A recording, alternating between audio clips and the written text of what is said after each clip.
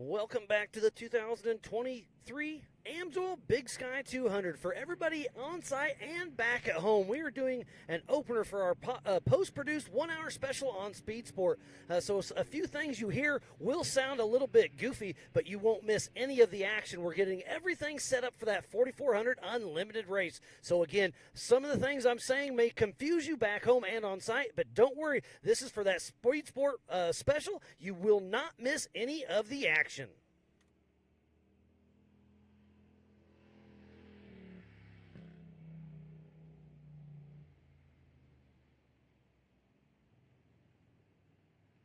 Were y'all gonna bring me another talent cell?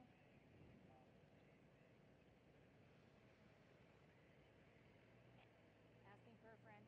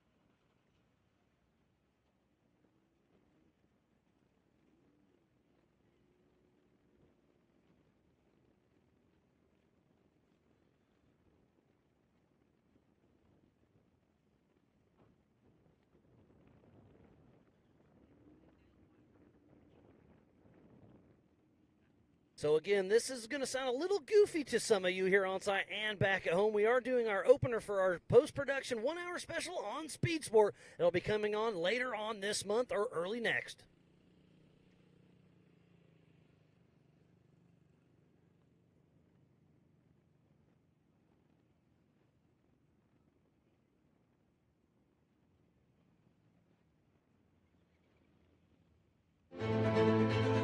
Good afternoon and welcome to the Big Sky 200 by Amsoil.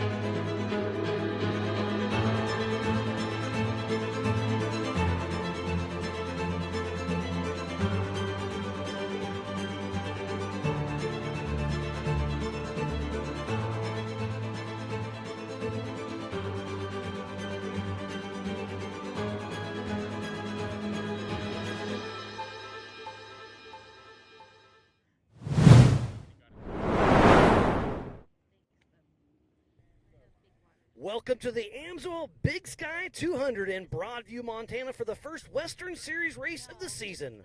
Ultra4USA teams up with the Yellowstone Off-Road Racing to bring you the flat-out racing across prairie lands of the great state of Montana. So sit back and enjoy the Big Sky 200 right here on Speed Sport. I am Miles Haskell alongside my good friend Mrs. Pam Hall, and we are about to kick off the 4400 Unlimited race and the Your Pro classes. It's going to be absolutely amazing. I can't wait to get this party started. I can't either. I'm super excited about it. The drivers are out there ready. We have drivers that just came off course that are now going to pit for our drivers that are going out on race course. They're getting lined up. It's going to be an amazing day of racing. It's been a great week out here in Montana. It's absolutely amazing. And we have a great group out here putting this all together. We've got a team behind the scenes and outside. So we also have a lot of other people that are helping us put this together to make this one heck of an amazing, amazing race. I can't wait to be able to show you all back home and here on site. But we have another one of our members out on track, Erica Redseal, and we'll attend it down to you.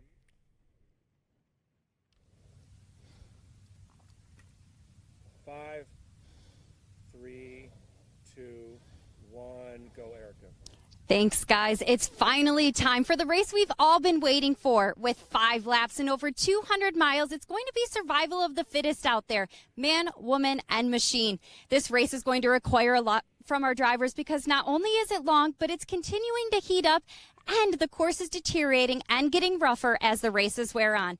Finishing this race will be no easy feat, so I can't wait to get it underway, guys.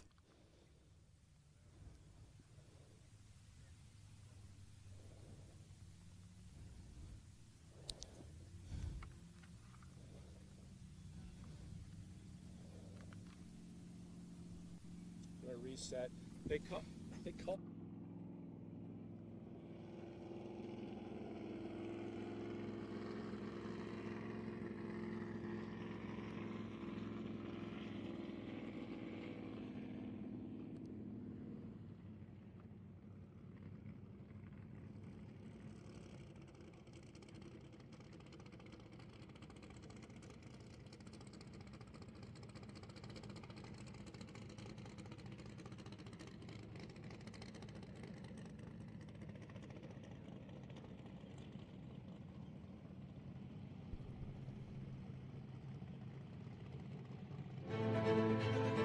Welcome to the Amsoil Big Sky 200 in Broadview, Montana for the first Western Series race of the season for Ultra4USA, and we are teaming up with Yellowstone Off-Road Racing to bring you flat-out racing across the prairie lands of the great state of Montana. So sit back and enjoy the Big Sky 200 right here on Speed Sport.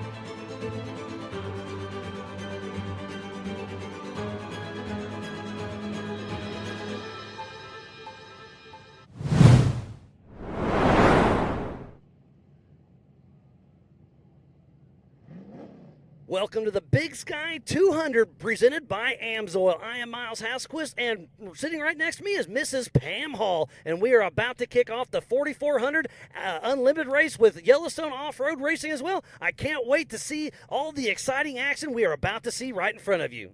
Yes, we have lots of heavy hitters out here this weekend. They're all getting lined up right now, getting ready to start the race. It's super exciting. We've been having some bets going on about who's going to have the fastest lap or if a UTV from yesterday is going to have that faster lap. So it's going to be an exciting day of racing. I'm ready. I know the drivers are ready. I know you're ready.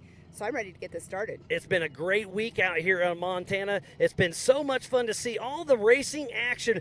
We started out here early in the week putting up the course, and then we've had all the racing action yesterday starting out with qualifying. Then we've raced today, and we've got a lot of behind-the-scenes action going on, but we want to introduce you to another person we're going to have on our broadcast crew going trackside with Erica Allreed. Take it away. It's your show.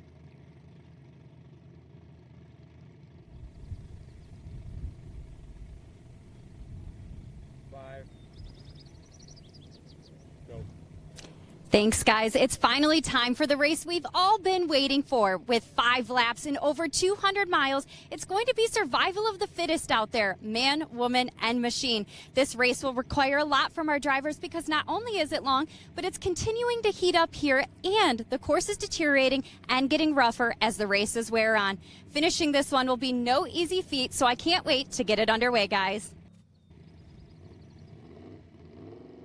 Thank you, Erica. What a great backdrop you saw. That was where we qualified earlier this yesterday morning. It's been a long week, but that was part of the course we'll be racing on today. There's a great shot of some of our 44 and 48 cars that'll be racing here today, and this is why we call it the Big Sky Country. Look at that beautiful backdrop. It is absolutely gorgeous. What I really love, too, about these drone shots that we get up there, you can see the different lines that we have. Besides the Big Sky, that we keep saying is beautiful, there are so many different lines out there, 10,000 acres of land that we're out here racing on, and there's so many different options. There's so much different terrain. It's amazing out here. It's absolutely beautiful. Yesterday morning, Yesterday morning, we started out with qualifying. Then we went UTV racing. This morning was limited racing. Now we're going unlimited. That course is amazing, but the ruts are getting deeper. The corners are getting longer, and this course is starting to get beat up a little bit. And now with unlimited suspension, unlimited tires, unlimited horsepower, this track's really going to deteriorate, I feel. Yes, after speaking with the 4,500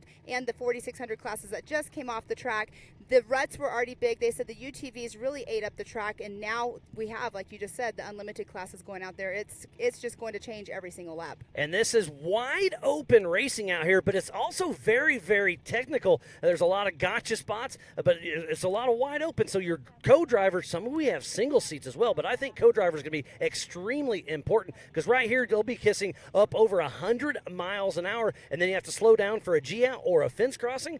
So it's going to be a little bit of everything. I believe this is the longest race in the Ultra4USA series. And speaking about the tight corners and everything, there are some, with these guys being larger, the horsepower that they have to kick their car around in some of these tight corners is really going to be beneficial to them. Paul Horschel has that rear steer car, so that might be his benefit right there, having the rear steer in those tight corners. We will take off at one at a time, 30-second increments. This is a 40-mile lap. 5 laps, 200 miles. It's going to be absolutely amazing here in Broadview, Montana. Elevation's 3,900 feet, and it's going to be really, really amazing to see this race take off. We are moments away from live racing we've been building up all weekend long, and it is about to go down. Again, super excited. Cannot wait. The drivers we saw all lined up, and we're ready to get going here in just moments. So while we wait for this racing action to kick off, be sure to get your drinks ready, get your snacks ready. We are about to take off, so we're going to take a quick break and be back with racing action right after this.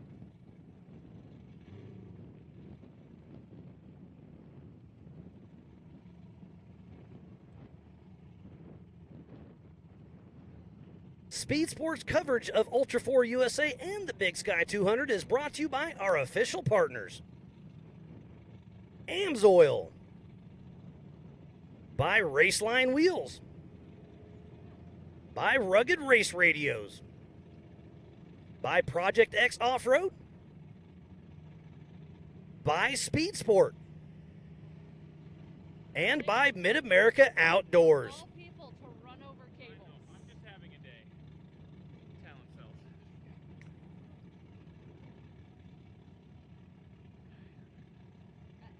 I got nothing. Spatial awareness is special. Okay.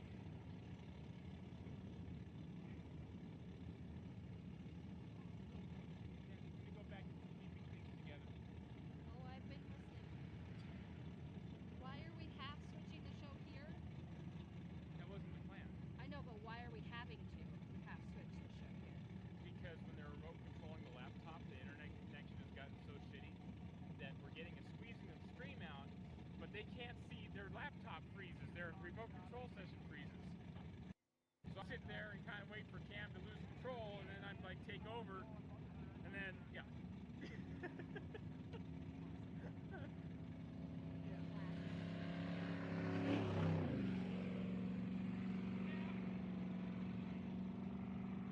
Okay, have fun.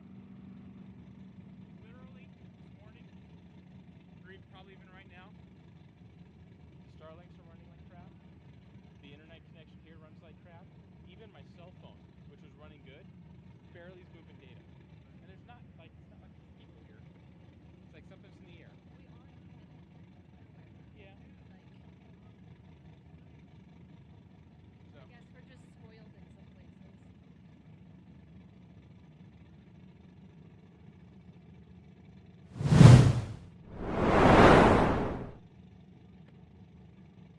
Welcome back to the Amsoil Big Sky 200. We are about to kick off the 4400 Unlimited race alongside this as a joint race with Yellowstone Off-Road. It is going to be one heck of a show, so be sure to get everything ready. We are about to go live racing here in just a little bit, and it's going to be one of the best races we've had in a very long time. 200 miles, 40-mile laps, 5 laps at a time. It's going to be great. It is going to be great. There's a lot of terrain out there that they are going to be going through that's fast, but then we have some stuff that's not so fast, the tight stuff like we were saying earlier. And we have some big jumps out there also. It's going to be a lot of fun to see all the different terrain out here. Like I said, up over 100 miles an hour. Then you have to check up in some of these sections and then sky out over 100 feet. Yeah, it's going to be super exciting to watch. We have this one jump that's like kind of close where we could actually turn around and look at it, and I'm excited to see these guys go over that jump. It's been a great weekend out here in Broadview, Montana. Yesterday morning we started out with qualifying. Everybody that wanted to qualify could, and then from there we went to the 4900 Can-Am UTV race, and it was absolutely amazing to see that go down. Kyle Cheney he's got that pole position and owned the entire race. Paul Wolf, who'll be racing here momentarily, was having a great race, had a failure. We saw so many different cars break down.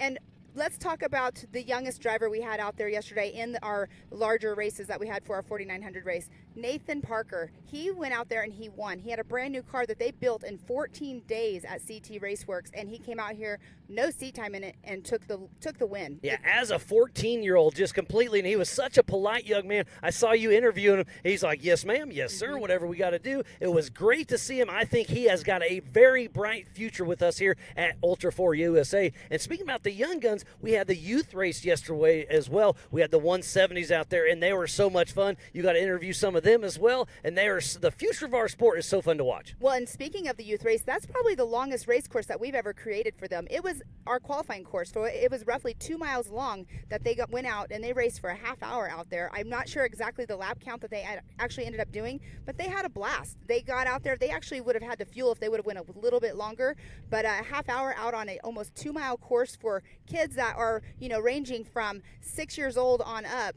pretty awesome. Yeah, it was a lot of fun. The Your Series had their race going on as well, so it was a lot of fun to watch. And then this morning we kicked off with the limited races. We had the 4600 Spider Track Stock class and the 4500 Yukon Gear and Axle Modified class, along with the Your Series as well. It was a lot of fun to watch. And John Matthews, I think, took that one away. It was really, really great to see. It definitely was. And speaking of John Matthews, and him and Sean Rance, they were like leapfrogging all day long. And then Sean Rance ended up having alternator issues. And John Matthews, he went in at one point. He was having some overheating issues at the beginning. But you know what?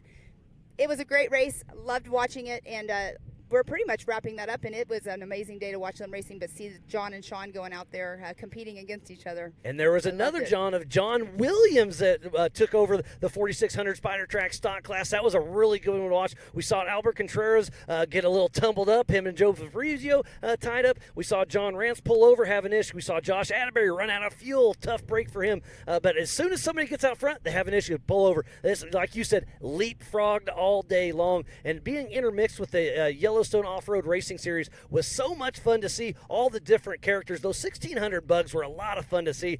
Two-wheel drive racing against these four-wheel drive. It was so cool to see. And this track is just so much fun to see out there. And you were able to catch up with somebody and check out the track earlier this week, weren't you? I was, and I've been out talking to the drivers as you were. But Paul Wolf, I sat and talked with him, and it was pretty cool to see what he was thinking about.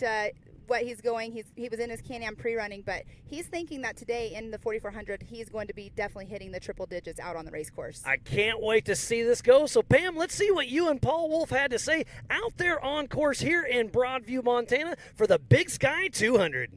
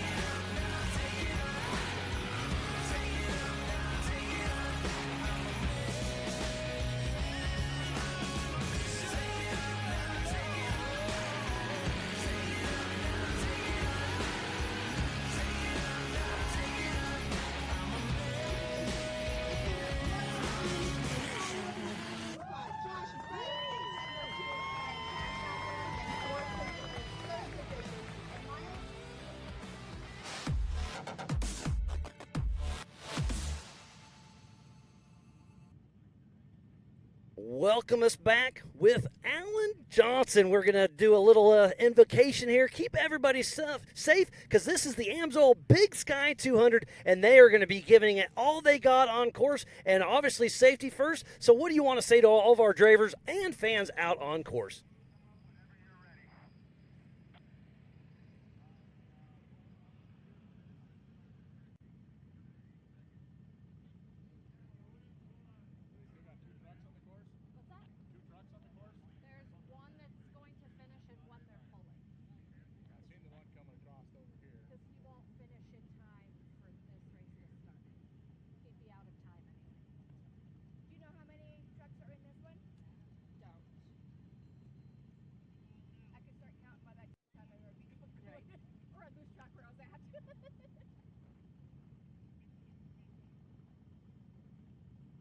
Hey everybody.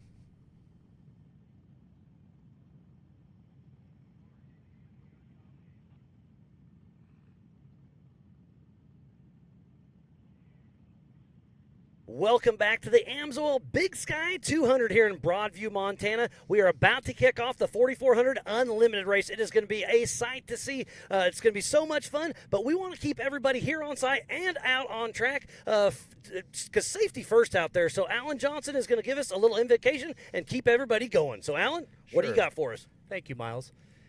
Everyone would please stand and remove their head cover, and we'll go before the Lord in prayer. Father God, we come to you with grateful hearts. We thank you that we get to race today. We thank you for this amazing ranch where we get to go fast and have fun. We thank you for our friends and family that are supporting us and here with us. Lord, we ask for safety and protection for our drivers, our pit crew, our course workers. And Lord, finally we ask that everything we do on the course and off the course honors and glorifies you. In Jesus' name, amen. Thank you, Alan. It's going to be one heck of a show. Thank you, Alan. It's going to be one heck of a show. We can't wait to get this party started. So now if everybody could please stand, remove your cap, and we will sing the greatest song in the world about the greatest country in the world, our national anthem.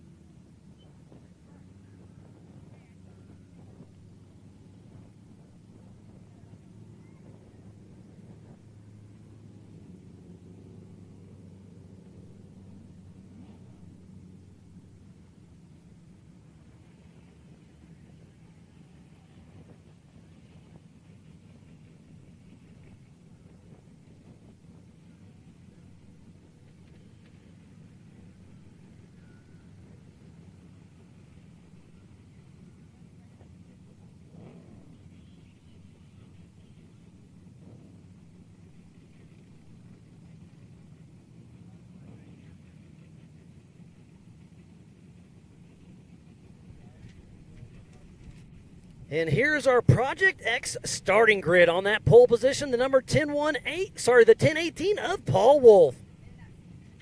And in that second position, the number 19 of Paul Horschel. Third off the line, the 888 of Cody Addington. And in the number 4 position, 47 of Philip Chilton. In that fifth spot goes the 4456 of Brett Harrell. And sixth position, the number 20 of Travis Zollinger. Seventh spot, the 81 of Levi Shirley. In eighth position, the 4406 of Brent Burton. In ninth spot, number 35, Mrs. Bailey Campbell. And in that 10th position, the 4413 of Tom Prendergast. In 11th spot, the 4570 of Joe Gatlin. In the 12th position, the 4499 of Clint Peterson. In the 13th spot, the 4416 of Sean Holland. In the 14th position, the 222 of Richard Moore. 15th is 74, Jaron Gunter. In the 16th position, the 1001 of Curtis Warner. That is the 4400 Unlimited class. So up next will be the 4800 Brannick Motorsports Legends class.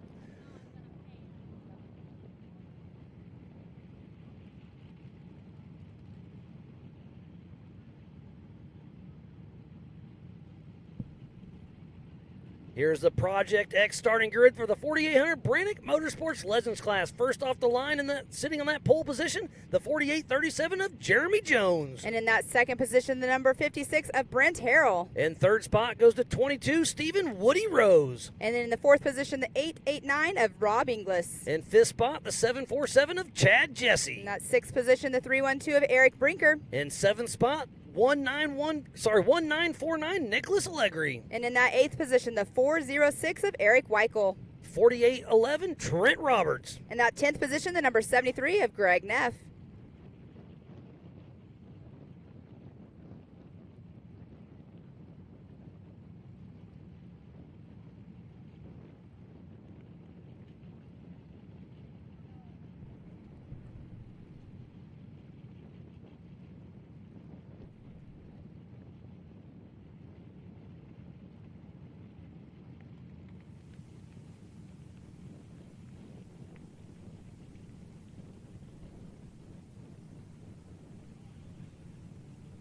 In 11th spot, Russell Raven. In that 12th position, the 1119 of Levi Rhodes. In 13, the 1717 of Johnny Valadez. In 14th position, the 37 of Dustin Sexton. In 15, 819 Bob Lindgren. In 16th position, the 4832 of Chance Holloman. Then Victor Beal. Garrett Humston. And Larry Baglowell.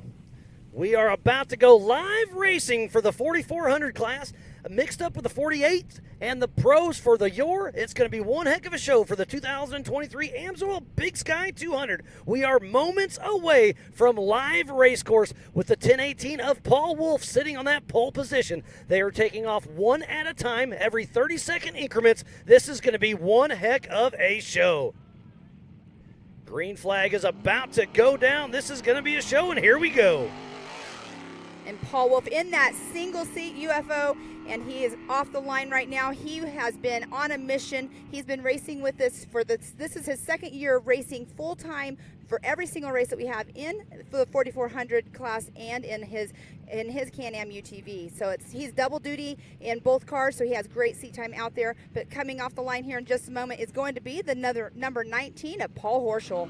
Paul Wolf is an MAO ambassador, but offline now is Mr. Paul Horschel with Mitchell Sweat riding shotgun out of Park City, Utah with Horschel Motorsports in a 2C IFS IRS with rear steer with a P600 big block with 1,000 horsepower, Gearworks Turbo 400, SCSTK, Spider Tracks, Nitto Fox, Live Valves, Trail Ready Wheels, Obstacle, TMR Customs, Rigid 2Works, Warner, and Factor 55. And next up to take that green flag is the 888 of Cody Addington. Out of Forest Hill, California with ADD Racing in a Jimmy's Red Dragon chassis.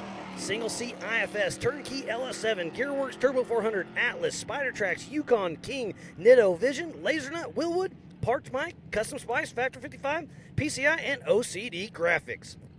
And then the next up is the number 47 of Philip McJilton. With Dr. Amanda Ross riding shotgun out of Tuscaloosa, Alabama with V&L Motorsports in a 2020 Jimmy's 4x4 48P solid axle machine with a Showfield Performance LSX 454, Maximum Turbo 400, Hero T-Case, Spider Tracks, Yukon, Radflow, BFG, KMC, Vivid Lumen, Holly EFI, and Southern Tire Mart. And then next up is the number 20 of Travis Zollinger. With Riley Ribeiro riding shotgun out of Logan, Utah with Zolling Racing Products.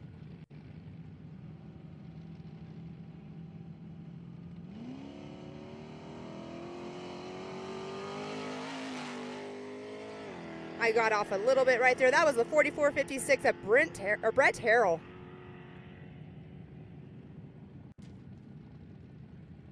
.4456 with Brett Harrell driving, Avery Hartzell riding shotgun with Almsville, Oregon with changeover in a Paul Horschel built 2C IFS machine, Danzio LS7, 750 horsepower, TubeWorks Turbo 400, Wiseman T-Case, Nitto, Trailer Ready, Fox, Mac tie downs, and Obstacle. And there is the number 20 of Mr. Travis Zollinger taking the green flag.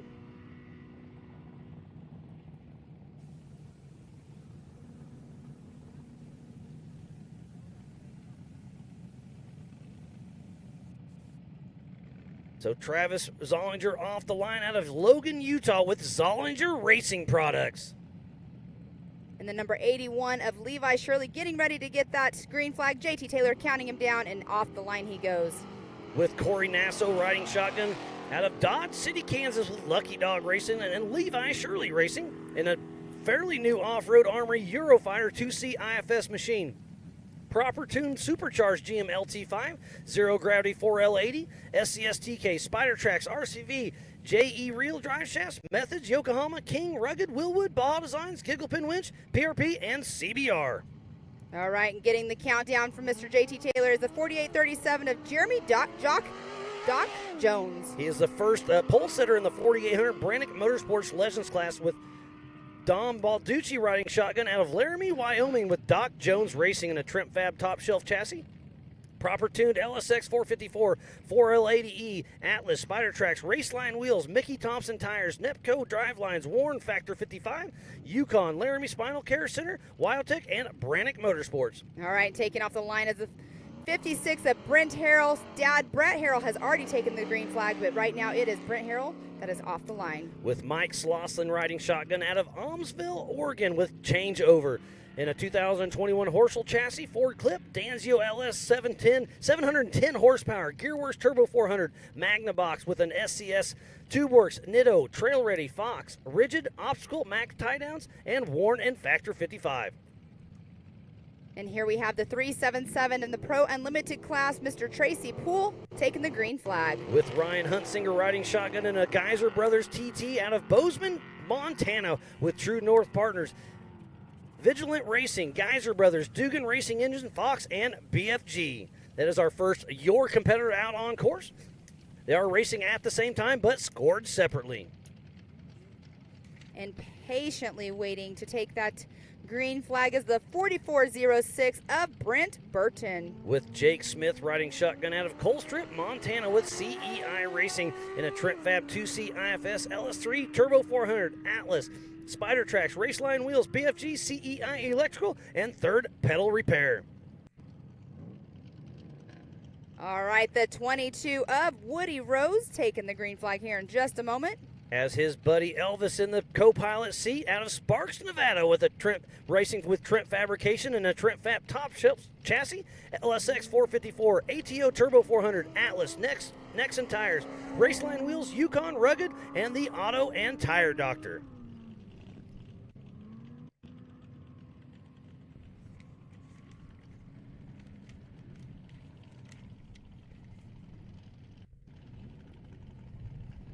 Next up off the line will be the 889 of Rob Inglis. With his son Caden Inglis riding shotgun, and it's his 18th birthday weekend. What a heck of a treat for him. Out of Calgary, Canada with A Racing with a TMR chassis, 6-liter Hemi, 770 horsepower, Turbo 400, Atlas, Torque 14s, Dirty Life wheels, Nexon, Brink Fab, Inglis Media, K-Tech Heavy Metal Repair, and Truck Driver.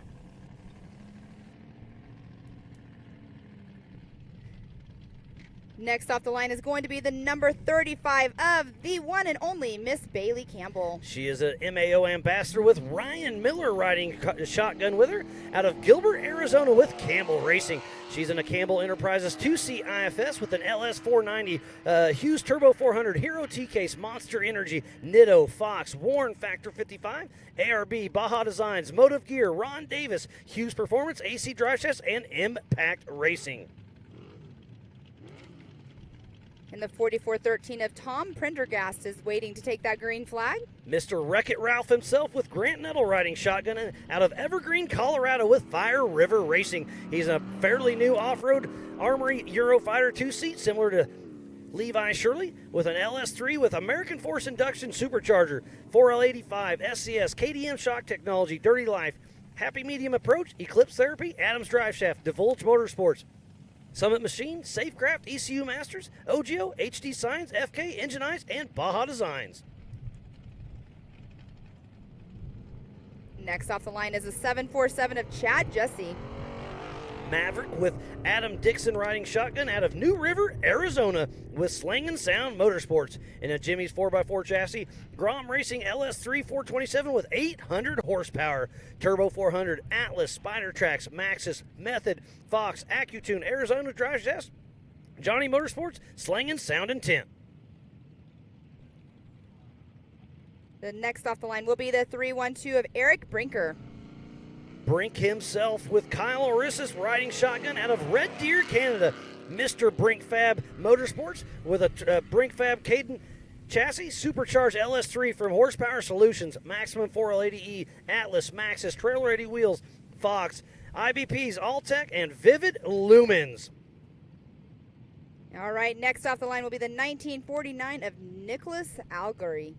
With Evan Jesse riding shotgun out of Santa Cruz, California with Allegri Racing and a Jimmy's chassis, Dart 427, 760 horsepower, Reed Turbo 400, Atlas, Spider Tracks, Fox IBPs, Maxxis, Method, Chevy Militia, Allegri, and Cowboys and Kilos. Remember, we have 4800s and 48 mixed, along with the Yellowstone Off-Road Pros.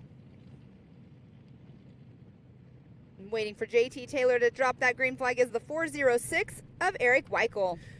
With Wade riding shotgun out of Helena, Montana with Some Fear 406 Racing. He's in a Jimmy's chassis, LS3, Turbo 400, Atlas, King, Spider Tracks, Falcon, Raceline wheels, Rigid, Warn, and CarTech.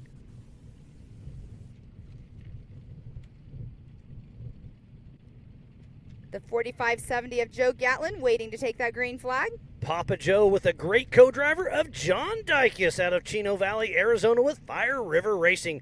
He's in a Jimmy's two-seat solid axle, LS3, Turbo 400, Atlas, BFG, ECU Masters, Adams Drive Shaft, Divulge Motorsports, HD Signs, OGO, Engine Ice, Summit Machine, Baja Designs, KDM Shock Technology, Safecraft, and TYOR Lighting. And that is a great shot right there. They have a straightaway that goes directly into a 90 left. But right now we do have the 4499 of Clint Peterson waiting to take the green flag. Dr. Danger himself with Ryan Burdick riding shotgun out of Deadwood, South Dakota with Peterson Racing. He's in a Trent Fab chassis, 427 LS3, Turbo 400, Atlas, Raceline wheels, and Yokohama tires. This is his first race with us here at Ultra4 USA, so we will give him his entry fee back and let him come racing with us. All right, next up is the 4811 of Trent Roberts. With Toby Stacy riding shotgun. Had a fun chat with him around the campfire last night. They were a lot of fun.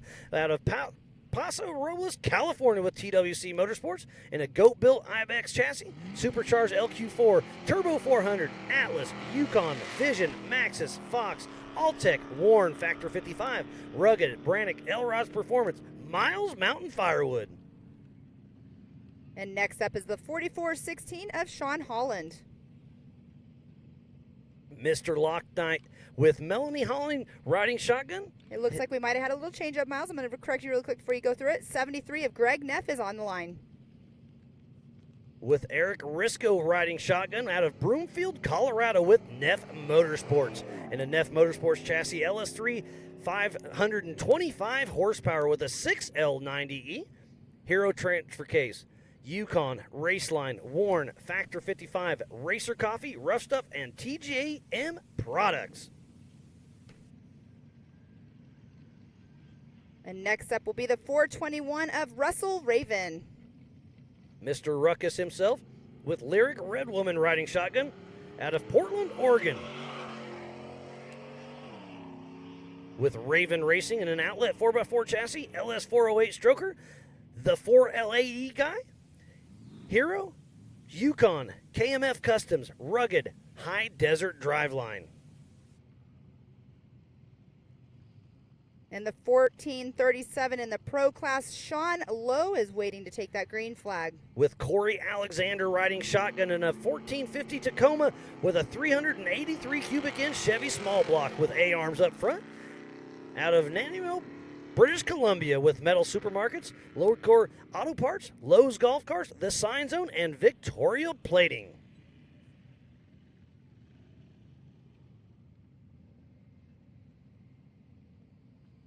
Next up off the line is the 1119 of Levi Rhodes. With Jesse Hodset riding shotgun, local out of Billings, Montana with Jim and Tracy's Racing in a TMR chassis, LS 6-liter 4L80E, Atlas, Jim and Tracy's Alignment, Napa, Hell Roaring Excavation, Billings Battery and Starter Alternator, FJ and JSM Trucking, Midnight Welding, Cross Petroleum, and Matco Tools.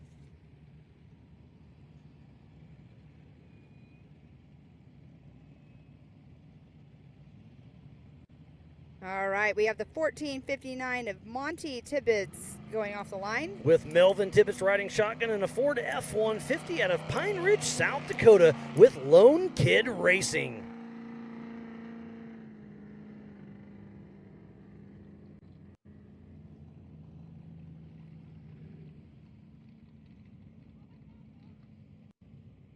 All right, next up is the 1717 of Johnny Valdez. Out of Aguadulce, California with Telemetry Motorsports in a Bomber's chassis, LS3 Power Glide, Atlas, Dana 60 with a 14-bolt, Bilstein, Yokohama, Method, and Sparco.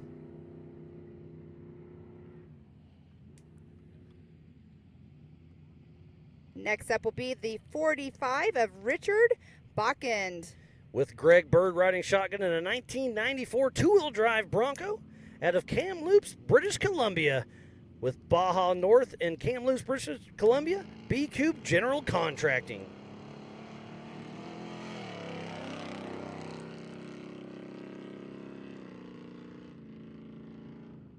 That is a great shot right there. While we're doing our lineup, they're switching off so we can see what action's going on. But Miles, next up is going to be the number 37 of Dustin Sexton. With Steve White and Johnny Brooks sharing that seat, they'll switch off on and on the Amsoil Hot Pits out of Comus, Utah with Sexton Off-Road Racing in a Trent Fab chassis Ford 351 Windsor, Ford C5 Trans, Atlas, Yukon, King, Mickey Thompson, and Raceline wheels.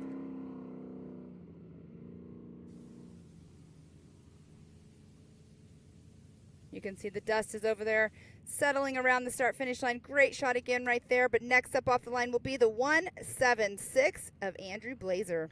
With Jim Gray riding shotgun in an Ultra4 car with out of Whitefish, Montana with Raceline wheels, King Shocks, Northwest Parts, Dakota Supply Group, and LBR Plumbing.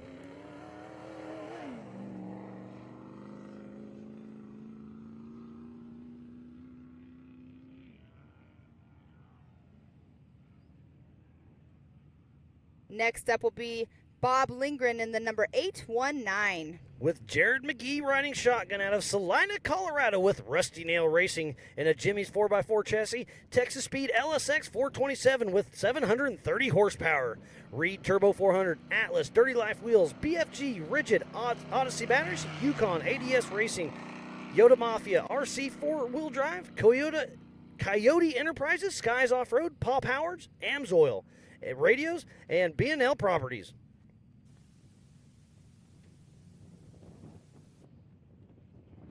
Next up is Chance Holloman in the 4832. With Dale Scholl riding shotgun out of Boney Lake, Washington in a with Brink Fab Racing with a brand new Brink Fab chassis. This is his first race on this car. He's got an LS3, maximum transmission, Atlas, Spider Tracks, ADS, Trail Ready, PRP, Rugged, Adams Drive Shaft, Summit Machine, Fast, Comp Cams, CJ's Installation, Warehouse Rack Installation, and Vivid Lumens. He won the Big Sky 200 right here back in 2019. All right, and the 2020 of Victor Beal is taking that green flag. Vic himself with Chris Gates riding shotgun out of Kent, Washington. With Beal Motorsports in a Ford Bronco 2, LS 4.8, Turbo 400, NWF Black Box 205, Milestar Yukon Gear and Axle, Thiel Construction, Northwest Welding, Nacho Lights, Irate 4x4, and Ramrod Vinyl Wraps.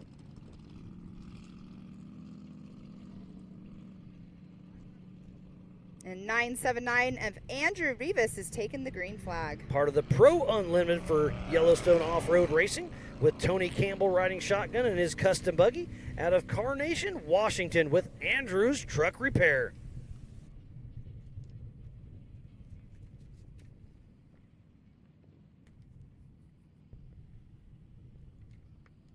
So much action all over the race course as we're seeing with that amazing drone footage, but we do have the number 32 of Daryl Johnson taking the green flag. With Warren Johnson riding shotgun in a 1450 Pro F-150 out of Arrington, British Columbia with G.J. Johnson Septic and Excavation.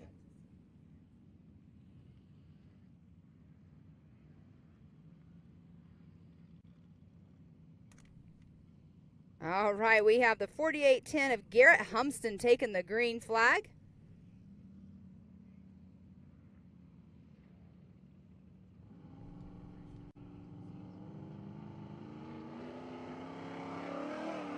Oh, that is the 321 of Dave Fahmy actually taking the green flag just now. With Mike Langlis riding shotgun in a beautiful 73 Ford Bronco out of Duvall, Washington.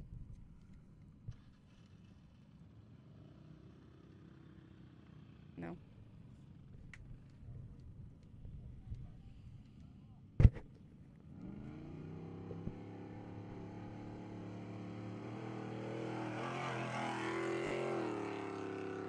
And taking that green flag just now, that was the 222 of Richard Moore.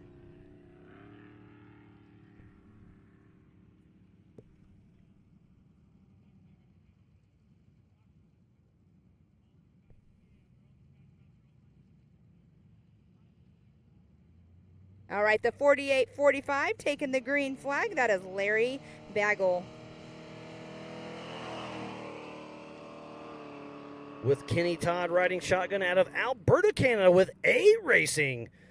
Brink Fab Chassis, 496, Turbo 350, Atlas, Dozer Construction, Truck Doctor, Immortal Customs, and Clover Hill Construction.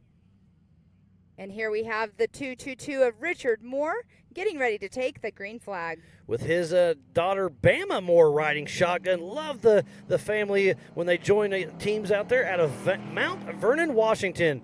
With Moore Power Racing in a solid axle Campbell chassis, LS3, 4L80E, Atlas, Yukon, Nitto, Ultra Wheels, Auburn Car and Repair, Central Welding.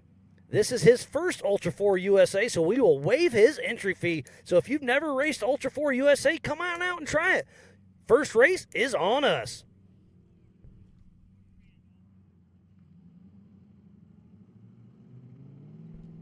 And this one is a very interesting vehicle taking the green flag.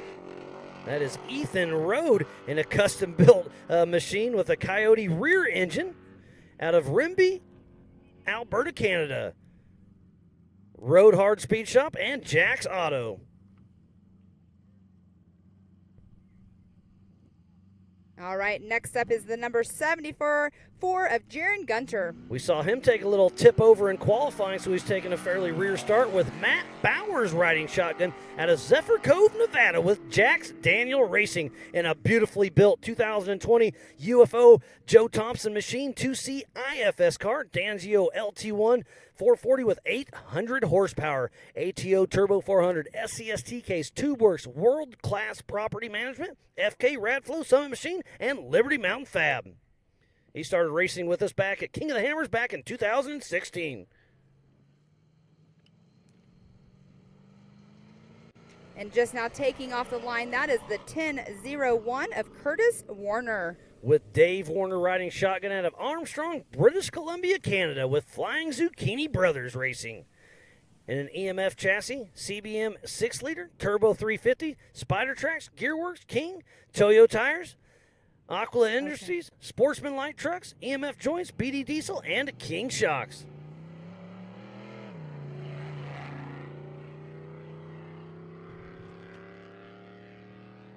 That might have been the 4816 of Annalise Zinder taken off the line.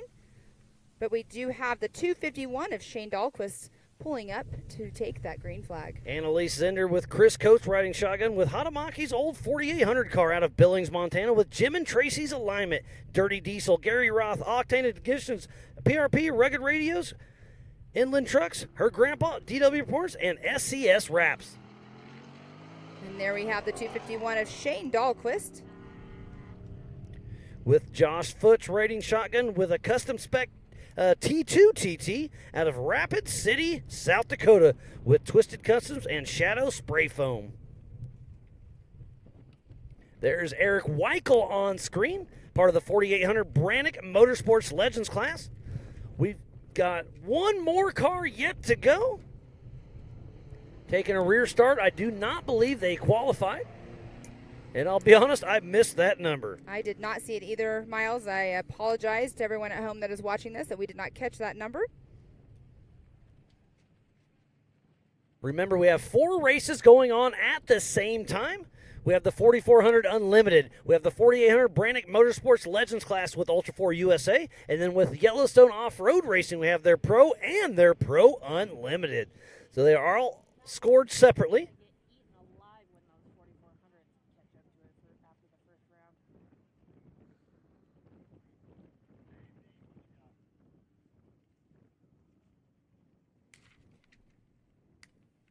What's really cool, Miles, is we have Brent and Brett have never been out here on the race course at the same time, racing in separate classes, but out here together, father-son team. So it's super cool to see them out here racing. We will have some updates here coming through, but look at that view right there. There is just dust everywhere on that race course. There is dust because it is spread out wide open all over this 10,000-acre ranch. Yeah, it's absolutely amazing. So thanks for everybody for tuning in to the 2023 Amsoil Big Sky 200 in Broadview, Montana at the Old Cow Pie Motor Speedway. It's a joint race with Yellowstone Off-Road Racing. It's going to be an amazing race. Don't go anywhere. There's Greg Neff on screen. Pam, we got all the cars out there. It is going to be one heck of a show. I loved getting all those cars off the line. It was a little busy, but it was a lot of fun. It's always a little busy, but having the car count that we have is awesome to have out there. We have one more actually taking the green flag here. That looked like a Brink Fab car. I'm not exactly sure which one that was. A little bit of a late start.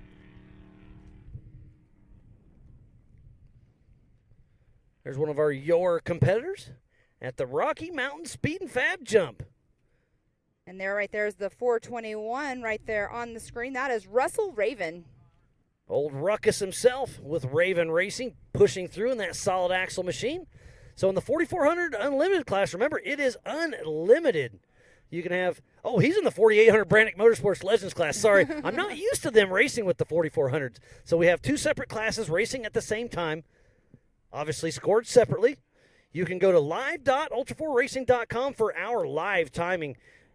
And then you can go to your YORR Live Motorsports.com for their timing as well. And look at this. We already have cars that are bunching up that are going to be competing. The one behind can't make it out, but from the drone. But racing in the dust is never fun. But you can see it has a little bit of clean air, which will allow them to catch up as much as they can. But getting up as close as they can to that bumper is what is a crucial thing to do when you're trying to get up close to somebody to pass in the dust. This is a 40-mile loop. They're doing 5 full laps, so that is 200 miles of wide open and tight and technical. So they'll go up over 100 miles an hour. Then you can see in these little tight sections, they got to slow down and really use that steering wheel. And this is fairly off camber right here, too. As you can see them falling back in that wash section. So right there, they can do that little off-camber thing, or they can stay down into that little gully. But the gully the other day was full of mud, so a lot of people have probably been staying away from it. But it doesn't look like we have very much mud anywhere on this course right now. He is all over that car. He goes for the inside, but you can't because there's a little G out right of this section. But remember, if they have caught you, they're ahead of you on time. They took off one at a time every 30 seconds. This race is on adjusted time. He's struggling to get around him. I'm sure he's going to set him up at the inside, and he sure does. Gets around on the inside. What a great pass. And now look at that little dust ball he had to eat. But now look at that clean air. Now he's throwing up the dust for the person behind him. I don't like being in the dust when I'm out on a race course. I know you wouldn't either, Miles, but now he's pulling away, and he's already catching up to the next car in front of him.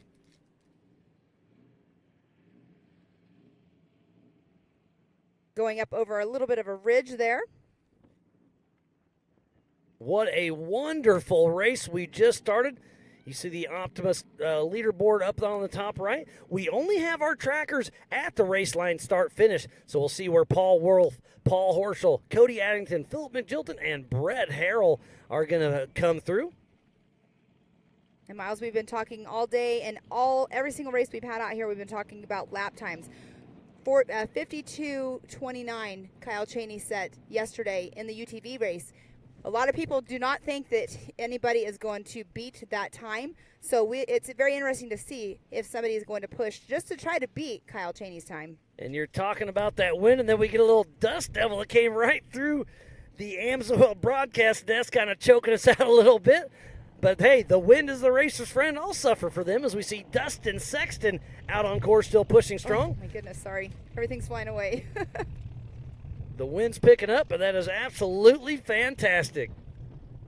There's Dustin Sexton still pushing strong. Oh, we got another late starter. But, hey, his time started when he was supposed to be in line, so he's already 5 minutes off pace. Oh, that was the 48.10, it looked like.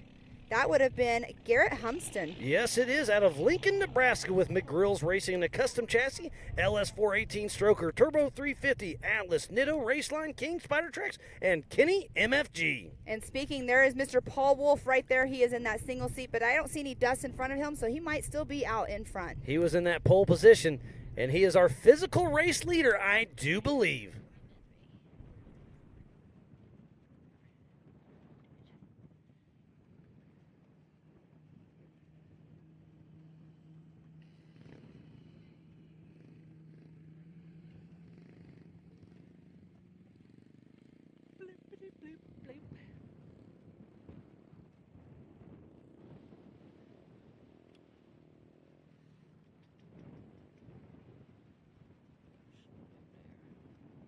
So there's Bobby Lindgren out on course with Rusty Nail Racing.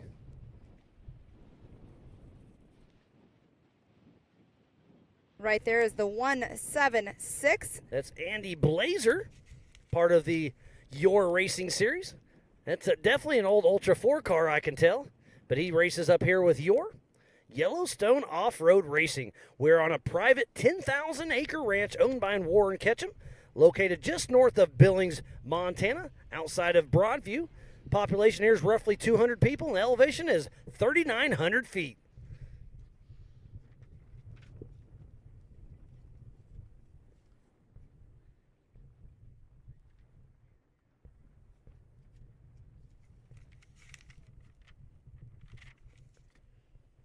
And that was the 979 of Andrew Rivas that is on screen right now. It looks like an old Jimmy's car, if I'm not mistaken. And look how wide open this course is. This really gets to show you the elevation chassis.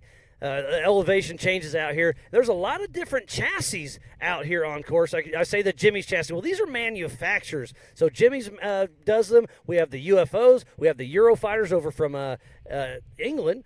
So it's really cool to see all the different builders that build their car and let these guys come out here and race them. And some are turnkey. Some are just a tube kit that you can build at home and come out. There's a couple Miller cars. There's a lot of great manufacturers that race with us here at Ultra 4. Exactly. We have a Campbell Enterprise out here. Paul Horschel, he builds his own car, and it's a rear steer car, so it's super cool to see. But yeah, like you're saying, lots of different manufacturers out here. Yeah, Paul Horschel has a slew of cars out there with Brett Harrell and Brent Harrell as well. But yeah, Paul Horschel's car is probably the fanciest car that's on this course right now. IFS IRS with rear steer Fox live valve shocks up to 1,000 horsepower. It's going to be really interesting to see how it shakes out. The dust is starting to get a little thicker out there, but the gusts of wind are coming in and out. And that's a great shot right there, that they are coming straight at us right now of our bluff section. One of our bluff sections. We have one lots of them. One of them. It is absolutely amazing. So the bottom right is the qualifying course we started out yesterday morning. So the top left, they're actually heading away from us. It's just a beautiful piece of property out here, out in the middle of nowhere. It's a great, great race we have on our hands. I believe that's the 251 of Shane Dahlquist. Part of the Yellowstone Off-Road Racing Series. He's racing in the pro class. But they've got a couple heavy hitters out there. And there we have the 32 that is in the pro class of Daryl Johnson.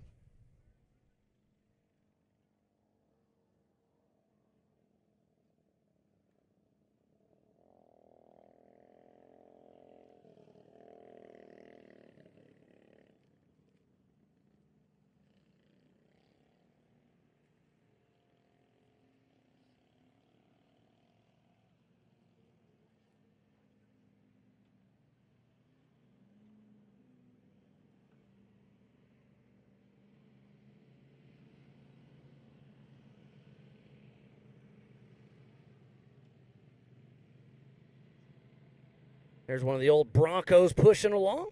Looked like a Brink Fab car. A couple of them, man. This dust is getting harder and harder to tell who is who out there on course. Oh, that is Tom Pendergast, I believe, in the back in that Eurofighter. A beautiful piece of machinery out there racing.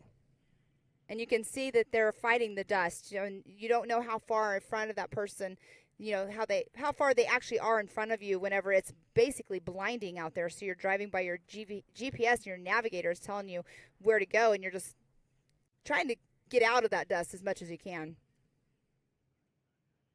These cars are the Swiss Army of off-road. We race King of the Hammers, Crandon, Mid-America Outdoors, Pennsylvania, Tennessee, Kentucky, up here in Montana, and Lake Havasu. Huge rocks, mountains, short course jumps, tight trees, mud, dust, desert, whoops. These cars can do it all and do it all well. There's another York truck coming through. That is the 251 again of Shane Dahlquist. Kind of a T2 series truck out there trucking along. It is pretty cool to see, the trucks out there on the course, and I am still very curious to see what their lap times are going to be, especially when Paul Wolf comes through. That is Jeremy Jones right there, the 4856. I just said his number wrong. With Dom Balducci riding shotgun. He won this race a couple years ago in the 4800 Brannick Motorsports Legends class. He's got definitely a heavy hitter in this course. The 4837 is his number. There's a lot of numbers going through our heads, so I do apologize. We'll definitely goof up from time to time, but we're having some fun bringing you some of the best racing action we can for the 2023 Amsoil Big Sky 200. Thanks again to Speed Sport, our official broadcast sponsor, for bringing you this show.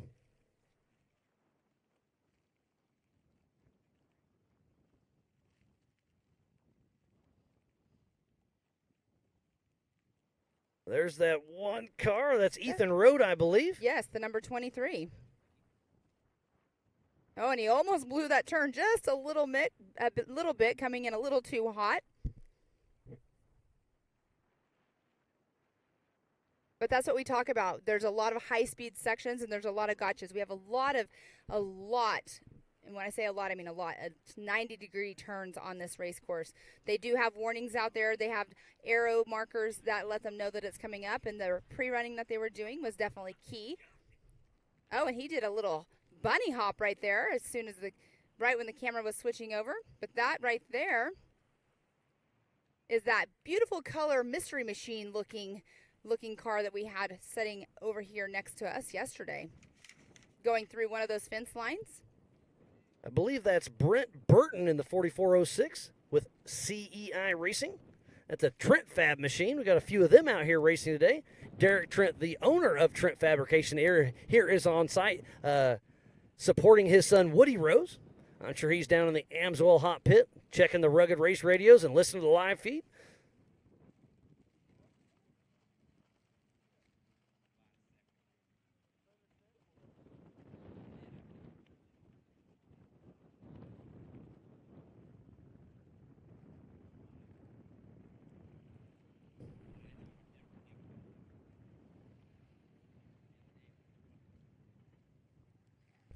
And this is a 40-mile loop.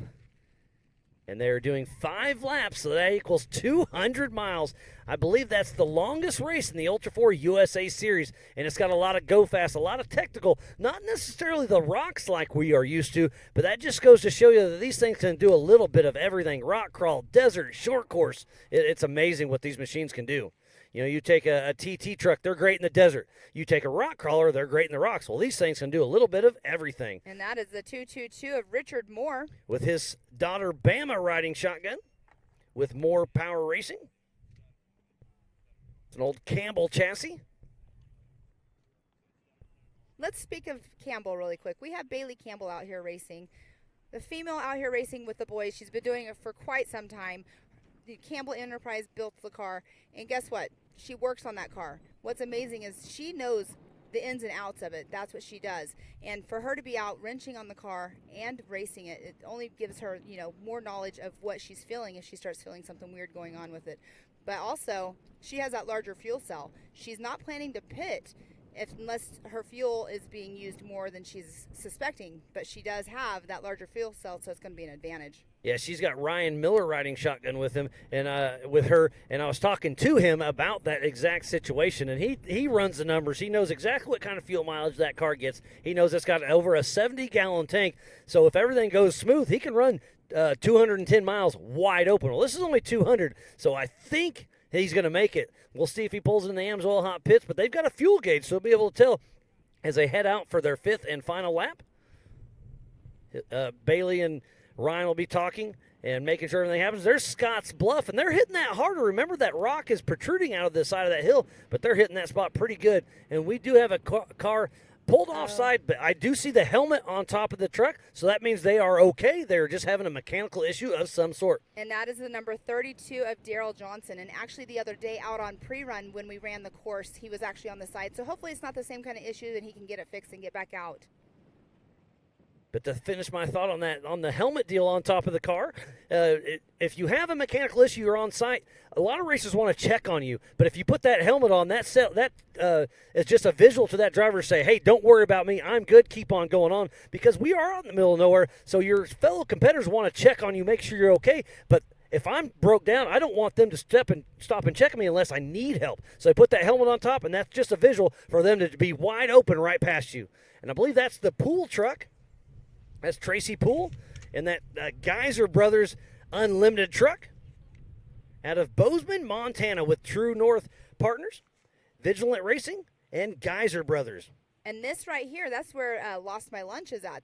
He came in from a tight left-hand turn that we saw, and that right there, you definitely have to check up for it. It is a very, very steep downhill, and you do not want to launch off of it. But it's really cool to see these unlimited trucks racing with the 4400s. I'll be very interested to see those time splits as the day goes on here for the Big Sky 200 presented by Amsoil. And there's just so much action going on. The drone, up as high as it is, we can see cars all over the race course. We just saw 3 different sections of the race course on that drone footage. And getting confirmation back at the Spider Tracks backstretch, Paul Wolf is still physically out front and in the lead. He's already made it through, so he's halfway through his first lap. That is race mile 27, so he's over halfway through. But where is Paul Horschel? You know that he is pushing his limits because he wants to get up there and get that number 1 spot. But we do this on adjusted time, so it doesn't get 1 in the first lap either. Yeah, the old saying is to finish first you must finish, and this is going to be a long race, so I would definitely save your equipment till those last couple laps, but if you don't push hard enough, they're going to be passing you, so it's definitely, you just have to weigh your options as they come to you. And the wind's picking up again. I'm sure you can hear a little pickup in the mic, but it is great for the racers out there on course. Oh, and look at that. That is Miss Bailey Campbell. I'm not sure who she's coming up behind. But that is Bailey Campbell. That's Woody Rose. She's catching up to Woody Rose because she did start behind him. He is in the 4800 Legends class, and she is in the 4400 Unlimited. So Paul Wolf with that open air has the advantage, but Bailey Cole is starting to pick him off. You see her hitting that little G out. You saw the back end kind of donkey kick and go left, but she kept in that throttle and kept going. That's what those big unlimited cars with unlimited suspension can do.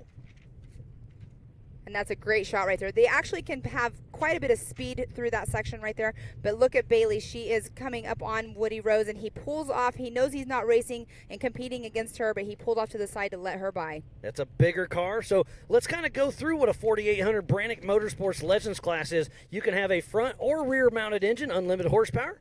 Vehicle must contain 2 seats side by side. You have to have a single shock per corner.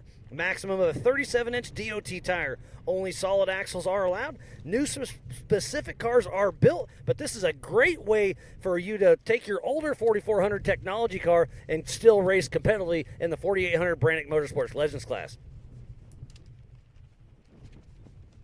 And yes, that's another great shot of an area that can be a high-speed section as long as you keep it under control, because you do have, I call them, they're like floater bumps. It's like whoops that are very wide but not super steep, so you can just, your car feels like it's just floating over them. Yeah, it's a fun little section out there. That was Garrett Humpston with McGrills Racing, still pushing strong, part of the 4800 Brannick Motorsports Legends class.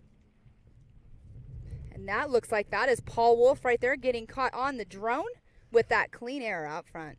So that means he's getting close to town. I'll bet you he's that 5 to 7 minute mark from coming through. And yeah, Pam's pointing out in the distance, we can see his dust trail. So just to the bottom of your screen is where the qualifying course is, but he has to go the long way all the way around it. See that course kind of getting a little cut off.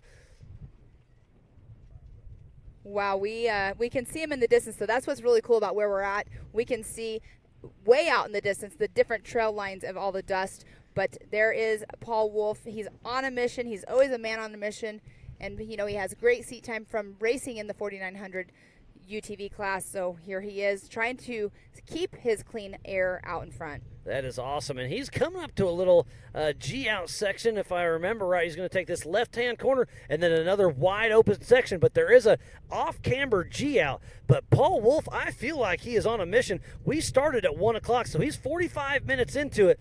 If that's he might bump out Kyle Chaney's fastest time of the weekend of that 52:34. Yeah, it could be a 50-minute run if he keeps the time up. But remember, he started with that fresh air, so he does have that advantage. But having the advantage on lap 1, but what's going to happen, he's going to start catching up to the other classes that are a little bit slower, and he's going to get into lap traffic. Probably, I would say, midway, maybe towards the end of his lap 2 is when he'll start catching up into lap traffic. And I think I was a tick off where I thought he was. Our drone goes out a little bit further than I thought, so I don't know. That 52:34 is going to be hard to beat. He did get a few laps on this course yesterday in the Can-Am, had a mechanical failure, tough break there, but he does know the course. So we'll see if old Paul Wolf and that single-seat UFO can keep on going.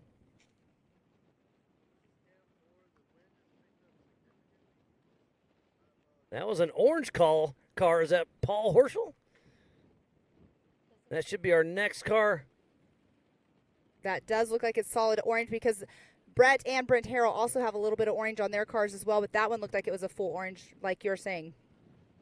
Yeah, I believe that's fiscal second, Paul Horschel, if I'm not mistaken. So that goes to show you, I believe that Paul Wolf has pulled a little bit of lead over Paul Horschel. Remember, they took off in 30-second increments. This race is on adjusted time. Love seeing this. This is that canyon that I was talking about. It's a beautiful canyon. So when you turn right into that canyon that he's in is mile marker 29. Yeah, so I was a little bit off. I really spoke on where he is out on course. But he's still making up great time. We are roughly 26 minutes into this race, so you might not be too bad off, Miles. We'll see how it shakes out. Paul Wolf is definitely no slouch, and he knows Paul Horschel's out there. And I love how this track is wide open, so it does have these long, windy curves, so you can have a chance to kind of look back and check out how far somebody else's dust is back there. Is Paul Horschel just keeping out of his dust, just pacing Paul Wolf, or is Paul Wolf on a mission getting out in front? Yeah, I'm not sure, but right there where Paul Wolf was just now, that is a very fast section, but there is some rocks that make it feel like you're on chatter bumps, but it is definitely a very fast section right there. But Paul Horschel's on a mission. He's chasing his dust right now. As we talk about when racers start chasing the dust, that's what Paul Horschel's doing right now. But on screen is Mr. Paul Wolf, the number 1018. He recently switched his number, and you know what 1018 stands for, Pam? Probably Laney's birthday. It is his daughter's birthday, and it's a funny story. It kind of brings chills to myself because when I used to race, my race number was 1010, and that was my daughter Jade's birthday. So I love when he did that. I love the family affair with Ultra4.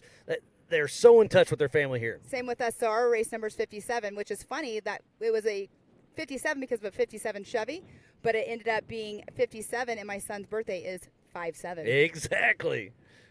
So we still have a car broke down out on course, but again, the helmet's on top. Everything's okay. We have some of our safety crew going out to check on them because it's getting up to 80 degrees today, so they may even just take them a water. There is Phil McGilton with Dr. Amanda Ross riding shotgun in that solid axle, the fastest solid axle qualifying car here at the Big Sky 200, presented by Amsoil. And that turn right there, earlier we saw a couple cars kind of kind of blowing that turn just a little bit because it is a high-speed section going into it. But there we do have Paul Wolf going through that fence line right there. So this is where I thought he was earlier, so I completely misspoke. And so now he is on top of he still has to go all the way around the qualifying course. So he still has, I'm going to say, 4 or 5 minutes. So it's going to be super close to Kyle Cheney's time. And that's pretty impressive that Kyle Cheney can run that fast during his race compared to Paul Wolf and that UFO. But they were less than half a second spreading them two out during their qualifying runs as well. And you can see right here, this is a very fast straightaway, but he's having to actually let up just a little bit because there are some really big G-outs. He's getting ready to come into one right now. It's a little bit of a hill, actually a little left-hand turn hill, really deep G-out. And there he goes getting back on the gas. But you can see exactly how fast that is. He's going to come around. It sweeps around with a big right-hand sweeper here in just a little bit, and they'll start following that bluff line. Yeah, it's a super cool area, and the spectators have a great spot on that bluff. And this is Paul Horschel, so he is not, well, which gate was that? There's a lot of gates. This is a 10,000-acre working ranch. So you know what? I think that is the gate right behind. So he is about a minute behind Paul Wolf or so. So on adjusted time, they're going to be very close. I'll be excited to see as they both finish lap number 1. There's Cody Addington. Single seat IFS Jimmy's chassis with 888 ADD Racing. Going through one of our S-turn canyons. He started back with EMC, the Everyman Challenge, I believe it was 2012, at King of the Hammers in that black Toyota way back in the day, has worked his way up, and now he's racing with the big dogs. It's really cool to see how you can start at Ultra 4 in whatever class you want and move all the way up to the pros. And there's our physical leader, the 1018 of Paul Wolf. So that gate that we were talking about, I just looked on the map. It's roughly at mile marker 39. Yep, okay, so you got about a mile and a half to go before you cross the race line start-finish. So I hope we can stay on this camera and watch Paul Wolf come at us and see on the top left how far back Paul Horschel is. So that flag on the middle of your screen right there is where the qualifying course cut off the rest of the field. So we are getting right back onto the qualifying course, and we'll see how far back Paul Horschel is. So Paul Wolf will take a hard right now and then head on towards the Yukon launch. A man on a mission right there. He's going to definitely launch off that Yukon launch. Look at the air time. Look at that UFO flying through the air. Those Nitto tires hooking up. There's another car in the background. That looked like it could have been Cody Addington. Paul Wolf over the Brannock bump. So he'll be coming up towards the race line. He's got a couple more turns, then he'll be hitting the race line start-finish here in about 1 minute. So it's going to be really close to Kyle Cheney's time. So, Pam, you better keep on that computer. I'm keeping on it. I'm going to keep it hidden from you so you can't see it. And everybody back home, make sure you go to live.ultra4racing.com on your phone or your tablet. Put this up on the big screen, but get live.ultra4racing.com for your timing.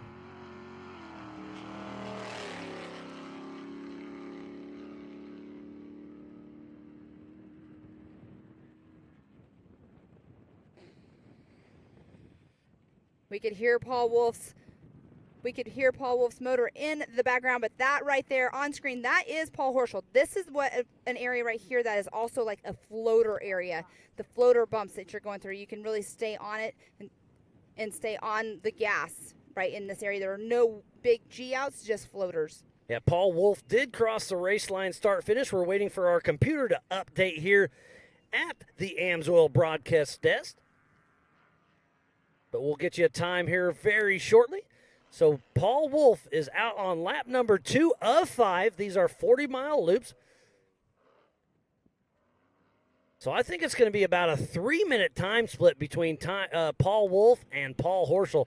Paul Horschel with right around 1,000 horsepower, IFS IRS with rear steer, Fox Live valve. That is an absolute work of art. But Paul Wolf is out front. Maybe we can pick Paul Wolf up. There it is. We are. Here's the Rocky Mountain Speed and Fab. He's going to get some hang time. Paul Wolf sending it over there. That's 75 feet plus. Wow. You know that the fans right there are super stoked to see the the racing action and launching off of those jumps. So I can hear Paul Wolf behind me.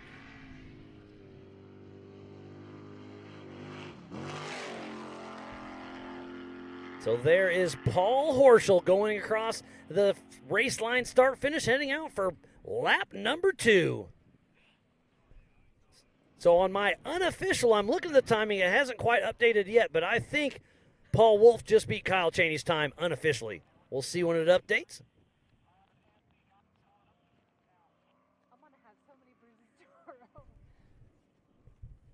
I know that we are all patiently waiting because what we're seeing is what you're seeing at home.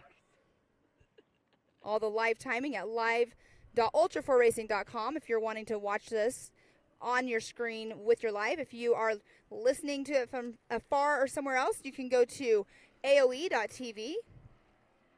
Another way of watching our live stream, you can also go back if you wanted to and watch some of our past races as well. And we just got an update. He has beat Kyle Chaney's time by almost a whole minute at 51:20. And he is just getting started. So a full minute faster than Kyle Chaney. He is going to get this thing figured out. And Paul Horschel, look at Paul Horschel launch off that jump. He is definitely on it. He knows that how close he is. He's only a minute and 36 seconds behind Paul Wolf. So there's a lot of time to be made up, but it is a long race and it has just begun.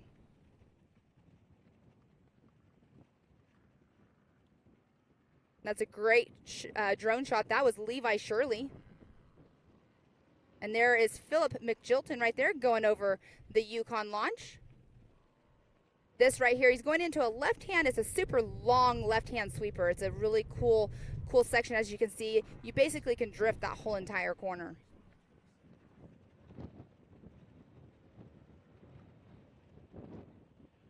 There is Philip McJilton heading down the Brannick bump. So he'll be our third physical on course. So we have had 3 drivers come through here. We have Paul Wolf in that number 1 position, Paul Horschel in that number 2 position, and Cody Addington sitting in that number 3 spot. Cody Addington's lap was a 53:03, so he's a minute 6 seconds behind Paul Horschel, 2 minutes into 42 seconds behind Paul Wolf. And there he just launched off of that jump. That is awesome. That camera is going to be a lot of fun. There's a great crowd. I saw our USAC rep, Lee O'Donnell 23, walking through that section just a little bit ago, making sure it's safe. He was backing people up just a little bit. We can barely see it from our venue point, but it is an awesome place to watch this. And this right here is one of those fun canyons. You can see that they can just go through. Oh, we have somebody actually pulling off on the side in that canyon. Unfortunate. Maybe we can get down and see who that is. Oh, they're getting going again. That looks like it could be a Brink Fab car. One of our Canadians. That could be Eric Brinker himself. There's a couple cars that he built that looks very similar to each other out of Canada. Does he have a right rear flat, or is it just looking like that because of the silt bed? Could go either way. Oh, there is Levi Shirley, number 81. So we've had all kinds of stuff. So Paul Horschel, Travis Zollinger went through. We have Philip McJilton that came through. Their lap times are super fast. They're actually faster than I was expecting them to be.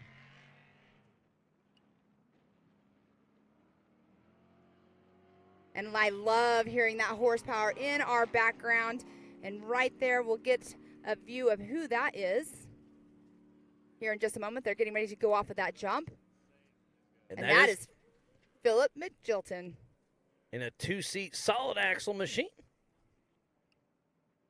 So that's the fastest solid axle. So I keep saying IFS and solid axle. So solid axle means it's a live axle all the way through. It's your standard old school pickup at rear end. It's updated obviously. And then IFS is independent front suspension. So it's got the A arms, an upper and lower A arm. So when you're going through the rocks in a straight axle, if your left tire hits, your right tire goes down. Well, at IFS, if your left tire hits something, your right tire is independent, so it does its own thing. So it kind of floats through the fast sections a little faster. So here, it's going to be, I think, a huge advantage for the IFS cars out there on course. And out front, it is definitely Paul Wolf, Paul Horschel, Cody Addington, and then Philip McJilton. So the top 3 are IFS cars. I would like to say it's kind of like a crab walk, right? That's how I feel it is, like a crab walking. But there we do have the number 32. Their window nets are down. Their day must be done. But we do have Levi Shirley has bumped up into that number 4 spot with his lap time of being a 53:32. So we have Paul Wolf in that first position, Paul Horschel in the second position, Cody Addington third, Levi Shirley fourth, Travis Zollinger fifth, Philip McJilton in that sixth position. So where is Brett Harrell? Where is Jeremy Jones? Where is Brent Harrell? Then we have Brent Burton. We have seen him on screen at one point. Levi Shirley started back in about 7th position, so he's moved up 3 positions in the first lap on adjusted time. That is pretty impressive. And speaking of Jeremy Jones, there he is right there.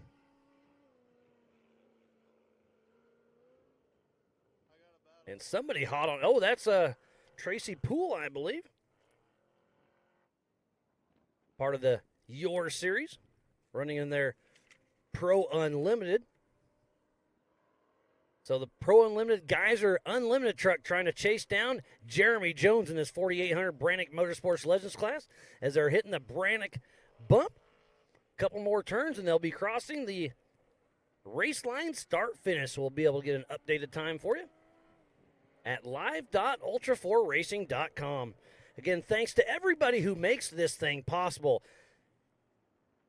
Jason and Gayla Robinette, all the volunteers, Ultra4USA staff, the AOE crew, media, safety, USAC, racers, fans, and marketing partners. It has been amazing joining up with Yellowstone Off-Road Racing here at the Old Cow Pie Motor Speedway and doing a joint race. They had 80 racers, we had 90, 170 racers out here this weekend. Absolutely amazing. One of the biggest Western Series races we've had. All right, Jeremy Jones just came through. His time was a 55:48, so not a bad time. First in his class, 7th overall. And that is the 1001 of Curtis Warner.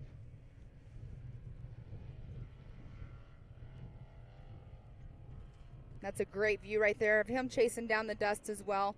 But, man, the man to beat right now literally is Paul Wolf in that 51:20.993. I really honestly didn't think anybody would beat Kyle Cheney's time from yesterday, and it has been beat.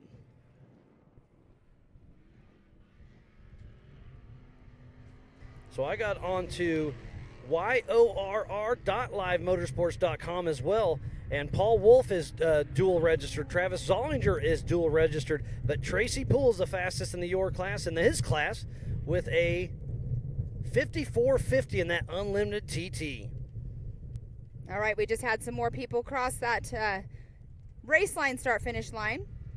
We have Brent Burton in the 4406 came through with a 55:19. Jeremy Jones came through earlier. Brent Harrell is getting all jumbled up right now. So much stuff going on, but Brent Harrell came through. His was a 56:12.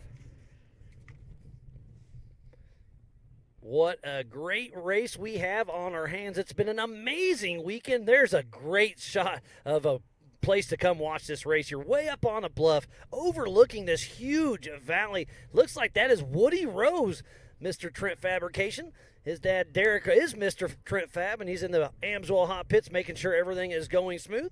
And I do know that Erica Allreed is down there. We'll check in with her off and on throughout the day. Once we get some building stories, it's obviously early in the race.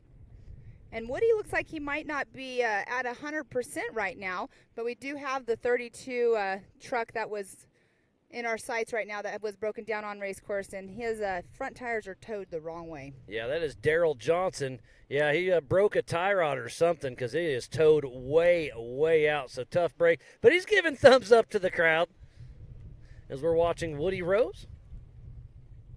Made it through the Yukon launch and the Brannick bump. But I got a cool video I saw a little bit ago. We'll see if we can implement it in the live show. But it's back there at Skinny Pedal at race mile 27. And it was a GoPro in the middle of the track. And a car just blew right over it. It was awesome. We'll see if we can figure out how to make that happen. But it'd be really cool to see as we see, I believe that's Paul Wolf, our physical race leader, just on the bottom side of the start-finish line. It's about, I'm going to say that's probably race mile 8 or 9. And the wind is blowing through the Amsoil broadcast desk. So I want to talk about the 4,800 Legends class. We do have Jeremy Jones that has came through in that #1 spot, and Brent Harrell has came through as well. So Brent is about 55 seconds behind Jeremy Jones on time, so he's running in that #2 spot.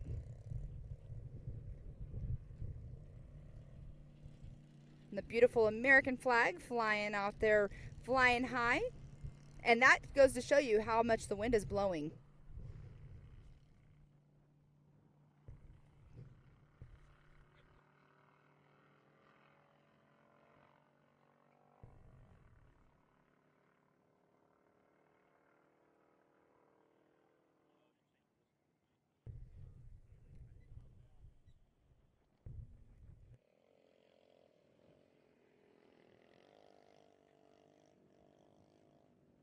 All right, I hear some horsepower in the background getting ready to come through the race line start finish.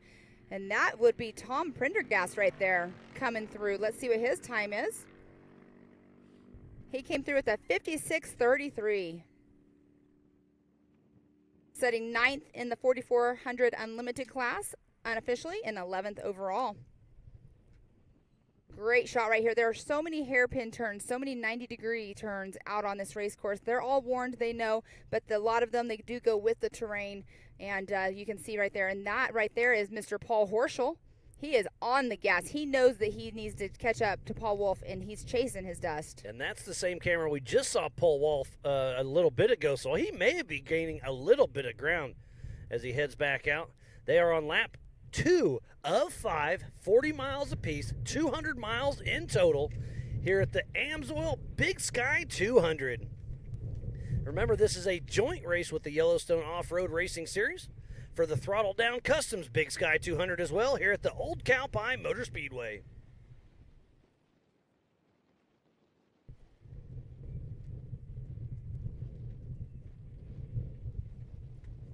Got a little update from one of our photographers that's usually out at our races, Miss Karen Foster. She's watching us, and she says she's having some withdrawals without being here.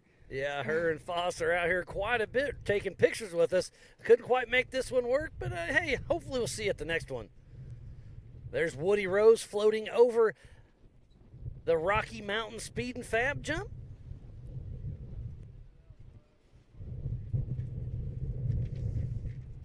The wind and the dust is definitely picking up out here, but that's great for the racers out on course. Not so great for our paperwork. Or our eyes. What a wonderful weekend of racing it has been. Thanks to everybody who can make this happen.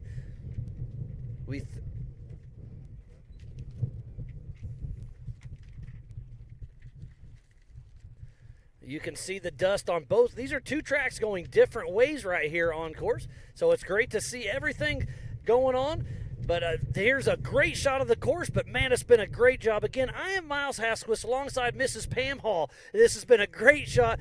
Wide open country. It's so much fun. But you can see the wind coming through right now. Oh, it's just blowing everything out of here. It's been pretty wild up here. But this is Big Sky country. It's just goes to show you what you have to deal with sometimes. A couple years ago, we had a huge thunderstorm that rolled through. Today's just some off and on light winds. I don't think there's any light winds out here, Miles. But it's beautiful. It's 80 degrees out here. It's sunny. The wind's blowing for the racers. I'll take it because sometimes that dust can be extremely hard to drive through, extremely dangerous, but we're fighting through it just like they are.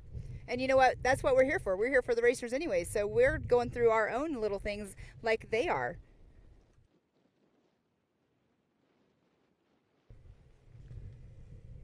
We are back to the left side of our screen is where the qualifying course was yesterday.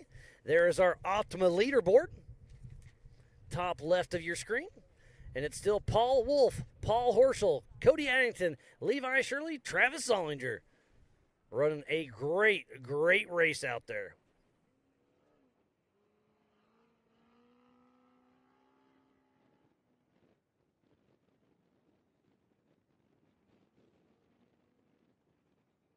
That could be Levi Rhodes, possibly. Local out of Billings, Montana, with Jim and Tracy's Racing.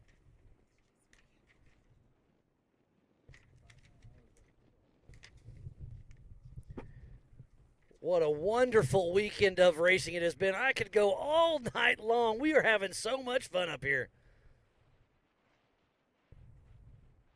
And you're right, Miles. Look at the dust right there. That camera view right there, you can see how much the wind is blowing it out of the way. It's awesome for the racers. Not so awesome for all of us, but you know what? I would do it all over again in a heartbeat. And I'm so curious. I'm like Curious George right now because you said something about the video that you had, the GoPro footage that was sent to you. I cannot wait to see what it is if they actually get it up. If not, then guess what? I'll see it later on. We'll put it up on social media later if we can, but we're trying. There's Rob Inglis cruising through.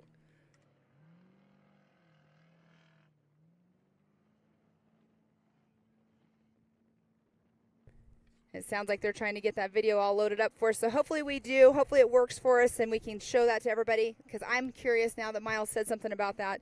But I'm going to run through our lineup really quick of how they have came through. I'll go through our 4400 Unlimited class. We have in that number 1 position unofficially the 1018 of Paul Wolf.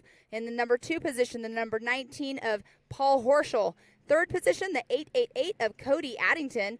Levi Shirley in the number 81.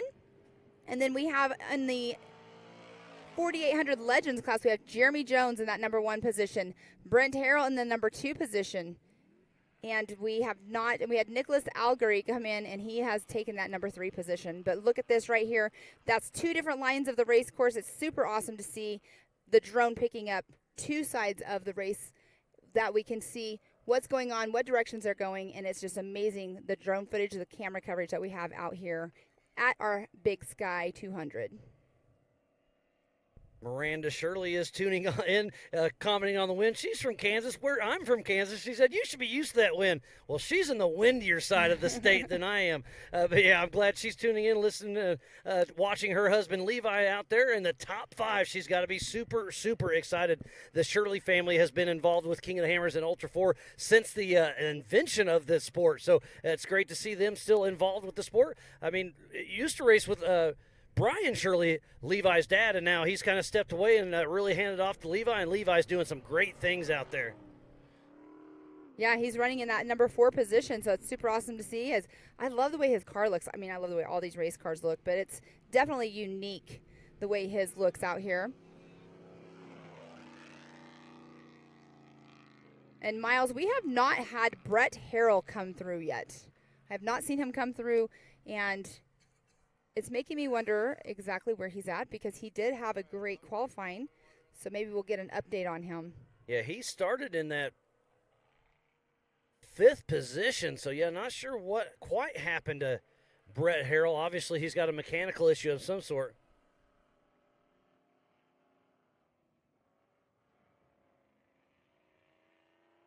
And we also have another member of our broadcast crew at the Mid-America headquarters in Jay, Oklahoma, Mr. James Cantrell. What do you got for us, buddy? Hey, Miles and Pam, a quick update like you all were talking about on Levi Shirley.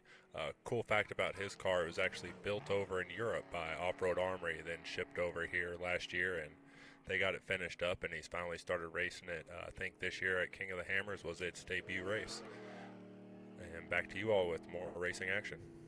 Thank you, James. Yeah, you've been in the sport just about as long as I have, so we know these racers, we're buddies with them, so thanks for your intel.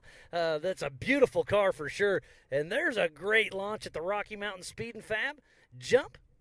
But how cool is that to be able to toss back and forth back to Mid-America Outdoors at our headquarters there in Jay, Oklahoma there, Pam? Yeah, it is super awesome, and thank you, James, for hanging out down there. It's pretty cool because you're giving insight there, but you know what's awesome about what he's doing there right now? He's not only here calling, looking at the races, helping us call the race when he can, coming and giving us some tidbits. He has got to see the new track. We have a brand new track at Mid-America that we will be all racing on next weekend for our side-by-side championship series. So he's getting to see it firsthand right now. Yeah, I was out there a couple weeks ago helping drive a dump truck, hauling some clay around, and just watching the track transform into what it was compared to what it is now. It is absolutely amazing what they are doing out there at Mid-America Outdoors. There's Eric Weichel hitting the Rocky Mountain Speed and Fab jump. He's part of the 4800 Brannick Motorsports Legends class. There is a lot of action all over this race course. If you are just tuning in, we thoroughly appreciate each and every one of you. This is the 2023 Amsoil Big Sky 200 in Broadview, Montana. We've got cars left and right going through these sections.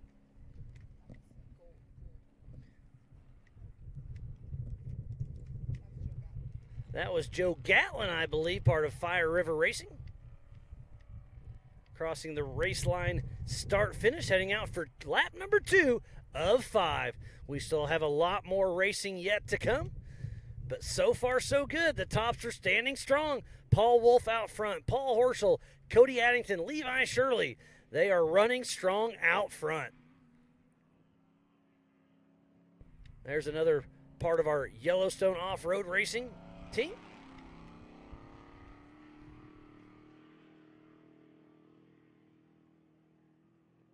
I want to know what pictures you have of me?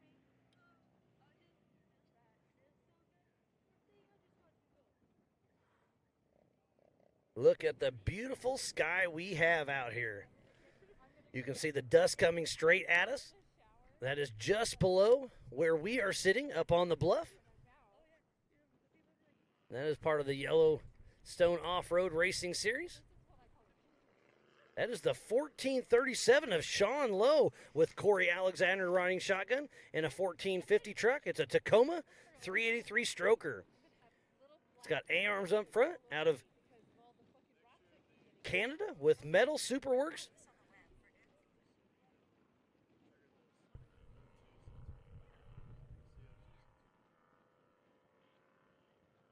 Getting ready to drop down the Brannick bump.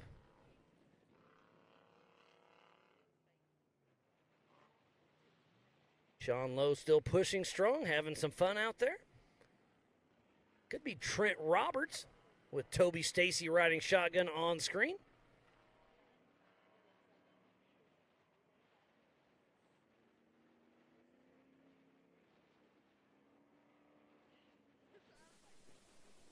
There is somebody in the Amsoil hot pits as we speak.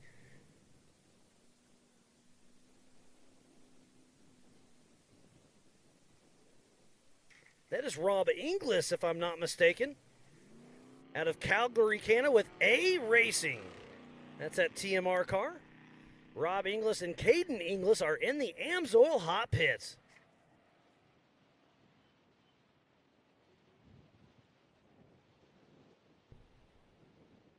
There is some wide open desert sections out here, and then some tight technical G-outs, lots of tight turns. We got some beautiful valleys we run through as well.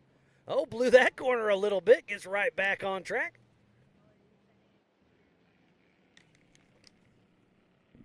And that's what we were talking about earlier. Sometimes whenever you're in these rutted out areas, they'll grab you. They'll either push you out, or if you're trying to stay out of it, it can suck you right in. Or suck you in, absolutely. That was Sean Lowe cruising by the Amsoil hot pits, and right at that section, it is a 40 miles an hour speed zone when you're in the Amsoil hot pits for safety reasons. This is double the amount of cars they are used to here, so we decided to slow it down. Usually it's wide open racing, but with so much more people here, we decided to slow her down. And then it's resume race speed right before the Rocky Mountain Speed and Fab launch. There's Woody Rose on screen with those Nexen tires. That Trent Fab car really pushing strong.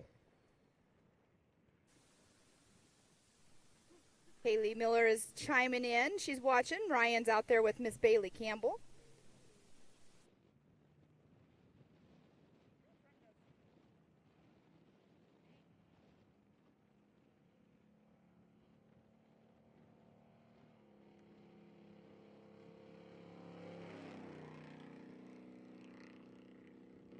Brian Cross cheering on Miss Bailey.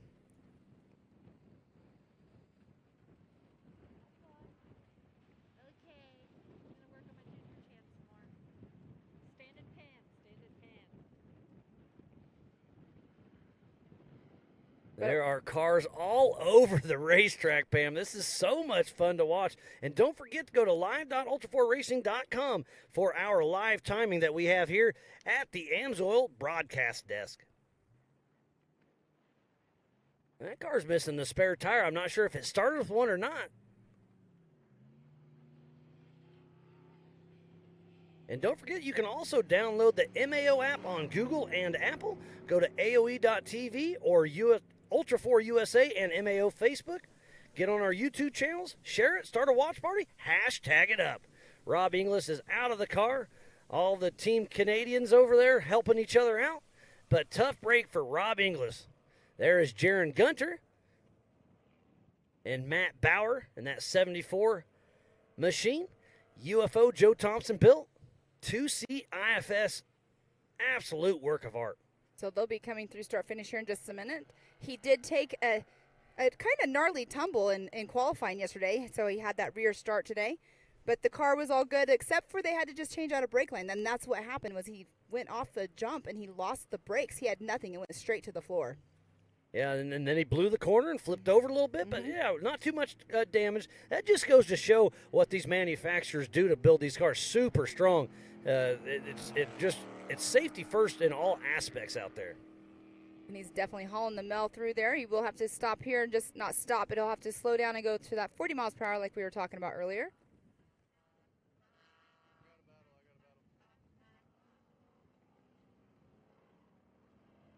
There's a battle out on course. There's the Yukon launch right there. We'll see if we can get a pass.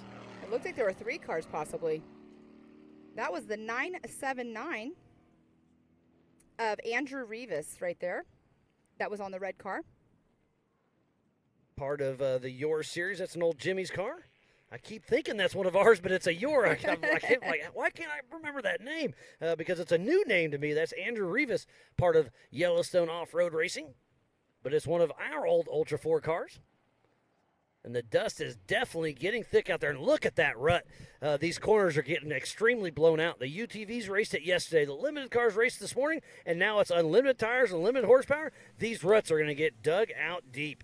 Yeah, I mean, the last classes that we had raced, they were saying how the UTVs, they tore up the track pretty good for them. And now we have the larger class out there. I'm sure that when they came out on course, it was the same way.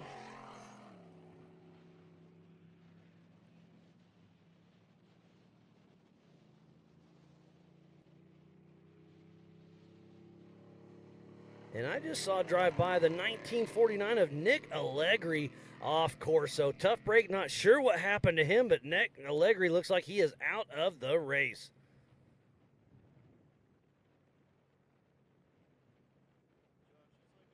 But the sun is out. It's 82 degrees. It is absolutely beautiful here at the Old Cow Pie Motor Speedway here in Yellowstone County for the Amsoil Big Sky 200. And that dust is clearing quite quickly as it goes by. And there is Paul Wolf right there going through one of our S-turn canyons. And that is our physical race leader heading through there, making his way. And look how just off camera it is. A bump here, a bump there. These ruts are really getting tore up. But then our physical race leader got the pole position, got 7 extra points yesterday during qualifying. If he wins today's race, he gets 1,000 points. So 1,007 if he can keep it all together. But remember, to finish first you must finish. Oh, and we have the 4832 over there in the hot pits, the Amsoil hot pits. That is Chance Hallman and Dale Scholl. So we should see Paul Wolf here in roughly 25 minutes or so. But Chance Hallman in that brand new Brink Fab chassis in the Amsoil hot pit. So it's a new car. So is he having an issue or is he just playing it safe? This is a new car. I want to pull in, make sure everything looks okay before I go out there. Because these cars, they're a lot of work, a lot of time, a lot of money. You just want to go out there and destroy them. Exactly. And, it doesn't matter if you have had a lot of seat time in it or not. There's always things that could have, on shakedown out here in pre-run. But it looked like his fuel guy was getting ready to put some fuel in it. So I'm not sure if maybe he was just, being safe, playing it safe, getting fuel. Because like you just said, a brand new car, he might not know exactly what his fuel mileage is on it yet. And he hadn't rolled that car yet. Remember in Sturgis, Yes. Was it last year? He rolled 2 or 3 times during the same race. So I like giving him a hard time about that. And he's a good character of the sport. Well, and he has Dale Scholl in there, who Dale co-drove with Matthew Walraven yesterday in the UTV race. So he has a co-driver that's been out on course, multiple times already. Dale Scholl isn't scared to hop in the car with anybody. He loves playing that right seat. So Paul Wolf still out front, has not been passed yet. But is Paul Horschel being able to reel him in? Only time will tell.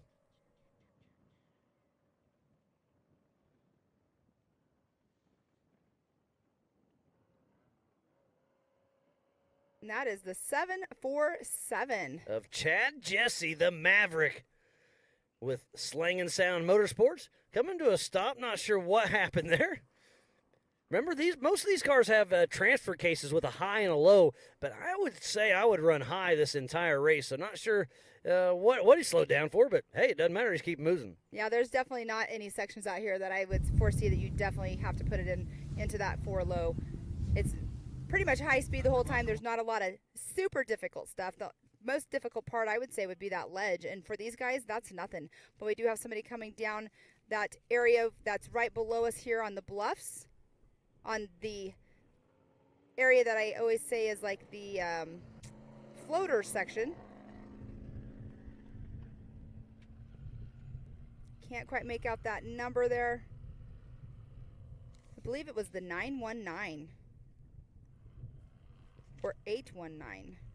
There's a lot of numbers out there. Oh, that is. You're right. That's Bobby Lindgren. That's it's an old car that's got brought back. That's Bobby Lindgren with Rusty Nail Racing. So that'll help me remember that car doesn't have a spare tire on the back. There you go. It's raced with us in the past, but I believe he re-debuted that car at King of the Hammers. And if I'm not mistaken, this is his first race at a regional series.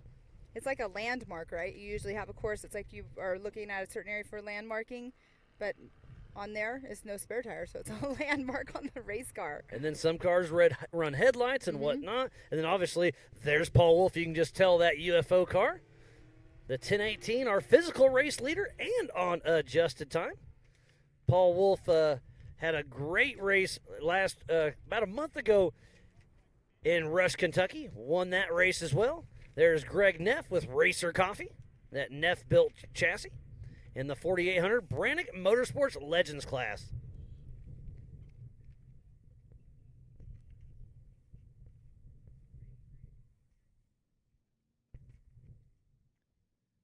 We've got a lot of racing yet to come this season. So Greg Neff, he actually is sitting in the 5th position in the Legends class right now, but 15th overall unofficially. So up next, Ultra4 USA will be going divisions June 14th through the 18th. And then we're going to be, for race 5, July 27th through 30th, we're going to be going to the famous Reading Outdoors at Pottsville, Pennsylvania. We have never raced there before. I am super excited. And then we will be back up at Crandon once again. And then our race number 7, September 28th through October 1st, we're going to be back in Disney, Oklahoma. And then we're going to end up the year at Legends of the Fall in Lake Havasu, and that is a do-not-miss event. We'll have Ultra4 USA, F1 boat racing, rodeo, National Music Act, Nitro Circus, American Side-by-Side Takeover, and much, much more. Make sure you do not miss that event.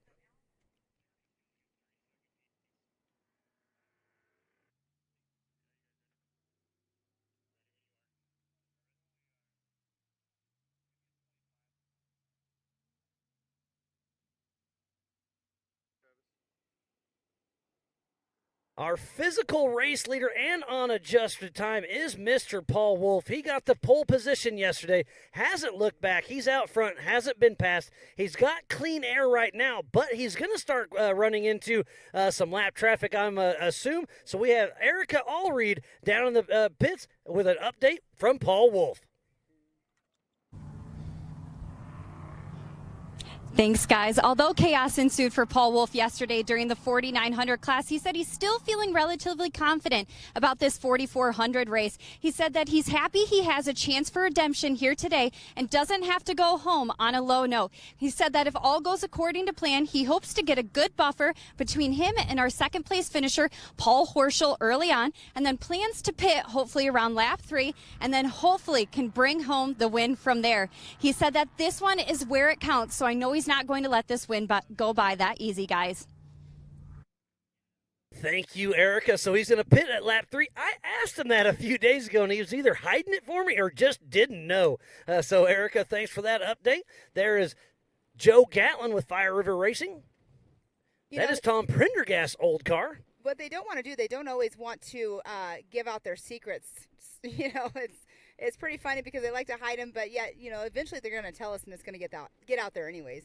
Yeah, I'll ask a lot of questions out there with all the drivers, and sometimes they'll say, is this on record or off record? I say, you tell me. I was like, if you don't want me to know, don't say anything. He's like, well, don't tell anybody, but this new car is this, and that, and then I'll ask about fueling or whatnot. Most everybody's pretty open about it, but I understand if you have a strategy, stick to it. Yes, exactly. Strategy is strategy, and you definitely want to stick with that strategy if you can and keep that to yourself. But the teams do like to work together, so it's not always, like you said, it's not always a secret because the teams, a lot of them do work together, and we have a lot of them out there working together, pitting together, because this is a far race for some people to come to, so they did, you know, team up in the pits even. Well, that's just like Bailey Campbell teamed up with the Rance family. They were racing at different times, so they pitted for them. Now they're going to pit for Campbell's. They came with a limited crew. Here's the Rocky Mountain Speed and Fab launch.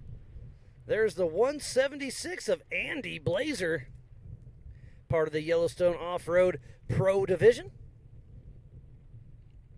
You know, one of the pits that would probably get fairly busy if they were all coming in around the same time would be Paul Horschel's pit, because he doesn't have only his car, he has Brent and Brett Harrell as well. That is a good thought there, Pam, because, yeah, they got 3 cars on course. I'm sure they have a strategy to pick different laps, but, hey, if somebody's having issues, you can't pick when you need to come in. There is Dustin Sexton in that Trent Fab solid axle machine, part of the 4800 Brannick Motorsports Legends class.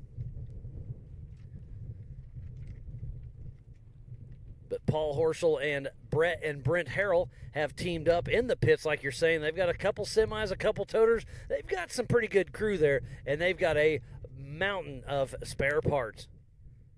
There is the 45 of Richard Bachand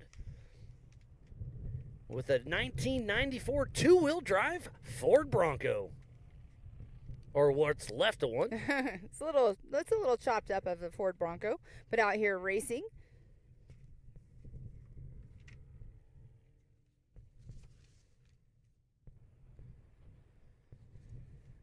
Just got an update from one of our Ultra4USA staff. Caleb Jones is out at race mile 27. He said Wolf is flying by the skinny pedal, and then Horschel is about 1 minute to a minute 30 out. So on adjusted time, Horschel's really starting to reel him in to right around that 1 minute mark. So that is pretty impressive. I love that we have the crew out on course that gives updates like that. And right there is Jaron Gunter trucking along. I love that he, you know, had a smile on his face yesterday, even though he rolled in qualifying, but he's out there. Only had that brake line issue, but he is trucking along, trying to make up some time. He did come through in his class, though, 5th overall unofficially on his lap when he came through.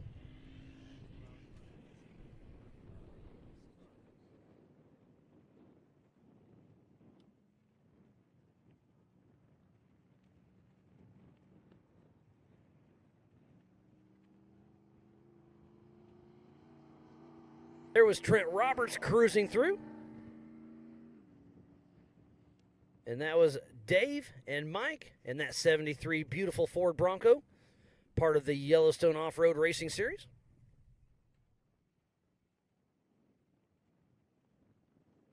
And now it's Cody Addington not too far back. So 1, 2, 3 is all within about 5-minute split. So it's just like they left the line. Paul Wolf, Paul Horschel, and then Cody Addington. We shall see if that sticks. We got a car battle going on. That is the 421 out front right there. That is Russell Raven, Mr. Ruckus, with Lyric Red Woman riding shotgun with Raven Racing. I didn't quite make out who that is behind him.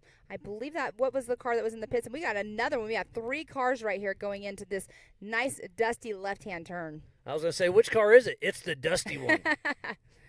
Hey, it's better to be dusty than muddy. I would 100% agree with that. I mean, there's a happy medium on both, obviously, but I'm not a fan of the mud for sure. Along as a lot of the Western Series racers as well.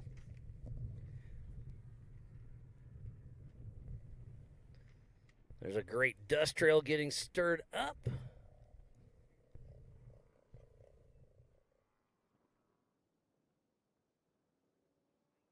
I'm not sure, but I think that might be the Annalise Zinder that earlier took off the line. Could not see the number, but not 100%. If I remember right, her car is all purple. That one's purple. Okay, then you got it. That Like- is Aaron Zindler's daughter, Okay. part of Your Racing. Aaron and Grizz both have kids out here that have raced with us this week, and it's really cool to see them playing race director and letting their kids come out there and play. I love it. They're getting ready to head up Scotts Bluff. We'll see. I'd like to stick with this camera and see how hard they attack this. They got a little bit more suspension, bigger tires. Most of them are, well, we do have 48s. I keep saying that. So they have a 37-inch DOT tire, so they definitely check for that little rock ledge. And then on the gas and moving on.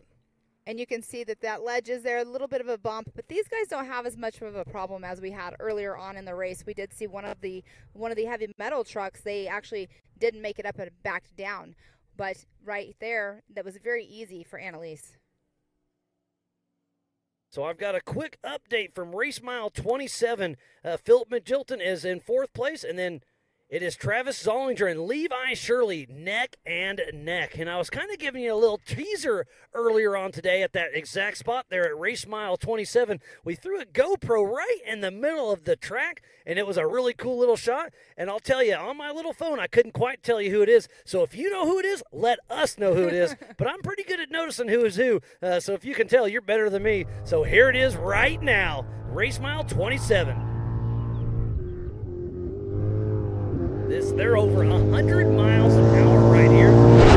And, wow, I don't know. I'm going to guess Horschel, but I can't quite tell. It did look like it had a tinge of orange on there, but that is amazing. That was an awesome. And look at the pass going on right there. That's Burton. Yes, it is. Good call. Making the pass.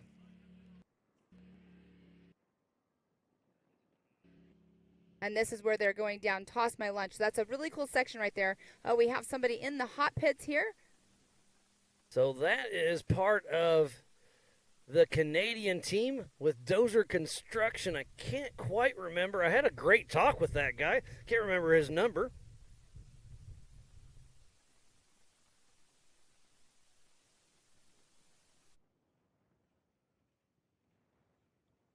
Nice pass going on in the dust there.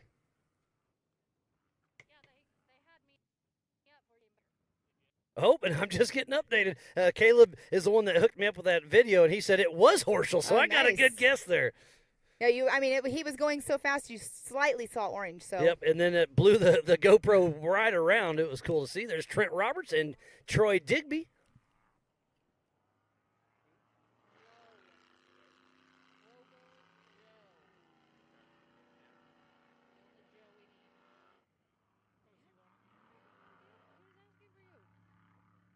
Sorry, that is Trent Roberts and Toby Stacy in that car. That was last race, getting a little mixed up. I apologize. There's our physical race leader, the 1018 of Paul Wolf. Pam, what a great race. Wow, it sounds like he's probably roughly about 10 minutes from completing this lap. He is out on lap 2, and they are doing 5 laps today, but his fastest lap today has been a 51:20, and that is the fastest lap of the weekend. By over a minute. On screen is Levi Rhodes and Jesse Hodge with Jim and Tracy's Racing, local out of Billings, Montana, in that TMR chassis.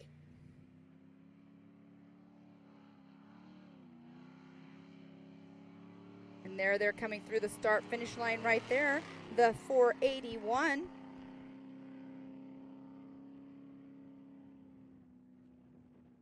If you are just joining in, this is the 2023 Amsoil Big Sky 200. We have 5 laps, 40 miles per lap, 200 miles. And that was a quick blip of Paul Horschel once again, our pole setter yesterday during qualifying, and has left the line first and has not looked back yet.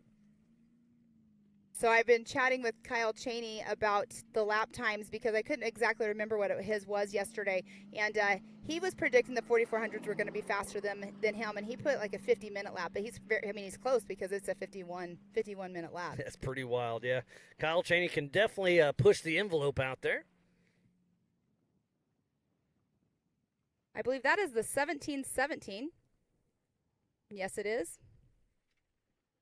That is Johnny Valadez with Telemetry Motorsports. Pushing along. He is racing in the 4800 Brannick Motorsports Legends class, and that is our physical race leader, Paul Horschel, the 1018. Paul Wolf. Paul Wolf. Sorry, I had to hit you on that one. You caught me on that one. My brain's getting a little scrambled. It's been a long couple days. It wouldn't be the first time that's happened. I've done it before myself, but yeah, definitely got that one because we, have two Baileys that race in the same class as well. Sometimes Bailey Campbell, Bailey Cole. And I mix them up all the time too. So I'm just going to say Paul out front. PW. But look at the dust. I mean, he is absolutely flying right there. He is sniffing 100 miles an hour. That UFO single-seat car is probably right around that 750 horsepower mark. And as you can see, he was going through that super fast section, but he goes into a 90 right. It's actually a little bit more than a 90 right. And you have to check up for those, of course, especially going into triple digits. But he's definitely, I know he's pushed the triple digits already because he was already planning on it whenever we were talking the other day.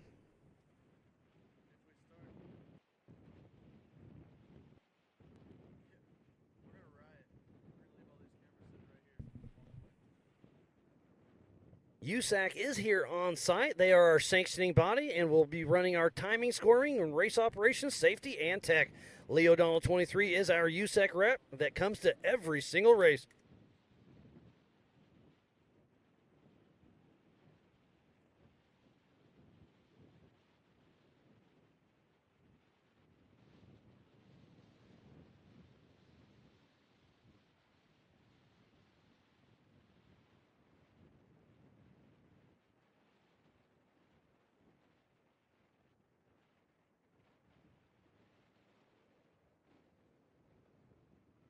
There's Scott's Bluff right here at the top of that rock section. Or top of the hill, there's that rock that's sticking out. You can actually see it's like a straight line right there, and where that straight line is, that's where the ledge is at. Yeah, it's a shelf rock right there, and it's getting worse and worse. Okay, here comes Mr. Paul Wolf. So he's probably about 3 or 4 minutes away from the race line start-finish. We've been racing for right at an hour and 40 minutes.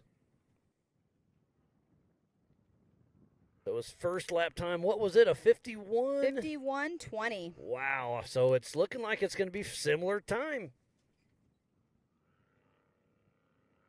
But great footage right there.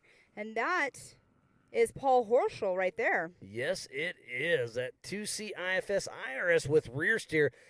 And I was talking to him when he first built this car. I don't know exactly. It wasn't completely done. But the rear steer in the computer, it locks out over like 30 or 40 miles an hour. So it's just locked straight. But in the tight sections, it can really crab walk through the tight valleys. There's the 819 of Bobby Lindgren. And it has a spare tire on it now. So he got the spare, must have went through the Amsoil hot pits and fixed that up. That was Garrett Humpston.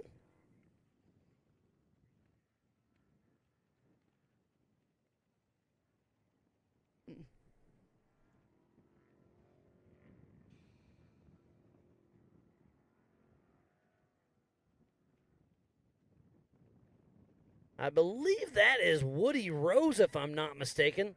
Part of the 4800 Brannick Motorsports Legends class.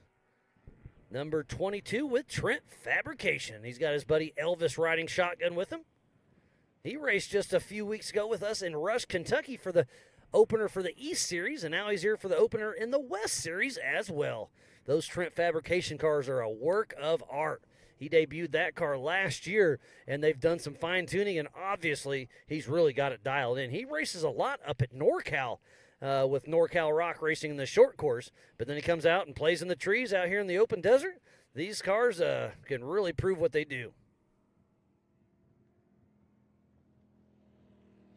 We can hear that horsepower in the background. We're going to get a time here in just a few minutes of Mr. Paul Wolf, and I'm curious to see if he's trying to pick it up or if he's just keeping a steady pace, because he does have, as of last lap, it was a minute 36-second lead over Paul Horschel. That is pretty impressive. Both the Paul Wolf and Paul Horschel are extremely fast.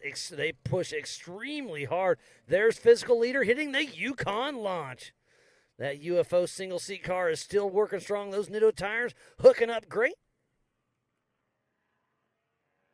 Drifting around that corner. That is that big, wide-open left-hand sweeper. Now he's going over the Brannick bump. He'll be in here in just a moment. Look at those race line wheels they've been holding up. I was worried about that out at Scotts Bluff at the top if these race tires and race line wheels would hold up. But so far, Paul Wolf's putting through the paces, and they take a licking and keep on kicking. That's one thing we have not seen much of today. We have never questioned if those race line wheels will make it through that. They will always make it happen. We haven't seen many flats today. I was my train of thought went away for a second. But, yeah, there we go. Let's see what his time is. 52:21. So he has slowed it down by a minute. But that is almost identical to Kyle Cheney's lap yesterday. So he's tamed it down just a tick, but he's still doing great. Yeah, Kyle Cheney's was a 52 34? 34. Does that sound right? Yes. That's what I got in my notes. Yes, 52-34. And there is Paul Horschel. And look how big and wide this car is. This is made for the wide open desert. He's cutting through there. 1,000 horsepower. The Nitto tires hooking up and heading the Yukon launch. And those Fox live valve shocks are a work of art. They really soaked up that jump. I love seeing how the suspension works, and when these big tires are on their cars, they have these big Nitto tires. Him and Paul Wolf are both running Nittos, and you can just see the suspension just working. Yeah, 1, 2, and 3 right now. Paul Wolf, Paul Horschel, and Cody Addington are all on those Nitto tires. Paul Horschel still pushing strong. You can see how the rear end of that car kind of sits down, and that's the IRS. So I keep saying IFS, straight axle. Well, IRS is independent rear suspension. So each corner on that car is independently controlled with A-arm. So if you hit one tire, it's not going to affect any others. Unless it's a bad bump, then it can affect everything, obviously. But if it's just a little bump in the road, it really soaks it up. So what kind of time do we have for Paul Horschel? How far back is he? He only shaved off 1 second, but he came through with a faster lap of a 52:15. But he is now at a 1:30 behind Paul Wolf. Wow, so he started 30 seconds behind him, and Paul Wolf has gained a minute and a half over Paul Horschel. And we said this earlier, both Paul Wolf and Horschel drive extremely, extremely hard. So you got to have the car to finish. I think they're pushing really hard, but that's what you got to do to stay out front. But do they have the car to make it last? Yeah, it's all about saving the car once you get a lead. You know, do you keep pushing it hard or do you just stick at it? And your pit crew is going to tell you, but anything can happen. We still do have, they're out on their third lap, so they have 2 more laps to go. I remember interviewing Casey Gilbert a couple years ago, and we were talking about being the turtle in the hare. Out front, how hard do you push? He's like, it's really hard to tell. You kind of get lackadaisical out there, and you can't really tell how hard to push because you're not chasing dust. They're chasing your dust, so you can't really tell exactly where they are coming from behind you, but it's a game. And there is Cody Addington, number 888 with ADD Racing, in another single-seat IFS Jimmy's chassis. And that's such a great camera area right there. You get them going off the Yukon launch. Doing that, I keep bringing it up. That sweeper turn right there. I mean, you can just stay on the gas and just basically drift that corner. Oh, it's beautiful. And then they drop down the Brannick bump. And I wonder what kind of speed they're getting back there on the Spider Track backstretch.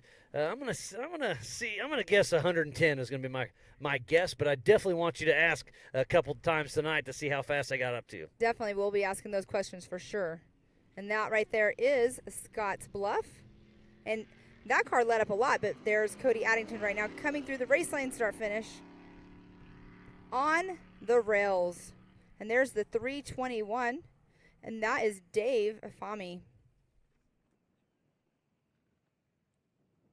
It's so fun doing this joint race with Yellowstone Off-Road Racing here at the Old Cow Pie Motor Speedway in Yellowstone County for the Throttle Down Customs Big Sky 200.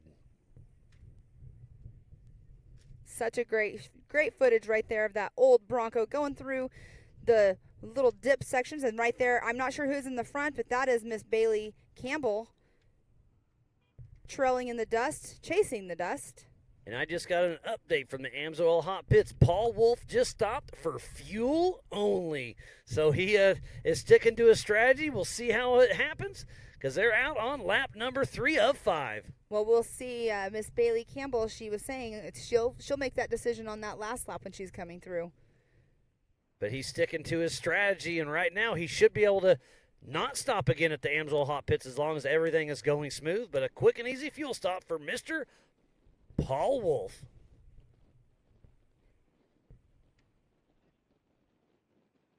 There's Bailey Campbell and Ryan Miller still chugging along. I really think they're going to start picking off some people as people start pulling into the Amsoil Hot Pits. They could really gain a minute or two in that pits. Oh, speaking of pits, there's Paul. Oh, man, that's Paul Horschel and Cody Addington neck and neck. They're looking at the back of Paul Horschel's machine. Not sure what's going on there. It looks like Cody Addington may be just doing a fuel and go. So if we can stick with this camera for a little bit, we'll see if Cody Addington can physically get around Paul Horschel. But it looks like I see a body panel on the right rear of that car pulled off, so they're definitely checking something out. Again, that car is a work of art, but when it comes to more moving parts, there's more issues that can happen. Yes, and it's unfortunate to see both of them in at the same time, but what we were talking about earlier is pitting together. They're obviously sharing pits right there, coming from afar, and so their pit stop right now is their pit crew is very busy right now. There's Trent Roberts and Toby Stacy.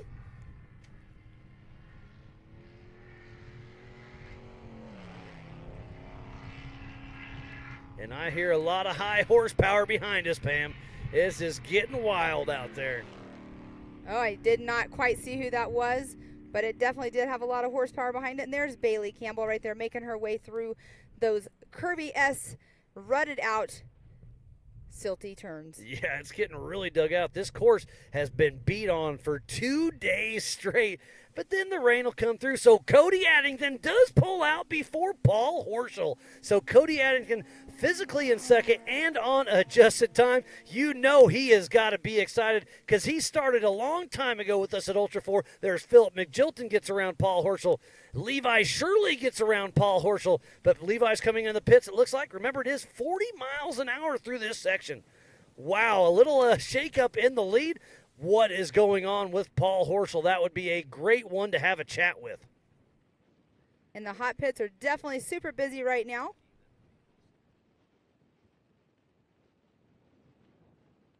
So Cody Addington physically in that second spot, hitting the Rocky Mountain Speed and Fab, just kind of floating over. He's saving the car a little bit.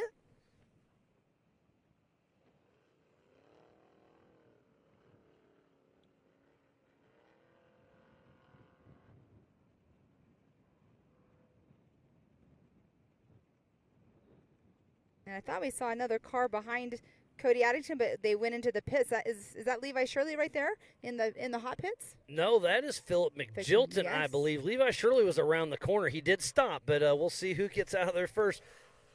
And perfect. That is Levi Shirley right there. And who's in front of him? I can't quite tell. That may be Travis Zollinger, maybe? It looks like it could be him because the rear end of his car did look like that. So there is Levi Shirley in the center of our screen. He was taken off. There's Tracy Poole in that Geyser Unlimited truck. So Levi Shirley back out on course. So was that physical third? We didn't see Philip McJilton if he got out or not. So we'll have to, time will tell. Yeah, Philip McJilton, like you said, he's around the corner, so we did not see that part of it. But here comes another truck just came through. That was Tracy Poole. Oh, look at that. Philip McJilton pulls out right in front of Levi Shirley, and that is racing. You know his co-driver or his crew chief said, here comes Levi. Go, go, go. And look at Levi chasing him down, getting a lot of hang time over the Rocky Mountain Speed Fab launch. That was a great little battle.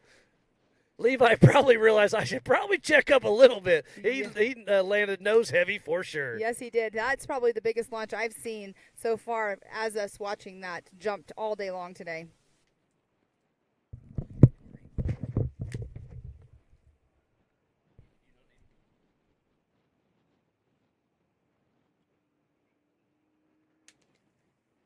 All right, and going through that beautiful terrain right there, we'll get a number on that car in just a moment. There's Travis Zollinger. He got back out on race course because that was him in that hot pit. And there is that purple car right there that we were talking about earlier of Annalise.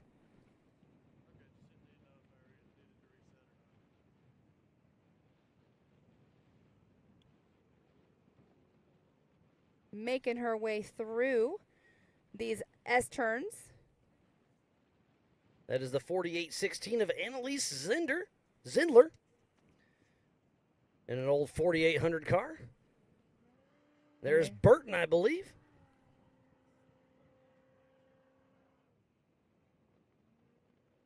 Brent Burton in the 4406 with Jake Smith riding with him with CEI Racing. I love that Trent Fab car. It's a Trent. There aren't too many Trent Fabs that are IFS, but that's one right there. And Paul Horschel is still in the hot pits right there. Unfortunate. Looks like they have a rear quarter panel on the passenger side off. So bummer for him for being in there. Has had a great run so far today. Maybe we'll get an update here in a little bit. Maybe he'll get back out on course, but that's a bummer. He's in the hot pits. And that is a mid to rear engine vehicle, so that could be working on the engine come from the bottom, from the top. They're definitely checking it out, but tough break for Paul Horschel. He was running so strong, but you know who's excited about that? Mr. Paul Wolf. Yes, but Paul Wolf is now going to have Cody Addington and Levi Shirley creeping up on him here in a little bit, so he still has to watch out. He can't make any mistakes. There is a lot of race yet to come. They are on lap number 3 of 5. So they're roughly at the halfway mark right now. And that's going to be Brent Harrell coming through. That is another Horschel-built machine, the number 56. And that's Bailey Campbell that's been trailing behind him. We have not seen his dad, Brett, has not came through for lap 1. So Brent Harrell and Mike Slauson riding shotgun with team change order. In that beautiful Horschel 4800 car. There goes Bailey Campbell up and over. The Yukon launch just kind of floating through. She's fighting the dust a little bit. So is she going to be able to reel in Brent Harrell? And that is the 222 of Rich Moore and his daughter Bama Moore with More Power Racing. I like that one. And this is his first race with us at Ultra4USA. Bailey's not going super fast right here. She is a little off pace. You're right. I didn't want to say it because I didn't want it to be true, but yeah, she looks off pace to me. Yeah, when she went over the Brannick or the Yukon launch, we kind of looked at each other like, oh, something's going on. There goes Brent Harrell. He's not off pace. He is on the gas, hauling the mail. There is Doc Jeremy Jones with Dom Balducci riding shotgun.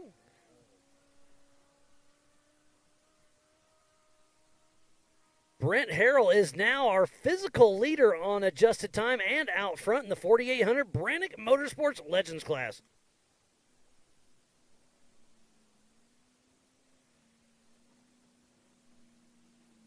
So how far back is Jeremy Jones? So look at this, 40 miles an hour. He's pulling right in front of Paul Horschel. So they're doing. You were talking about that earlier. Mm-hmm. Do they have enough? Yes, they do. So look at the full fire suit they have on there. Going to do a quick fuel and go and get Paul right in front of Paul Horschel, but try to get Brent Harrell out on course quick and easy since he has the lead in the 4800 Brannick Motorsports Legends class.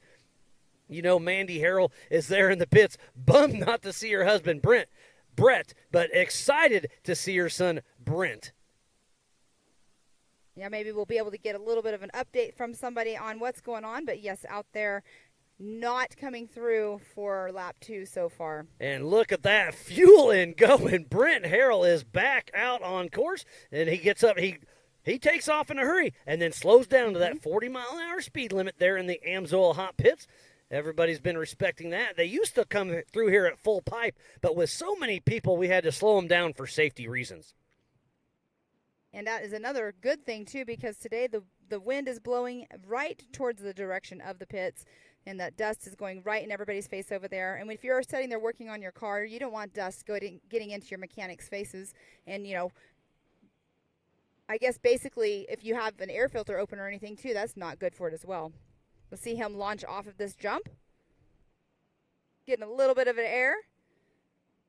I think Levi Shirley definitely has the jump of the day on that jump right there by nose diving down in. He was definitely sending it for sure. And look at the wide open spaces we have here in Broadview, Montana for the Amsoil Big Sky 200 here at the Old Cow Pie Motor Speedway here in Yellowstone County with Yellowstone Off-Road Racing for the Throttle Down Customs Big Sky 200.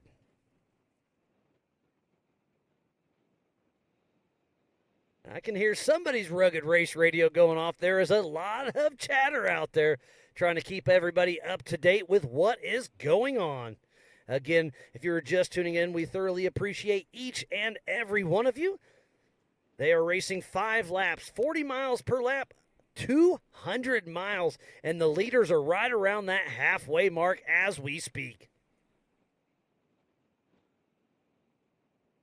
What a great time of racing, Pam. It's been so much fun. We started yesterday morning with qualifying. Then we had the UTV race yesterday afternoon. This morning we started early with the limited class, but now it's the 4,400 unlimited race, and this is the 2023 Amsoil Big Sky 200.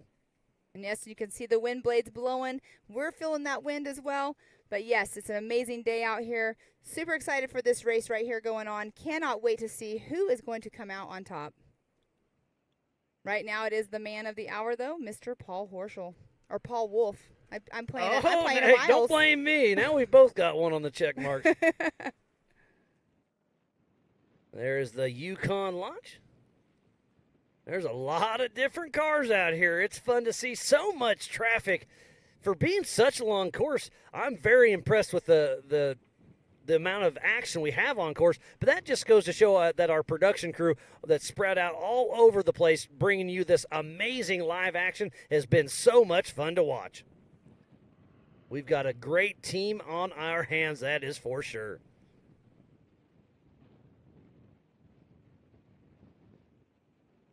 And we have to give it up for our volunteers that are out here as well. Grizz and Aaron, they have a whole crew of people that have came out. We have people that are out here as well. So it just takes a whole army to put together an amazing event. And this has been one awesome event.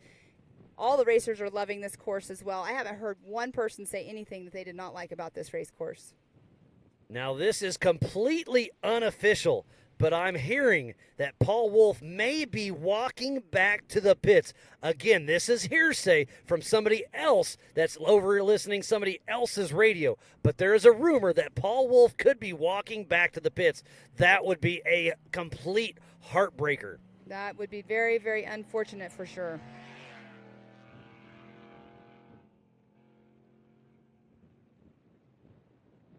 There's Cody Addington. So if that is true, Cody Addington could be our new physical leader. Cody Addington is running one heck of a race. But remember, to finish first you must finish.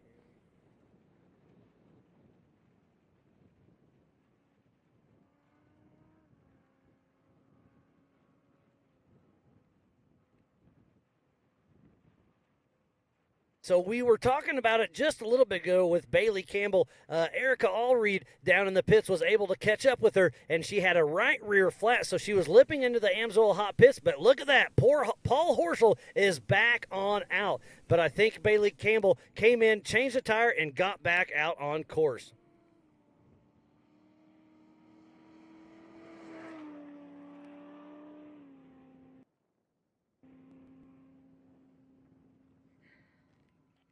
So much action out there today. We saw Paul Horschel with a great run. He stayed in the Amsoil hot pits for way longer than he liked, but he's back out on course. And then Paul Wolf, again, it is rumored. That was just him. You did see him? Yes. I'm so sorry to interrupt you, but No, he is walking. He was just walking. And there's Paul Horschel seeing Paul Wolf. I don't know where he went, but he was walking. Yes. Okay, you saw it. I didn't. So unless I'm seeing things, but yes, it was him. Oh, that's such a heartbreaker. He had such a good run going, and he wanted that redemption, but hey, that's part of racing. Oh, you're right. I see it. Oh, Paul Wolf looks like he is officially out of the race. Tough break for him. I hate to hear that. So physically out on course, that is Cody Addington, Levi Shirley, Travis Zollinger, and then Paul Horschel, if I'm not mistaken.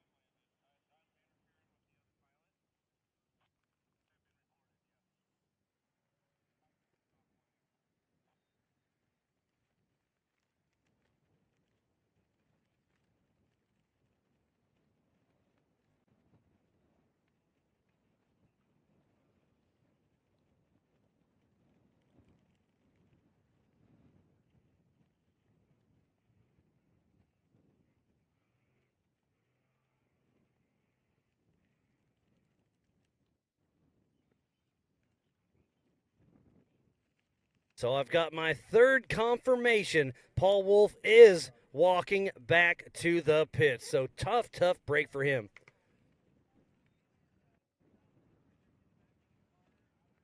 Sounds like we have some information coming from Paul Horschel's pits, so we'll see what was going on. Again, they are working on the back of his car, so we'll see if we can figure out what's going on. So we have our own Erica Allreed there in the Amsoil hot pits, so we'll see what she has to say. Is Paul Horschel's crew pit. chief. Josh, it seemed like Paul was sitting here in the pit for an extensive period of time. It looks like you guys were exclusively focusing on that rear end. So can you give us any insight as to what was going on with the car?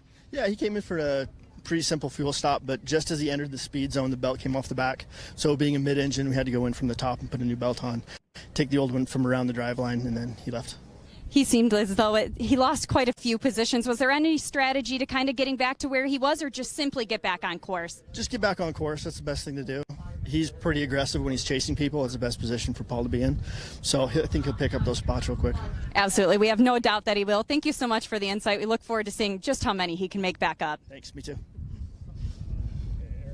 Thank you, Erica. And I thought they were working on the rear of the car, which is where the engine is. So a belt came off, so tough break by there. But you heard him say Paul Horschel loves to chase, so chasing is just what he is going to do. Well, and now he's out there going to be chasing. He doesn't have to chase Paul Wolf anymore, which is unfortunate. But now he's got to chase down Cody Addington, Levi Shirley, and Travis Zollinger.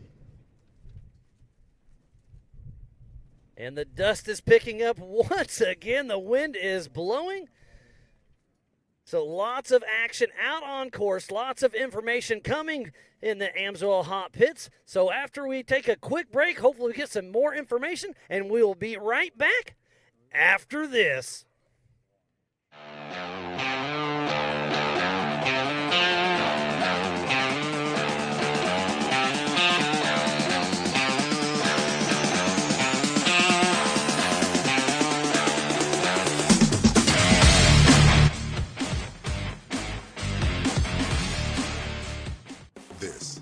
This is your world, your job, your crew, your CAT compact equipment. And this is the support from your local CAT dealer.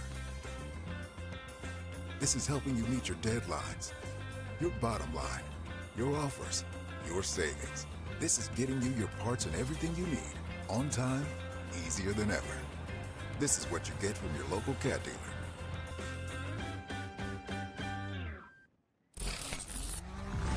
When it comes to suspension tuning, there's only one name we trust: Double E Racing.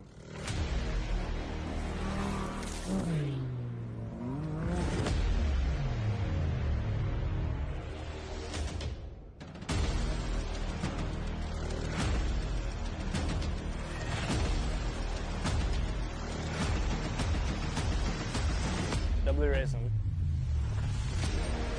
We help build champions.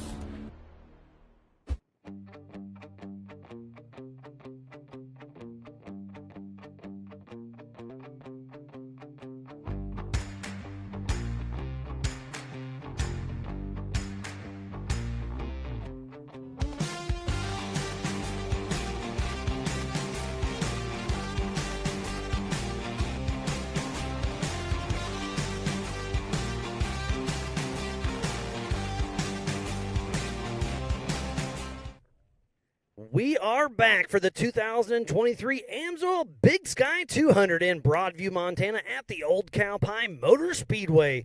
It's a joint race with Yellowstone Off-Road, and this is the 4400 Unlimited with the 4800 Brannick Motorsports Legends class and the Yellowstone Off-Road Racing Pros and Pro Unlimited. So 4 races going on at the same time. Lots of action. We are just over the halfway mark. Paul Wolf is the story of the day. He was leading the entire race, and then we saw him walking back to the pits. Tough break for him. Tough break for Paul Herschel for sure, but right now this is Greg Neff with Racer Coffee Company on the course. That is roughly around that mile 29, I believe is where he's at, but he is out. The drone has been following him quite a bit. Super awesome to see him going, but yeah, Paul Herschel, he got back out as we saw as well. So it's just going to be interesting to see how this whole entire race is going to shake out, because right now that puts Cody Addington physically out on race course in that first position physically. But that just goes to show you the attrition is setting in. There's Brent Burton going along. But, yeah, the cars, this is a tough course. 200 miles out here, 5 laps, 40 miles apiece. This is a tough race, so it is still anybody's ball game. You have to have a car to finish this race. That is Trent Roberts, I believe. Toby Stacy raced with us prior years back and did some really good things, but then had a little bit of a hiccup, hurt his back, but he's back in the passenger seat for now. We'll see if he gets another race car or not, but at least he's out here racing with his friend, Trent Roberts.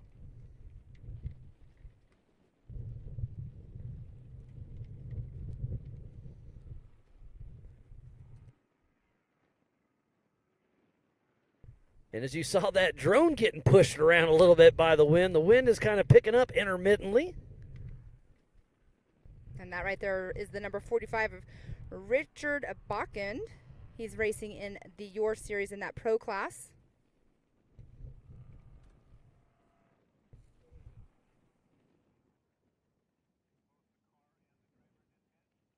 And there, right there is Miss Bailey Campbell.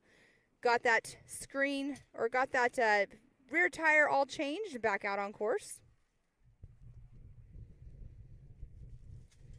She was leading a couple years ago in King of the Hammers, and that was amazing to see her doing, and it ended up having, I believe it was a water pump issue is what took her out of the race, but she is definitely one out here that's pushing, trying to win that King of the Hammers one of these days, but out here she is one to reckon with for sure.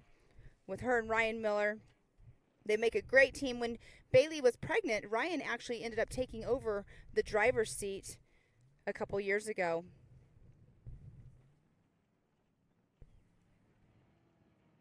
Yeah, in our rules, you can have one fill-in driver per season unless there's a medical issue. And obviously, Bailey had a kid a few years back, so she took a year off from racing, and Ryan Miller stepped in.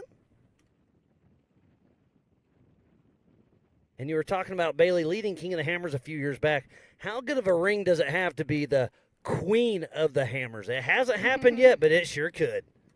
She was super close to being that queen of the hammers.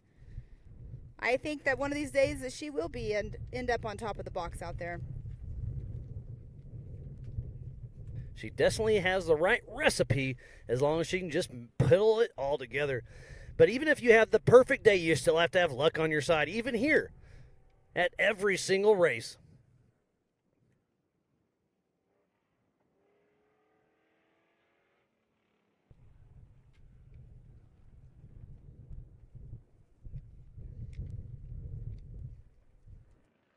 So I just got some info from the Amsoil Hot Pits. They just asked Paul Wolf if he was going to get back in, and he wasn't sure yet, so that wasn't a no. So I'm wondering what the issue is. Did you get that kind of update, or just not a... Just a not sure. Not sure. And Eric Weichel is in the Amsoil Hot Pits as well with the 4800 Brannick Motorsports Legends class.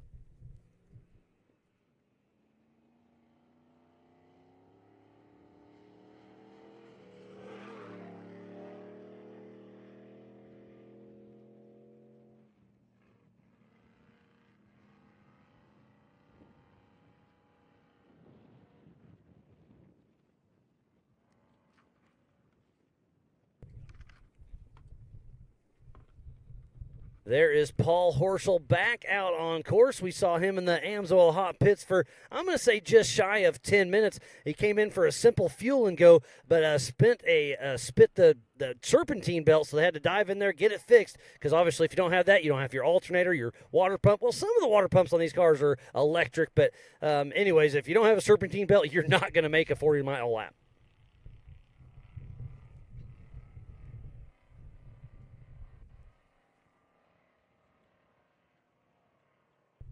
Thank you, everybody, for tuning in. This is the 2023 Amsoil Big Sky 200 in Broadview, Montana, here at the Old Cow Pie Motor Speedway.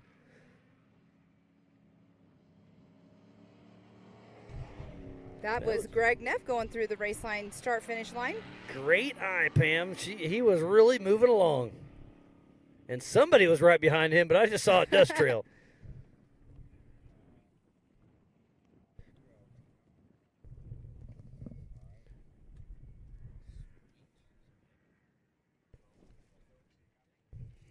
So lots of action all over the course, but it sounds like we have some info coming from the Amsoil hot pits that was relayed to James Cantrell at the MAO headquarters. So, James, let us know what Paul Wolf had to say in the Amsoil hot pits. James, what do we got? Hey, Miles and Pam, got some sad news. Paul Wolf out of the race with broken wheel studs. Wheel studs came off, wheel fell off, and he's out of the race. Back to you guys. Thank you, James. And what a heartbreaker. He had two issues in both races way up front, and I just hate to hear that for Paul Wolf. But he is a man on a mission. He will get back. He will regroup, and we will see him at Visions, and he will be ready to take it on. On screen now is Jaron Gunter hitting the Brannick bump. But again, tough break. Paul Wolf leading the race and then lost a wheel. So you could just imagine driving down the road and then all of a sudden something feels funny and you see your tire passing you. Yeah, that is not a good feeling. It's actually happened to my husband before. But, yeah, so that right there is Jaron Gunter, though. Good to see him still going. But, Miles, let's go through our leaderboard right now. So we know that Paul Wolf in the 4400 Unlimited is not on course anymore. Paul Horschel, we know that he was back farther. So we have Cody Addington, who should still be physically first on race course in the 4400 Unlimited class. Then Levi Shirley in that second position and Travis Zollinger in that third position. Philip McJilton also should be out there as well. But in the 4800 Legends class, we have Brent Harrell in that number one position, Jeremy Jones in second, and Woody Rose in third place. Well, it's going to be exciting to see how this all shakes out. There's the number 222 of Rich Moore with the Bama Moore riding shotgun with him in that Campbell car.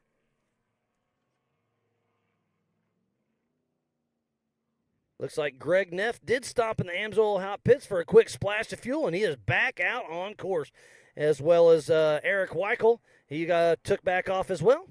There is Dustin Sexton.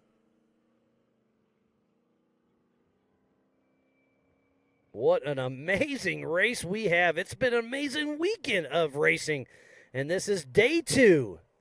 The 4400 Unlimited, the 4800 Brannick Motorsports Legends class, and the Yellowstone Off-Road Pro and Pro Unlimited.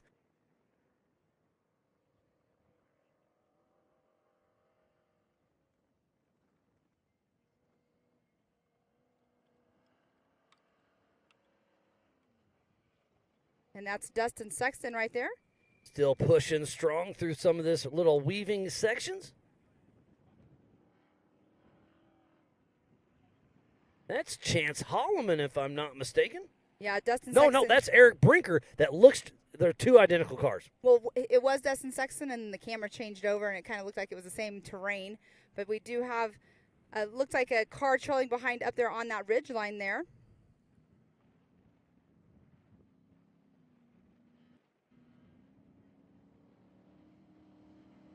Oh, look at that, coming through the start-finish line. What in the world was up with that? That was two cars. That was two cars coming across at the same time. You talk about Rubbins Racing.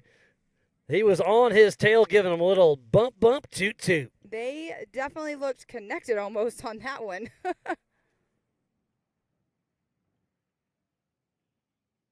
Sounds like the 44.99 of Clint Peterson came in the pits for fuel, but also pulled the pulled the hood off and checking the transmission, having some issues with that.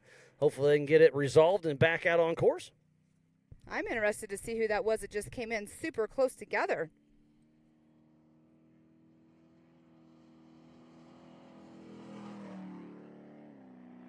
There's Jaron Gunter hitting the Rocky Mountain Speed Fab jump.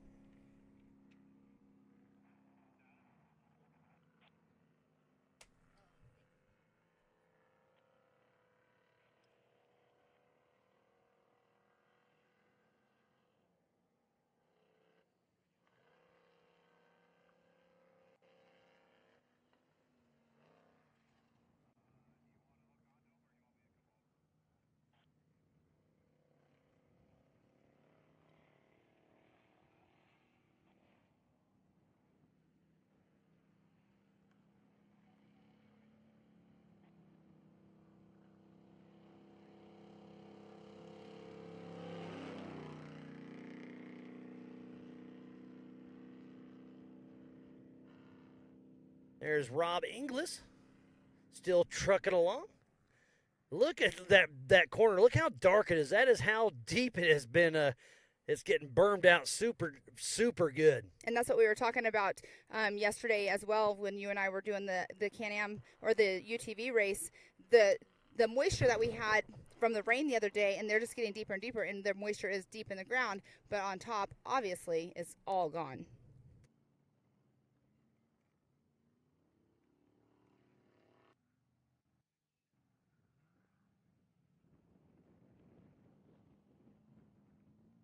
That is Levi Rhodes on screen. And there's another Yellowstone off-road racing car. Part of the Pro Unlimited.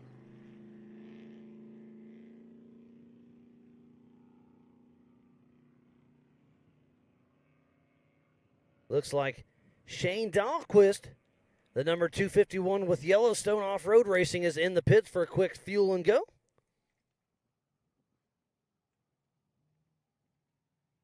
And Miles, you can see how deep the ruts are getting because the way the drone was, their tires were, you could only see about a quarter of the tires while they were going just now. So those ruts are getting super, super deep.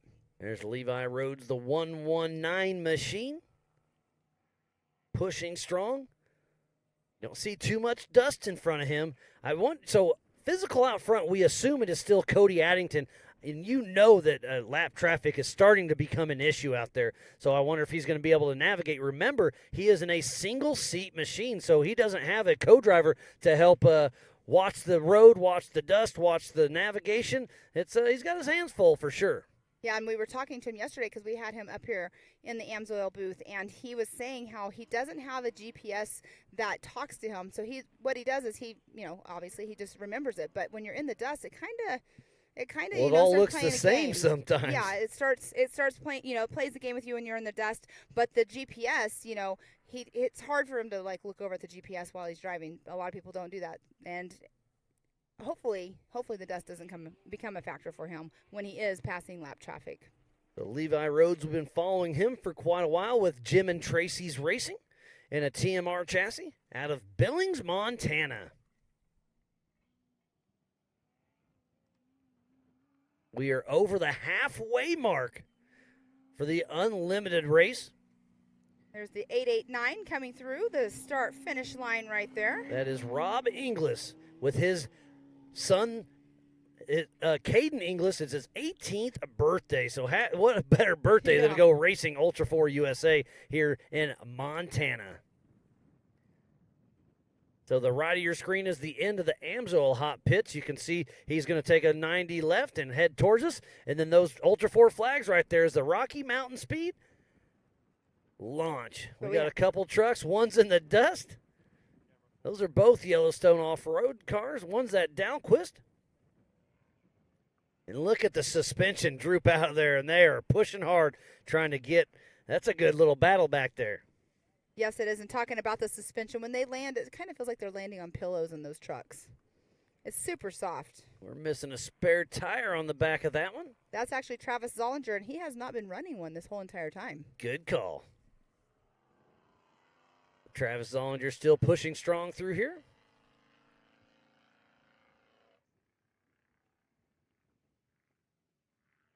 I'm very antsy right now because I know the leaderboard has changed up, and I just can't wait to see what it's going to be whenever they start coming through. Does Cody Addington still have the physical lead? And he should have it on time as well, because Levi Shirley was also in the pits. Paul Horschel was in the pits as well. Travis Zollinger would be the only one that'd be even kind of close, I believe. Well, he was in the pits also. So they've all pitted except Cody Addington. No, Cody Addington was behind Paul Horschel, so he's pitted as well. There's been a lot of mix-ups out there. Yeah. Yeah, it's going to be interesting to see how it shakes out.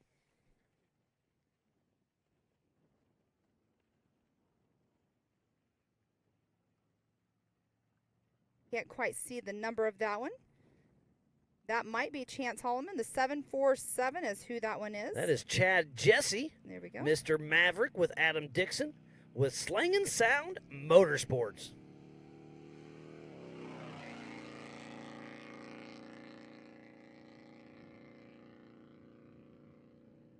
There's one of our drone pilots, Jack, out there bringing you all this amazing action.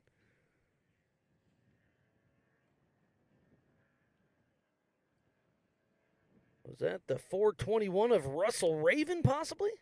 And that's Bob Lindgren. Pam, what a great race we have here. It's awesome. They're getting quite spread out on the race course, but as that would be, that happens. Bob Lindgren, I believe this is only his second race in that 4800 Brannick Motorsports Jimmy's chassis. Part of Rusty Nail Racing. Him and his buddy Justin Reese kind of went in on this car. Justin wasn't able to make this trip, but Justin Reese has won King of the Hammers in the 4600 Spider Track stock class in a Toyota that looks just like Mick Henson's.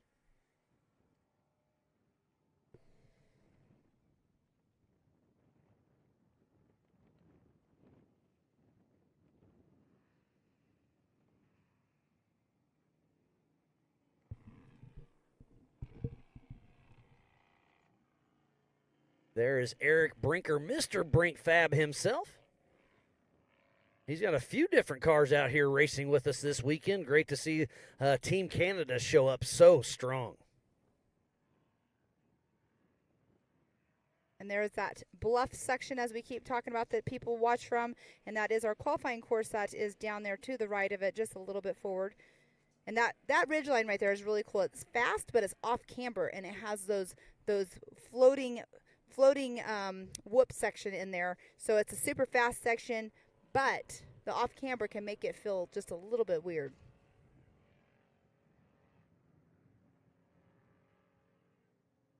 But it sure is fun to watch. Like you're saying, that off camber, so you're loading your right wheel bearings on that as well, especially when you're hitting those little off camber spots.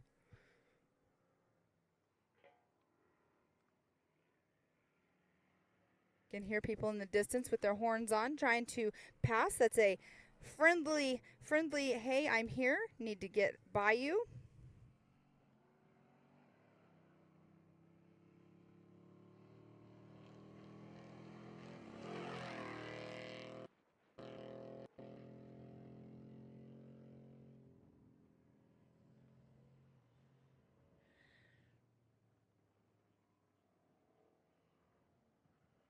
Cannot quite make out the number of the car right there, but we do have two going across that ridge line that's on the opposite side of our qualifying course.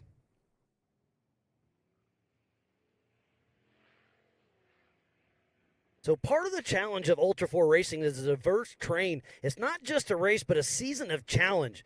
The legendary Hammer Trails in Johnson Valley, the tight woods and mud in Kentucky, the wide open prairie here in Montana, short course in Crandon, and wrapping up with 36 miles of desert wash in Kansas and Lake Havasu. To be the champion, you have to master all kinds of terrain.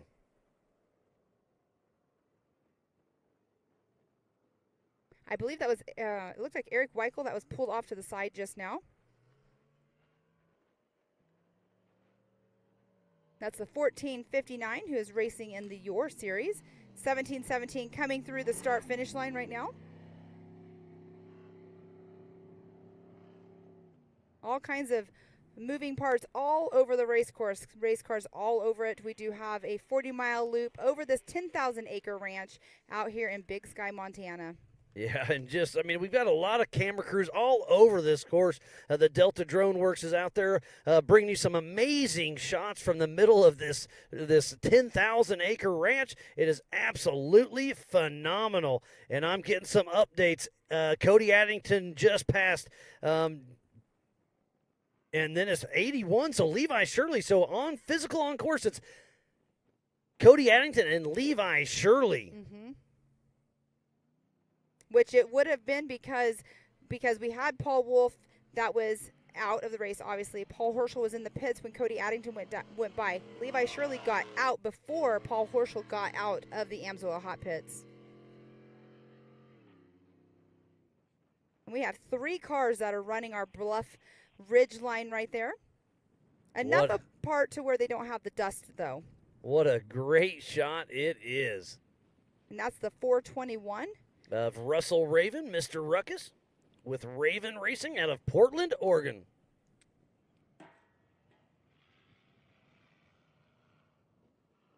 There's the Yukon launch. We should see another car right behind them. Bobby Lindgren floating on over.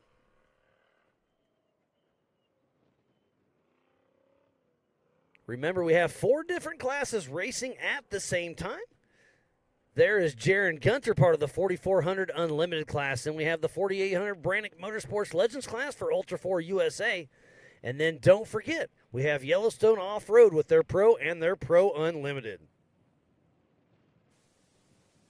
Oh, and we do have the 4832 in the hot pits. Looks like their window nets are down. Not sure if they are both out of the car, but the 4832 in the hot pits. So what's happening there, I'm getting some updates, is driver is out. Looks like they're switching some seats and heading back out. But it looks like they're going to switch driver out there for Chance Holloman. I know Dale Scholl was riding with him. So not sure who's getting in what car.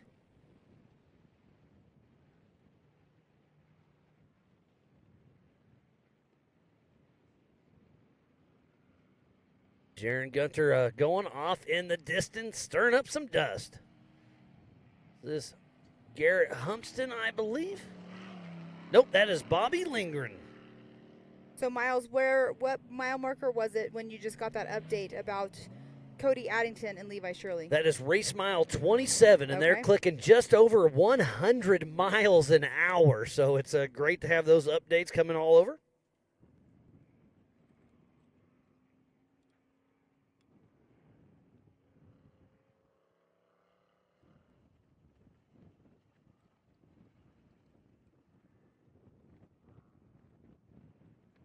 So much fun out here in Yellowstone County at the Old Cow Pie Motor Speedway.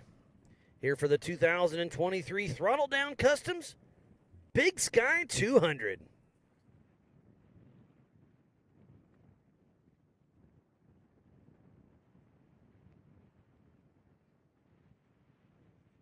Thanks for everybody for tuning in. It's been a long weekend, but it's been a great weekend of racing with Ultra4 USA and Yellowstone Off-Road.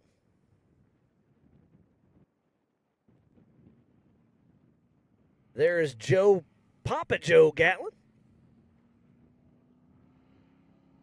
I love the wraps on those cars. They're all nice and clean and bright. You can see them from afar. Super awesome to be a part of that Fire River racing. With John Dykes riding shotgun. We should get some GoPro footage off of that car after this race. John's usually pretty good about sharing some videos. He does some great work with those GoPros. A lot of fun to see. Some passing, some dust, and it's just from above, it's really hard to see the terrain, but when you have a camera on board, you can really tell how rough it is out there.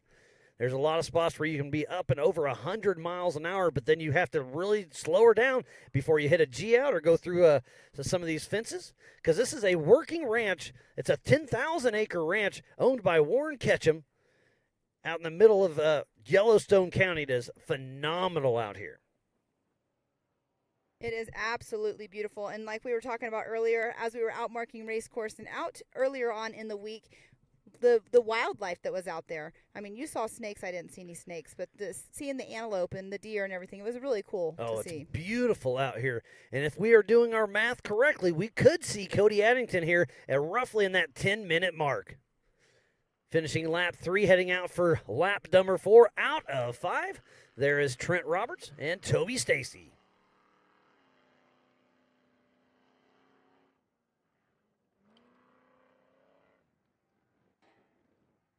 Trent Roberts with TWC Motorsports.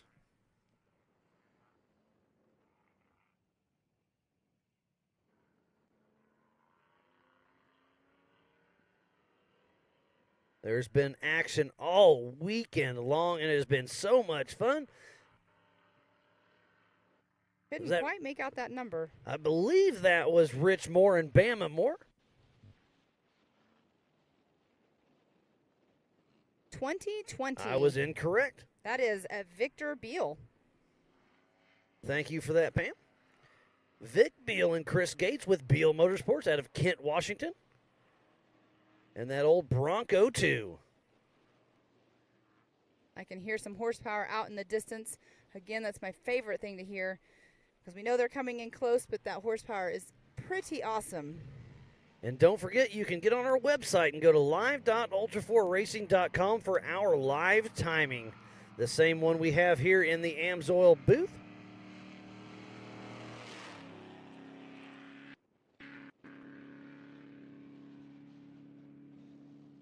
And look at the backdrop here. You can see for a very long ways. And here comes another rutted out corner. It's going to be fun going out on course tomorrow, breaking down the course, taking the mile markers out, and seeing how worked this course got over this past 2 days of racing. It'll be very interesting to see, and I know it's going to show some wear and tear. That is for darn sure. Oh, look at this. We have 2 cars going through the hot pits. I missed the first one, but that is Trent Roberts right behind him. And it looks like Trent's going to go up into the Amsoil hot pits. And that is our physical race leader, Cody Addington, number 888. And look at the dust trail he is stirring up with those Nitto tires.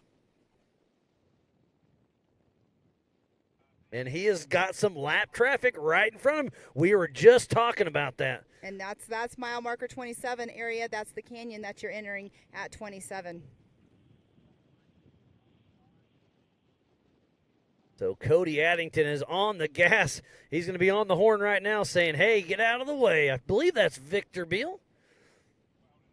We'll see if there's a good spot to pass here. At least right here, it's pretty wide open. It can be fast, but you got to, try to not get too off course because there are some gotcha rocks out there as well. And look at the sportsmanship. He gives them a couple toots. He pulls right over, and Cody Addington is back on the gas, physically leading this race and on adjusted time. Cody Addington left in that 3rd position, so we'll see how it all shakes up here in just a little while.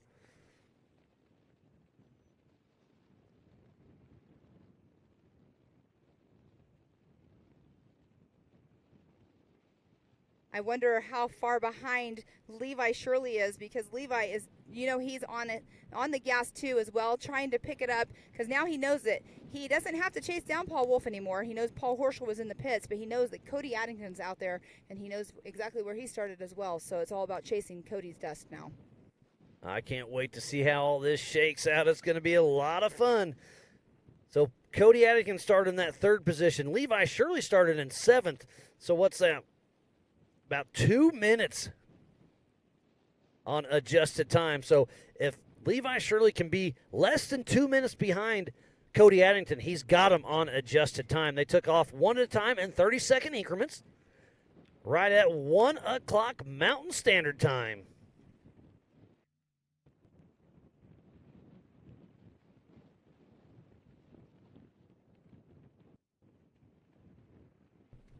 Something really cool we have added this year, part of the American Outdoor Events. For all of our registered racers here at Ultra4USA, they will receive an Air Evac Life Team free of charge with your entry fee. Because it's all about safety first with us here at Ultra4 Racing. There's Eric Brinker, Mr. Brink Fab Motorsports himself, all the way down from Red Deer, Canada.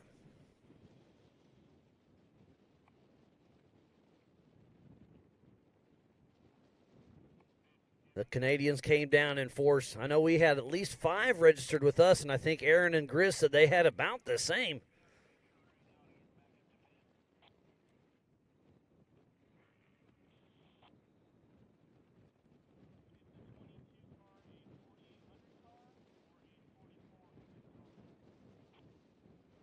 And again, the wind kind of comes in spurts, but it gets us these little dust devils down here. I know I've But got a little quiet on you, Miles. Sorry. Oh, you're closing your eyes, holding your papers. I get it. No, I'm getting some information, but I want to make sure we can talk about it first before I say anything. And I was going through our sign up here on the Ultra4 website. But yeah, I am excited to see Cody Addington's time because I'm wondering if he's kicked it up a notch himself because now he knows that he's got to get out in front more of Levi Shirley. What is Cody Addington's fastest lap time out there? His fastest lap time was a 53:03. And it was Paul Wolf with a 51:20, but obviously he's out of the race. And there's a great shot of Levi Shirley's pit and Bailey Campbell's pit. And speaking about Levi Shirley, he comes on the screen. Couldn't have planned that one any better. And that beautiful built off-road Armory, Eurofighter. He's debuted that at King of the Hammers and had some of the new car blues, but has worked his way through it. And I think he's got it really dialed in, and he's trying to chase down Cody Addington. So the information is about Levi Shirley. He is hauling the mail out there, but he's about 5 minutes out from coming in. He is going to be stopping at the Amsoil Hot Pits. He has vibrations possibly coming from the drive shaft. They have one sitting there ready to swap out just in case. And look, I believe that's Vic Beal. Once again, we saw him pull over for Cody Addington. So class act of Vic Beal. Good on you, buddy, for letting Levi. Look at him getting completely slideways on this corner. So even though he's got a vibration, he is still all over it. But what a tough break. How long is it going to take him to swap out that drive shaft?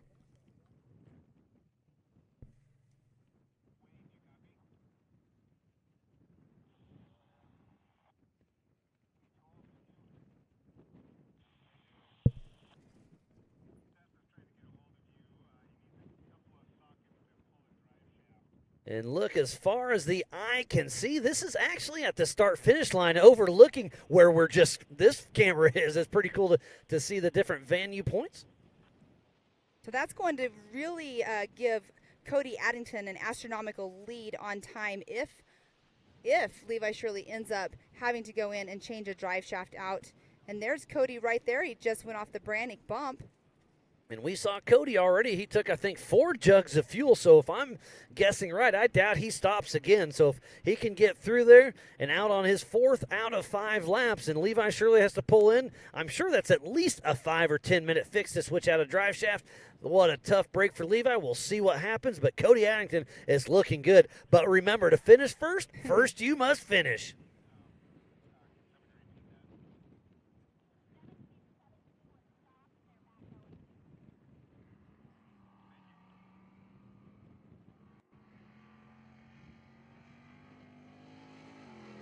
Here's our physical race leader through the race line start finish, heading out for 4th lap out of 5.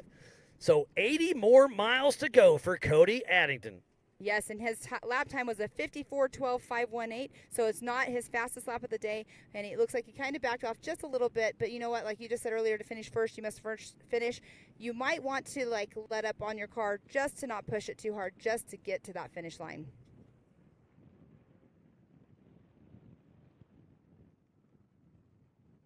And then it's Travis Zollinger.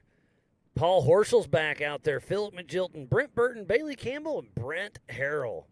Haven't heard much about Brett Harrell. No, he has not even completed lap 1 yet.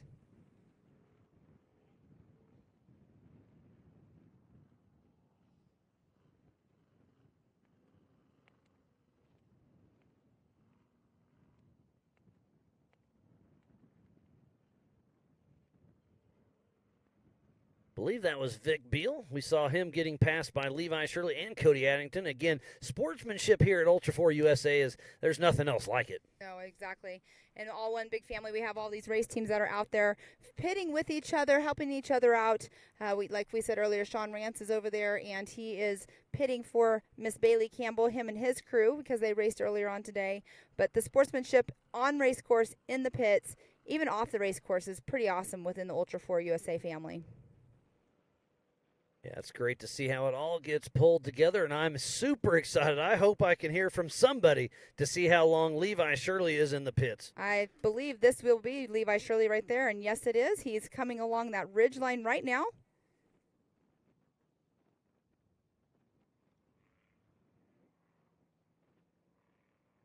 We'll know here momentarily. I was told I would get an update. We do have a hot pit camera out there, so maybe they'll be able to get some information for us, or even get an interview from one of the pit crew once they get Levi back going again. And I believe we have Erica Allreed down there patiently awaiting to see what's going to happen, so I hope to get an update from her, or at least she can fill us in. And Levi Shirley, look how I love the look of that new car. It just looks like a fighter pilot or something out there. There's Vic Beal. So we should see Levi Shirley heading into the Amsoil hot pits here in about 2 or 3 minutes. And if he's having driveline issues, he sure is hauling the mail, trying to get there, because if it is, how many minutes did you say? I'm going to guess 5 to 10. 5 to 10 minute change. I mean, as fast as he can get there and fast as they can get a change, the less time, obviously, that he'll be behind Cody Addington. And where was Cody pitting? He was pitting down by Horschel. I'm trying to mentally think. So I think he is with eyesight of Levi Shirley's pit. So I'm sure they're going to be watching each other and keeping everybody updated on what's going on.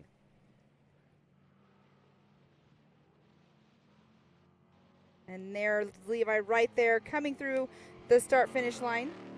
Levi Shirley's time was a 54:55, so he'll be going into that hot pits here in just a moment.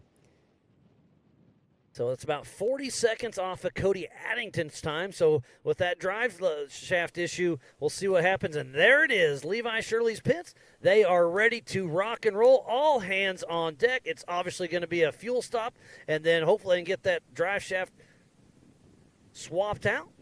They have one ready just in case, is what I was told. So it's not confirmed they're going to change it out, but they are going to be ready just in case. We get to watch it here firsthand. What a great shot from our camera guy out there on course in the Amsoil hot pits. And do you know who's fueling for him? I do Joshua not. Smith. Oh, Josh Smith. Yes. You did say that. That's him right there holding the fuel can. He raced yesterday, won his class. Probably just as heavy as him, huh? I was just saying, that's probably 100 pounds in fuel right there. So they're definitely stabbing the fuel, checking out the car.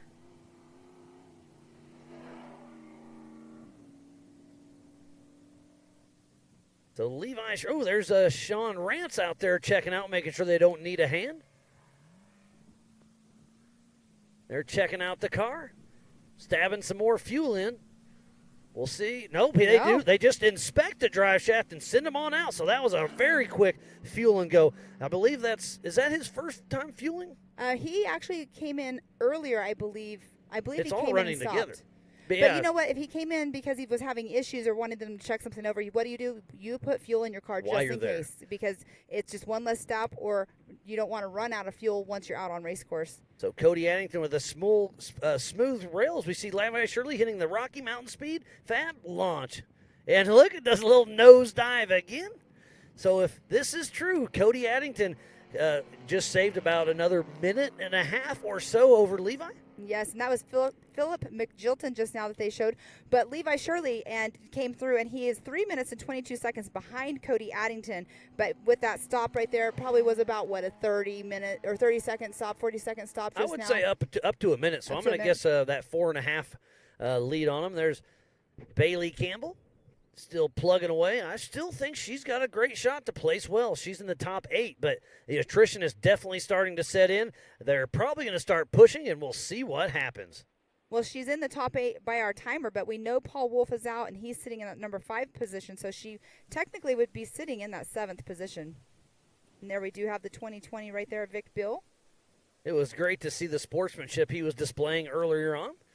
And I like the putting the cone on the hood, because that's just a clear way for the driver to say, hey, don't go anywhere, because somebody could be working on the car. They could be under the car, because with the driver, you can't really see what's going on outside of it. So you put that cone on there, and then once everything's clear, pull the cone and roll out. They're triple checking with everybody, making sure everything is A-OK to take off. So we should have Beal Motorsports back out on course.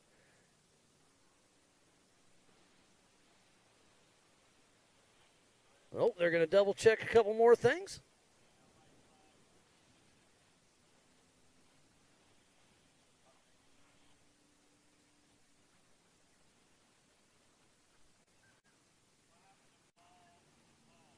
So Cody Addington and Levi Shirley, next time around, they will be getting that white flag, Pam.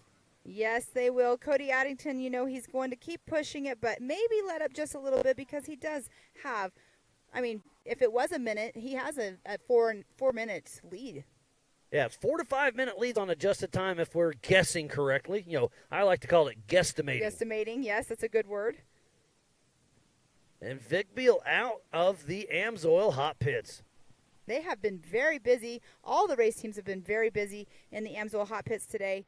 It's pretty cool to see the teams all working together. But right there on screen, that is Greg Neff and Jaron Gunter right on his tail. So he'll get around as soon as he can. They had to go through a fence line right there, so there was no way Jaron could have got around. But look at the sportsmanship just now of Greg Neff. He knew Jaron was on his tail, so he moved on over to the side and let Greg go by.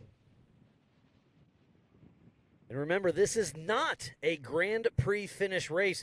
You have till 7 o'clock to race to finish your race. So we still got a lot of racing yet to come. We'll see how it all shakes out.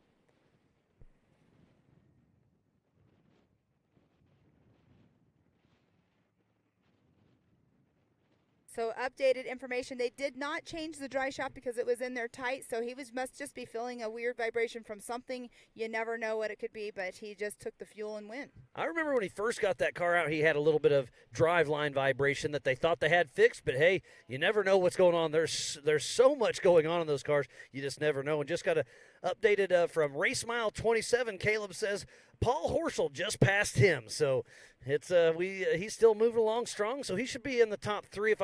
Trent Roberts gets slideways right there, but keeps her under control. When in doubt, you throttle it out. And that's exactly what he just did. He was getting a little sideways push on that gas, get you back straight.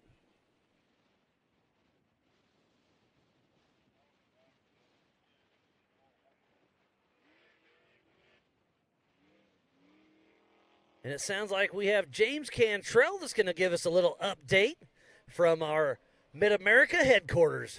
James, what do you got for us, buddy? Hey, Pam and Miles, a cool little update. No one running in the top 4 currently has won a 4,400 regional race ever. So all these guys got a shot at their first win ever in 4,400 class, which is super exciting to see some new blood out front. Back to you guys. Thank you, James. Man, you're on the stats. I thoroughly appreciate that. You're doing your homework right there. A win in Ultra4USA in the 4,400 class is a huge thing. So if they could make this a win, it would be super, super impressive. And I just got an update also from John Rance that So I just getting an update from John Rance that Levi's pit was only 35 seconds, so that's all he lost. At 14 gallons, the drive shaft was good, but it sounds like we do have some more updates from the Amsoil hot pits with Erica Allreed down there, so we'll see what she's got to say. Man, what a lot of excitement we've seen down there. Erica, what do you have for us down there?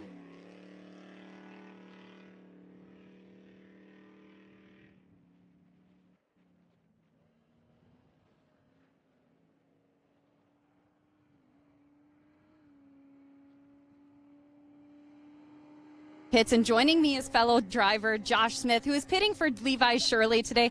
Josh, Levi just came in and he was kind of complaining of the drive shaft and some vibrations in the car. Were you guys able to change that, or what did you find? We fueled and checked the vibrations at the same time. We weren't able to find anything wrong with the drive shaft. Someone got on there and wiggled it. It was still straight, so he was sent on his way. So there's a mystery vibration still. And you said he was kind of impatient there because we do believe that he is kind of closing in on Cody and or may have it. So what is the strategy for the rest of this race, if anything? I think he wants that win. That car deserves it. So I think he's just going to try and hold it together and see what he can do the rest of the race. He doesn't need any more fuel, so he really doesn't need to stop unless there's a mechanical issue.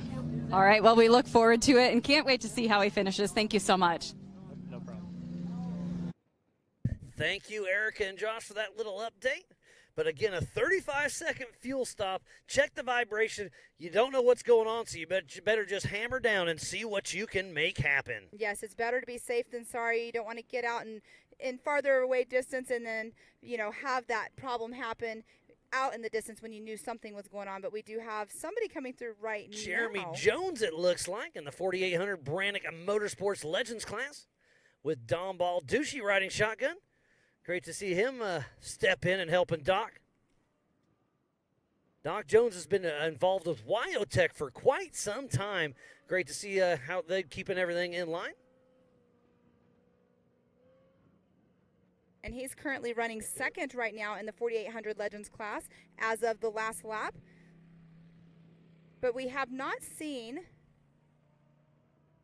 Brent Harrell come through.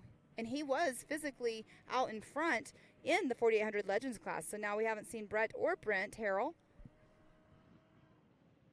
But Jeremy Jones booking it through, went over the Brannick bump. And there we do have that awesome old Bronco jumping that jump that everybody's been launching off of right past start-finish line. And there again is Jeremy Jones. He'll be coming through the start-finish here in just a moment.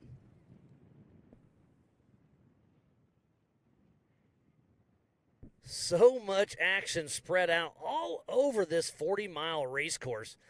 They started at 1 p.m., racing 5 40-mile loops, which equals 200 miles of some of the fastest and funnest terrain we could find in Montana.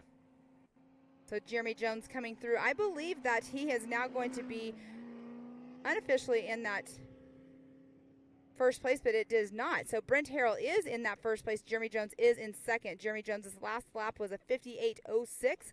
Brent Harrell's lap was a 55.52. So give us kind of a quick rundown on the 4800 Brannick Motorsports Legends class. It's still Brent Harrell out front, correct? It is still Brent Harrell out front unofficially in the 4800 Legends class. Then Jeremy Jones, and then in the third position is Woody Rose. So it's all about where Woody Rose is. And right there we do have Cody Addington on the camera. We're going to see him here in just a moment. Paul Horschel is hauling the Mel right there. That's that really fast section that we were talking about earlier. Race mile 27, the Spider Tracks backstretch, where they're kissing, I'm going to guess, 110 miles an hour. I do believe it's well over 100. Yeah, it's going to be interesting to see how fast. It would be interesting to see who had the fastest, speed. We call that bragging rights. Exactly. But Paul Horschel, it's good to see him back out there. He was in his pit for quite a bit. It seemed like it was roughly. I'm going to guess 10 minutes. I was going to say like 5 to 8 minutes, but yeah, 10 minutes. But there is Jeremy Jones hauling off at the jump. Back to Paul Horschel. That is an amazing machine. IFS IRS with rear steer. Those live Fox live valve shocks on that car really make it dance well through these wide open sections. And it's such a big, long, wide car. It is built for this racetrack here in Montana. But right now, the man of the hour is Cody Addington. Then Levi Shirley, Travis Zollinger, Philip McGilton, and Bailey Campbell. So Bailey Campbell's finally snuck into the top 5. Yes, that's exciting to see and hear. We are all smiles here at the Amsoil broadcast desk, bringing you some of the greatest racing action we've had here in Montana at the Old Cow Pie Motor Speedway for the 2023 Amsoil Big Sky 200. And look at that dust. That is a ridge line right there, and the dust is just settling down below. There is Tracy Poole in his Geyser TT Unlimited truck. but it sounds like we may have some more information coming for us in the Amsoil hot pits. We've had Erica Allreed down there off and on giving us some great information, so we'll see what Erica has for us down in the Amsoil hot pits.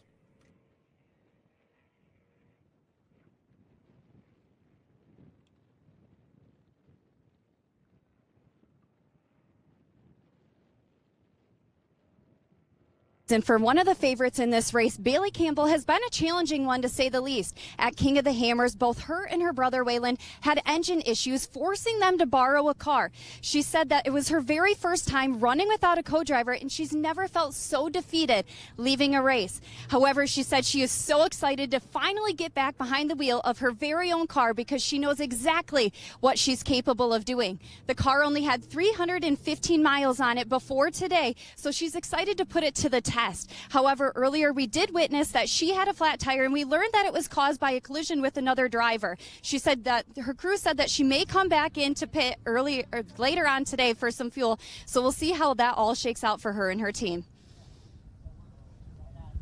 Thank you, Erica. What a great little tidbit from Bailey Campbell. And like we're saying up here, everybody's rooting for her. She's done well in the past. She deserves to do well.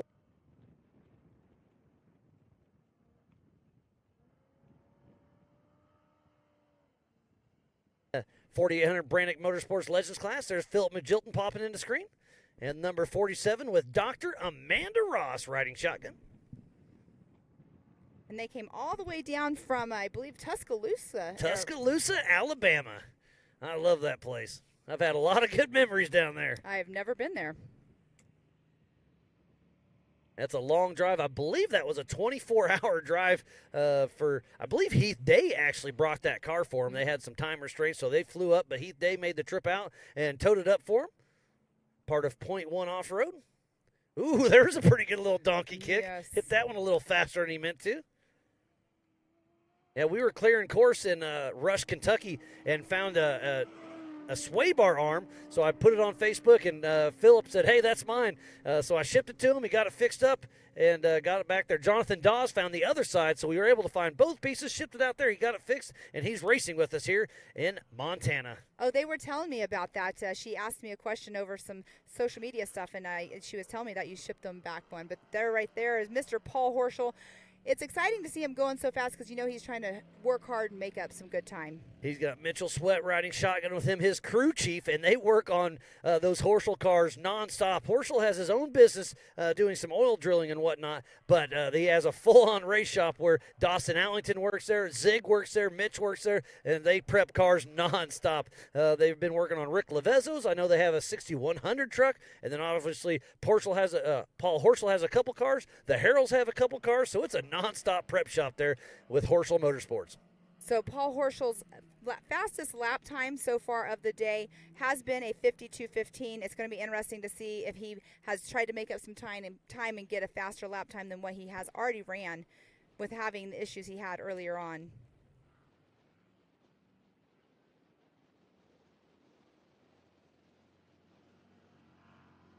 And there is a great shot of him hauling the mail, coming through the race line, start-finish line. Paul Horschel coming through. Because he was in the pits, it made him have an hour, 15-minute lap. So definitely not going to be faster than his fastest one he's had so far today.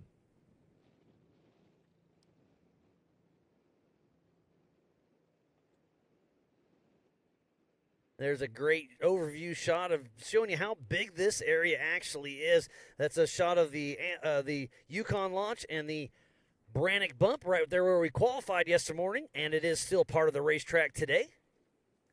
And at the top middle of your screen, you can kind of see a little trail, and that runs the top ridge around there, and it's about 3 more miles around and all the way around back till you get to this spot. There are trails running all over this private 10,000-acre ranch. Again, huge shout-out to Warren Ketchum for letting us come out here and play on your ranch. It is absolutely amazing here in Yellowstone County at the Old Cow Pie Motor Speedway. And you know why they call it that, don't you, Pam? There's a lot of cow pies out there. Exactly. I saw a lot of them out there when I was out on course with you guys marking it the other day and then out doing a little pre-run loop with the production.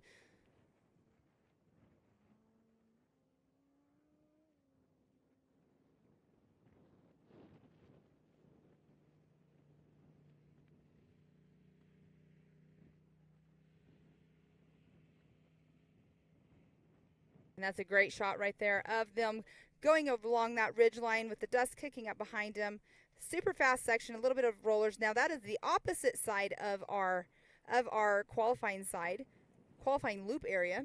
Yeah, lots of spots out there. It's been so much fun. And speaking about fun, we're racing next weekend and Memorial Weekend, and then we have Visions coming out in a few weeks. But don't forget, we have James Cantrell there at Mid-America Outdoors, and he's going to give you a quick update on what's going on with the track. James, what do you got for us, buddy? Thanks, Pam and Miles. James Cantrell coming to you all live from Mid-America Outdoors out here on this beautiful day. They're doing a bunch of work getting everything ready for Memorial Day weekend for the MOA Short Course Series. As you can see, they've done a ton of stuff out here, moved a ton of dirt. If you know anything about moving dirt, what they've done here is a miracle. You can see the track. They've completely opened everything up. New grandstands on the other side. They've changed the entire layout of the track for everybody. Travis and his team, Jason, all the guys doing all the dirt work. You can see they've got the new start where they'll be coming down the hill. Got a bunch of nice big sweeping bank turns they're going to be doing for all the racing this year, for all the short course stuff. One of the coolest features is going to be this little bridge down here. You can see it's currently under construction. It's actually going to be a triple bridge. You're going to go under, over, under. It's going to be completely nuts. What Travis and his team came up with out here is absolutely insane. I can't wait for y'all to get out here in Visions and check everything out with all the stuff they got going on with Ultra4, MOA Short Course Series. New pit bike track being built up on the hill, got the RC course, got the burnout pad. I mean, it's absolutely insane with everything they're doing out here. Now we'll take it back to you, Pam and Miles, for more racing action from Montana. Well, thank you, James. What a lot is going on. There's still a lot to be done, but again, I was just there a couple weeks ago, and they've done so much since then, and I'm excited that, James, you were able to check that out. It is absolutely amazing. Obviously, I was there a few weeks ago, and I had a lot of people hitting me up, and, what do you think? I'm like, this place was amazing. Now it is absolutely amazing. Teaming up with Travis Pastrana is just absolutely insane what they're doing. And then him and Jason, when they start bouncing ideas, it's a little scary how awesome it really is. It's going to be an absolute dream track out there. It's going to be a lot of fun. Again, we'll be racing there next weekend for Memorial Day weekend, and then just a few weeks away after that will be Visions, and that is one you do not want to miss. Ultra4USA, pit bikes, so much more. Barbie Jeeps, everything. Yeah, the pool opens up next week. The We'll rodeo. have live music. The rodeo, that was my first time ever watching a rodeo, was 2 years at Visions. Oh, wow. 2 years ago at Visions. And I saw that, and I was like, this is pretty fun to watch. I would never want to hop on any of those things, but it was a great time out there. Yeah, rodeos are fun. I grew up around it, actually living in Oklahoma as a kid, and I loved it. The rodeo this year, I'm sure it's going to be completely amazing again, just like last year. I've been seeing some highlight videos they've been posting from last year, and it's good fun at its best. And next weekend we're racing there, but not Ultra4USA. Next weekend is our Mid-America Outdoors Side-by-Side Championship Series. Round 3. Our truck series will be next week as well, and then we have our pit bike racing that will be starting, and we are doing Barbie Jeeps, but the pool is also opening up. So lots of action yes. yet to come next weekend. It's going to be a great time. I think you're heading straight there. I'm going to go home and regroup from a couple days and then head over there. But, yeah, it's lots of action yet to come this season. It's going to be great. It will be amazing. It's going to be awesome. I'm excited about in September, too, when we go back to Disney for our race there. That was a pretty cool racetrack for our Legends of the Fall last year, and going there at the end of September for another round, it's going to be so much fun. Yeah, Disney and Langley over there at South Grand Lake Recreation Area. We raced there last year for Legends of the Fall. We were there for BMR earlier this season. We are going back for Ultra4USA. It's such a really cool spot. I started wheeling there literally 20 years ago, and now I get to put on a racer or help put on a racer. It is fantastic out there. And is that Levi Shirley or Jaron Gunter? It's one of those. That is Jaron Gunter. Yep. Okay. They kind of have a similar shape. Yeah, the front end kind of dives down just very similar to each other. And with the dust flowing, it's kind of hard to tell who's who. So Cody Addington is still the man of the hour in that number 1 spot right now, unofficially for our 4,400 Unlimited race. So he did stop earlier, as we were talking about, for fuel. I don't think he'll have to stop again, but the white flag will be coming out this next time around. Believe that is Richard Bachand with Greg Bird riding with him. In the 321. Oh, I was wrong. That is Dave Famili with Mike. When the 74 Bronco, there's a couple Broncos out there. I keep mixing them up. We are back to Jaron Gunter and Matt Bauer.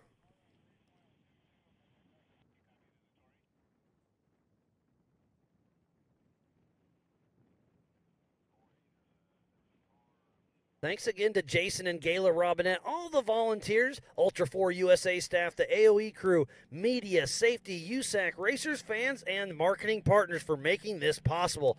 We've teamed up with your Aaron Grizz and Don have been extremely fun to work with, and we are putting on one heck of a race. And Jaron Gunter does get around. There is 20 feet either side, of course, to make a pass, and that is just what he did. He's had a lot of ground to make up since he did start in the back of the pack because of having his role yesterday in our qualifying.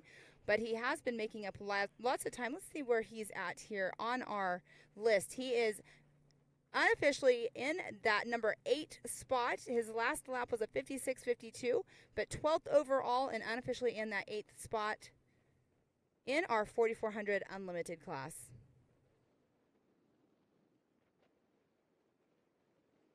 And that is a great shot. That is a very fast section as well right there. But you have to check up because right here is a fairly tight 90 right-hand turn, which is getting very rutted out. And you don't want to catch that rut the wrong way if you're going too fast because that will not end well. We've seen lots of bicycles this weekend. Jaron Gunter took a pretty good bicycle but was unable to save it earlier on today. Or that was during qualifying, sorry, Yes. so we had to take a rear start. So actually, on adjusted time, he's still looking decent. He is. He is looking decent, but like we know, Paul Wolf is out of the race, so that puts Jaron Gunter up 1, so that puts him unofficially in that 8th position in the 4400 Unlimited race. But the race is far from over. We still have more than one full lap to go for our leaders. And the race line, finish line, still open for about 3 more hours.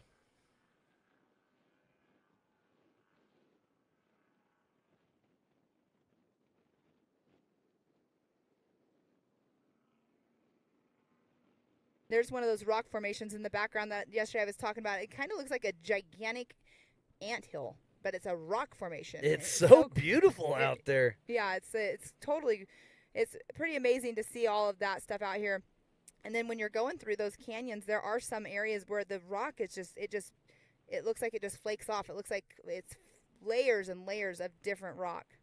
There's Rich Moore and Bama Moore in the 222 getting passed by one of your T2 looking trucks out of Mount Vernon, Washington with More Power Racing. Tough news. The 4400 Unlimited driver, Tom Prendergast, is out of the race. Getting a little chatter through the race radios. That's that car that looks identical to Levi Shirley, that Eurofighter. Rob Butler builds one heck of a machine, and it is absolutely beautiful.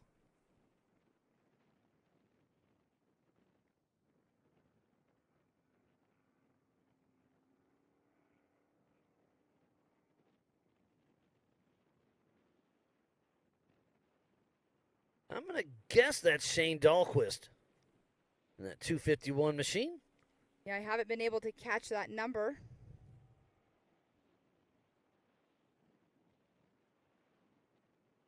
The attrition is starting to see in. I mean, the heartbreaker of the day right now is Mr. Paul Wolf out front, losing a wheel, broken there. Yesterday, he lost a hub. That guy has had some bad luck running out front, but that's part of racing. When you race that hard, anything can happen. But you know who's going to go home, get it all fixed up, because we have visions in 3 weeks. Yep. And is Paul going to race the MAO short course next weekend? I cannot confirm that. I have no idea.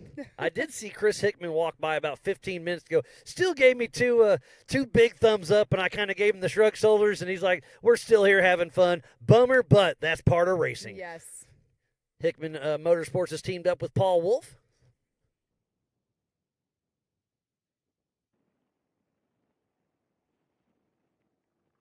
We should be having Cody Addington come in here anytime. Next time around for Cody Addington, that will be the white flag.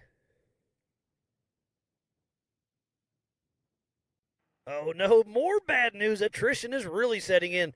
Greg Neff is out, of course, and out of the race with a broken transmission output shaft. So two of them drop back to back. Tough luck for Pendergast and Greg Neff. But Prendergast had his daughter yesterday, Nora. She got a trophy, so she gets to rub that into Dad. Said, hey, I went and raced Ultra4USA, and I got a trophy, Dad. Where's yours? Yep, she ended up third up there on that podium yesterday. It was super awesome to see her up there. But we do have Woody Rose right there. That is one of those sections that is super fast, but has those dips that you have to make sure you slow down on. Woody Rose, I believe, still in that physical third position for the 4800 Brannick Motorsports Legends class. Yes, as of the last lap, that's where he is sitting so far. I really like how the spare tire kind of hangs low and long out back. It really helps it flow in these wide open desert sections. And that's Jaron Gunter right there going over the Yukon launch.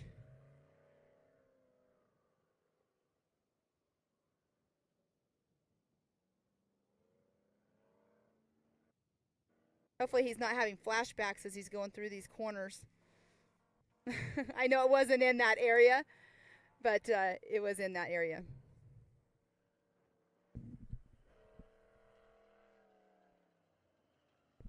Cody Addington's just over the halfway mark. We should see him in 20, 25 minutes or so. We'll see how it all shakes out, but Jaron Gunter's still running strong out there on course.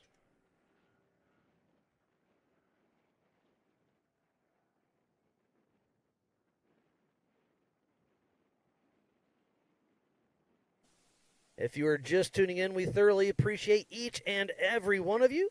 This is the 2023 Amsoil Big Sky 200 in Broadview, Montana at the Old Cow Pie Motor Speedway. We have joined racing with Yellowstone Off-Road. There's Duxton Sexton and another Trent Fab machine. And Jaron Gunter just went through the race line start-finish. We'll get an update on his time here in just a moment. There's a car pulling in the Amsoil hot pits that looks like a Yellowstone off-road racing rig. And it is getting warm out here, Pam.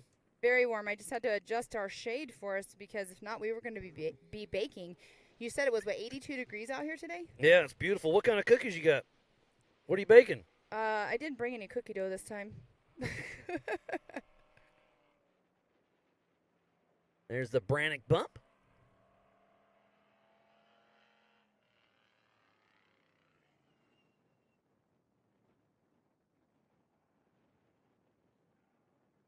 That could have been Annalise Zindler.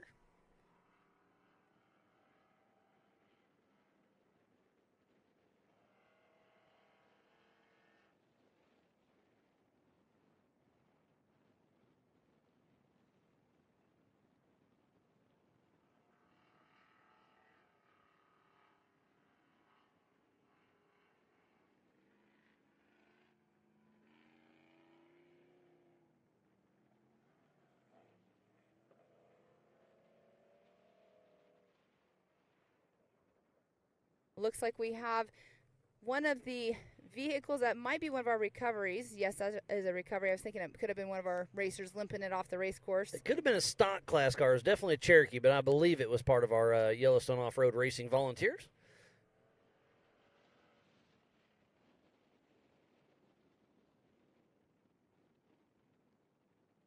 That was Russell Raven, I believe, with Raven Racing. A lot of cars out there on course, but the attrition is definitely starting to set in. And you can see the dust in the distance right there. Somebody just now went over the Yukon launch, and that is one of the your racers, I believe. That's the 251, if I read that correctly. Shane Dahlquist. Looks like he's missing a little bit of body panels on that. He didn't start with much. I know, exactly. That Greg Neff? No, that is Annalise Zindler with Chris Coates in Hadamaki's old 4800 out of Billings, Montana with Jim and Tracy's alignment, Dirty Diesel, Gary Roth, Octane Ignitions, PRP, Rugged Race Radios, Grandpa, Inland Truck Parts, DRW Performance, and SCS Wraps.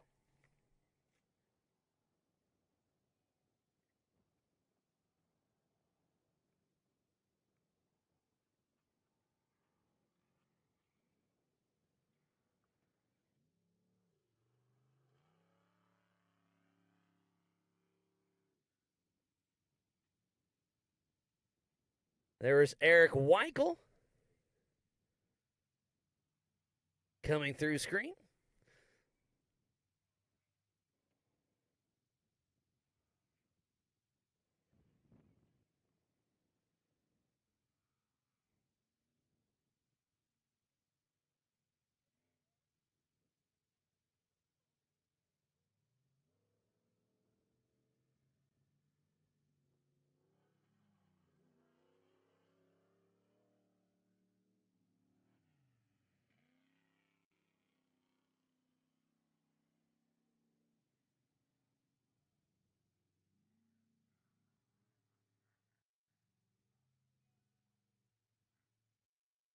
There's a good shot of the Rocky Mountain Speed launch.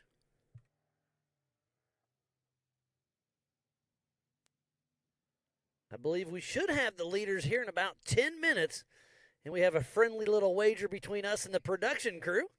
He's guessing 3:34:30 on the elapsed time. Cody Addington will come through.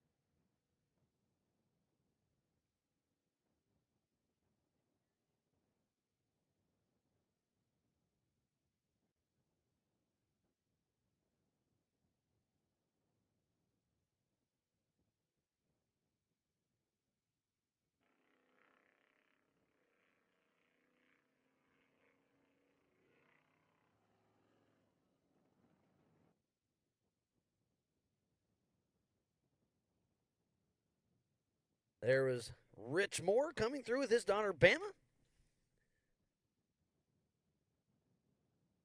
This is our first Ultra4 USA Western Series race. We just left Kentucky for the first Eastern Series race. We started out the season at King of the Hammers for Ultra4 USA.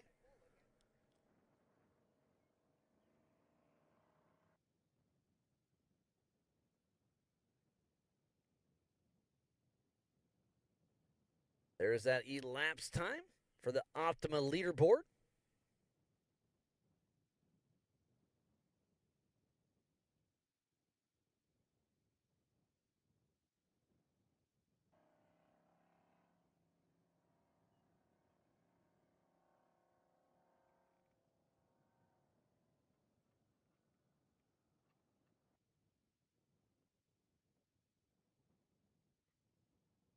Thank you, every single one of you, for tuning in for the Ultra4 USA and the Yellowstone Off-Road Racing here for the Amsoil Big Sky 200 and the Throttle Down Customs Big Sky 200 here in beautiful Broadview, Montana at the Old Cowboy Motor Speedway. It has been a great weekend of racing. We expect the leaders in here in roughly 10 minutes, which is Cody Addington, and he will grab the white flag and have 40 more miles to go. You know that he is super pumped inside. We had him up here in the booth yesterday during our UTV races, but you know that he's got to be super pumped inside, knowing that he's leading the race right now. Yeah, he's in that single-seat car, so you know he's radioing back and forth. He has Seasons in the pits. I know he's helping with Tom Liu and all the gang. They're down there making sure everything is going good, and they're ready in case he needs to stop. But I sure hope he blows right through the Amsoil hot pits and keep on keeping on.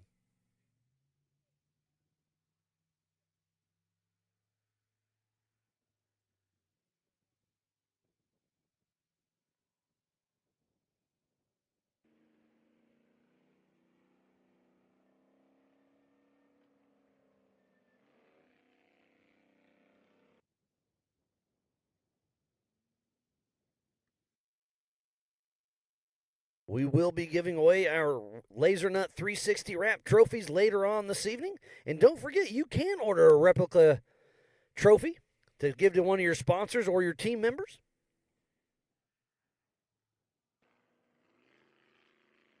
Look at this wide open spaces.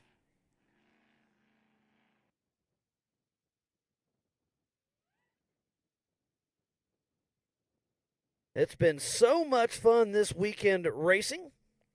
Thanks to everybody for tuning in all weekend long. It's been a lot of fun. I hope you have had just as much fun as we have. And while we step away from the action, we'll be right back to more racing action.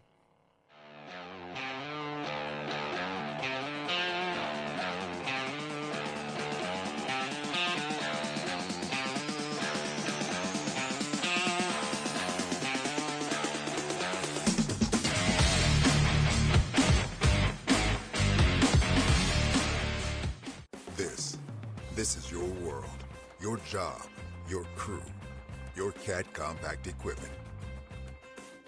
And this is the support from your local CAT dealer. This is helping you meet your deadlines, your bottom line, your offers, your savings. This is getting you your parts and everything you need, on time, easier than ever. This is what you get from your local CAT dealer.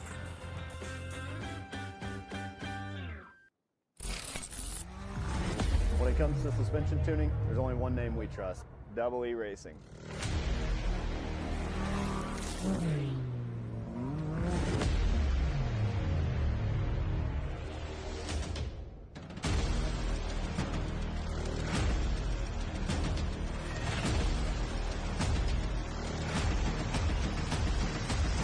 Double E Racing.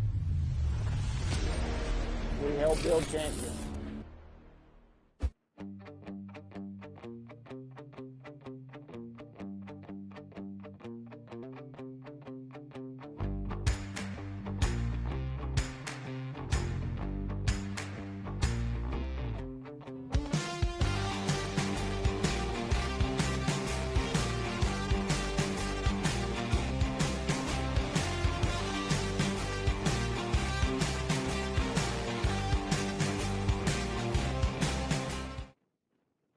Welcome back to the 2023 Amsoil Big Sky 200, and we have the 312 of Eric Brinker pulled off to the side, so the attrition is really starting to set in. And Pam, you have some upsetting news. Speaking of attrition, what do you got for us? So, update from Levi Shirley's pit. They have lost either the drive shaft or a drive shaft bolt. Not 100% sure, but there is a drive shaft on its way in the 222, taking it out to them to hopefully get that all changed out. It won't take long to change it, but it is on its way out to Levi and Corey. And remember, there he is right there. That's Rich Bursch and Bama Bursch. So remember, this is a no-chase race, so only fellow competitors can help you. Now, a safety member can help right you if you're rolled over, but they can't help you work on the car. But Rich Bursch is going to throw his drive shaft or parts or tools in his car and drop it off to Levi Shirley, which is completely within the rules. Another great sportsmanship by Rich and Bama Burch. Yes, and I'm asking to try to find out what mile marker they're at so we know how far they have to go with that in their race car. Rich and Bama Moore helping them out. Great to see the sportsmanship from them. Such a bummer. And we're going to try to get a really cool video of Paul Horschel earlier on, if we can get that going, like the video that you sent earlier. He's getting some good videos out on race course from our course workers and all of our people that are out there. And I just got the same update you just got. It is a broken mid-shaft between the transmission and the transfer case on Levi Shirley. Okay. So that is definitely happening. But there's our physical race leader, Cody Addington. Wow, he is hauling the mail. We keep saying that all day long, but I can't wait to see if he's picked up his time, because right at this point, Levi Shirley's down. So as of the timing loop from last time they came through, Cody Addington was in first, Levi Shirley was in second, Travis Zollinger third, Philip McJilton in that fourth position, and Bailey Campbell in fifth. But with Levi out right now, waiting on parts, that'll put Cody Addington still in that number one spot, Travis Zollinger, Philip McJilton, and then Bailey Campbell in that fourth position. We just saw a quick glance of Rob Inglis still in the Amsoil hot pits. Hate to see that. We'll see if they can get something figured out, because the race line start-finish is still open for about 2.5 more hours, and there was another car pulled over. That looked like a race car. But that's Cody Addington, our physical race leader, and he is still kicking up some dust. Yes, and they're roughly around 14 to 17 mile marker is where Levi Shirley is at. So that's the update of how long those tools and drive shafts will be in. Yeah, that's a tough break. I assume we'll see Cody here in about 7 more minutes.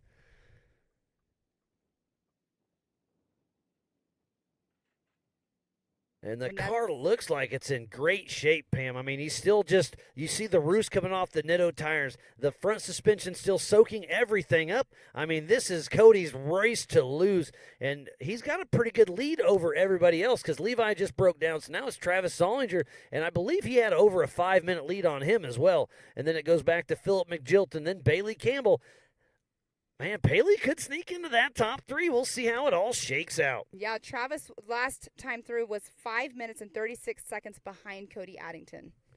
So that's a lot of time. Cody has an astronomical lead right now. As long as he holds it together, keeps calm, don't get too excited, and don't ever pre-celebrate. Absolutely. I've definitely done that more than once. You get it in your head, you get excited. Then I had a ball joint break when I was leading a race, and I was terribly disappointed. But that's just part of racing. I mean, we've seen it all weekend long. But that's great footage right there of Cody Addington. He's been running very well all day long. He stopped for fuel earlier on. Now, here's a question, because he went 2 laps then came in for fuel. They're doing 5 laps. Would he come in because he has that lead and stop and get fuel just to be on the safe side? That is a question. That's a great idea. This kind of lead, if I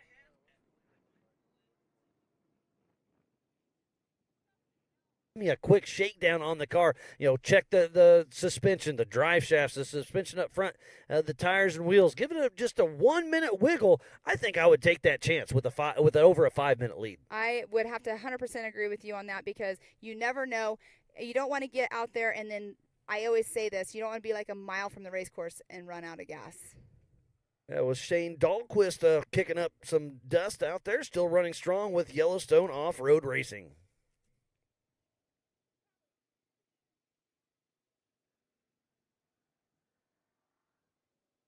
So I'll run over some timing for Yellowstone Off-Road. On adjusted time and physical, it is Tracy Poole out front, then Travis Zollinger, Jeremy Jones, Paul Wolf, Shane Dahlquist, Monty Tibbetts, Richard Bashan, Sean Lowe, Andrew Reeves, and Dave. Rounding out the top 10 for Yellowstone Off-Road.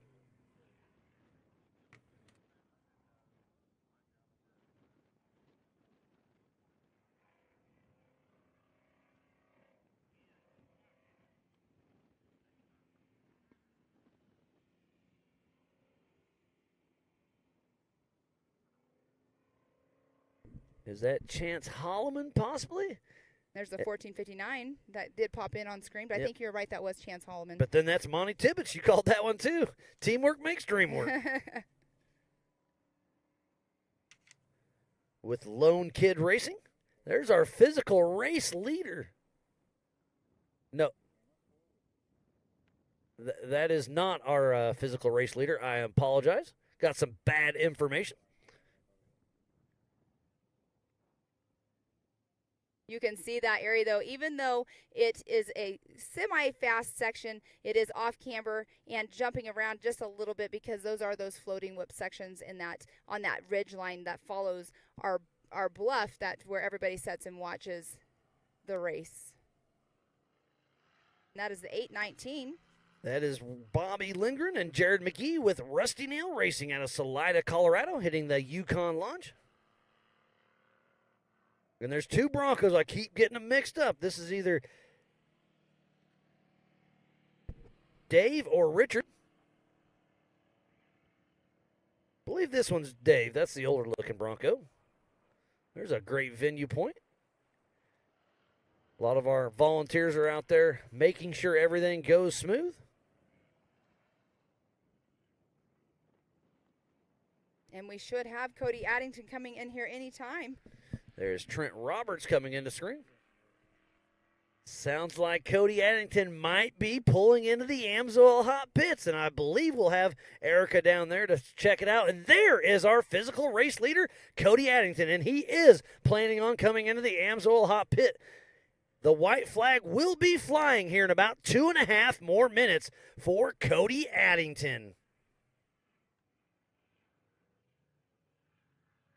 It doesn't look like he's letting up. He's got the pedal down through there. He will be making a right-hand turn right here, going over the Yukon launch, and then he'll be coming through here in probably roughly about 3 minutes after he goes through this section.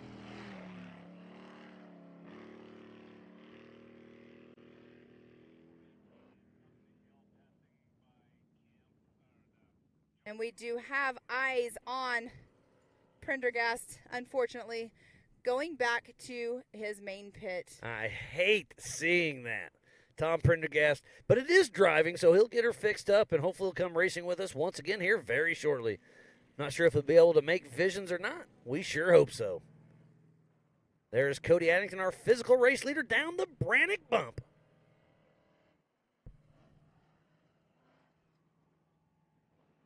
What amazing weekend of racing it has been for the Amsoil Big Sky 200 in Broadview, Montana at the Old Cow Pie Motor Speedway.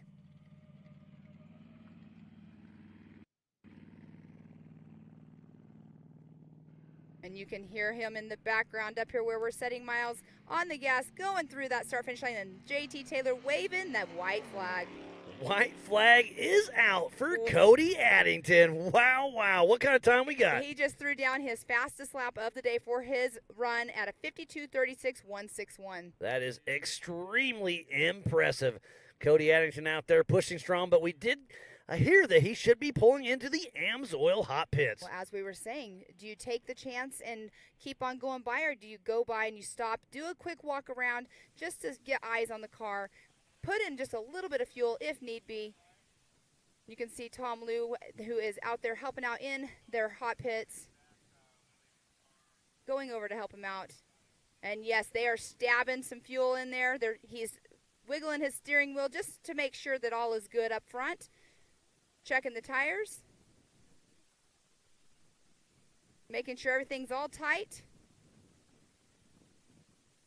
And you can see they have a blower right there, like a leaf blower, probably trying to cool him off, because you gotta imagine how high he probably is. And there he is, got his fuel, and on his way he goes. I'm going to say that was a 25-second pit stop. That was a great job by the entire team. And towards the end, you could see the tires go left and right. He's having them cycle the steering and check everything out. Yes, exactly. So we should see him rounding the corner anytime. There he comes into screen. And we'll see what kind of hang time he can get here at the Rocky Mountain Speed. Do you send it or do you take it easy? Oh, the camera's there. Let's roll. That's when you need to slow down when the camera guy's there. That's when you know it's something big. And so he sent it pretty good. He rolled through her pretty good. So Cody Addington out on his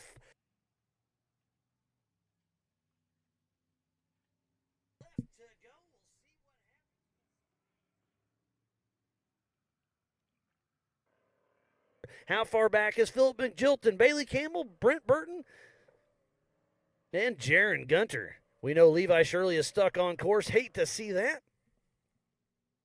But you know, like you're talking about, the attrition of this track, even though he's out on course broke, he's getting parts taken out to him. You never know. It's still, they have one lap to go once they all come through. It's a long race, that last 40 miles. Anything can happen, and he could possibly end up still finishing, up top, because they do have until, 7 o'clock to finish this race. Yeah, I mean, you never want to give up. You've made your trek out here. You want as much track time as you can get. We just saw Eric Brinker still broke down. We have another car crossing the start-finish line. There's Chance Holloman, I believe.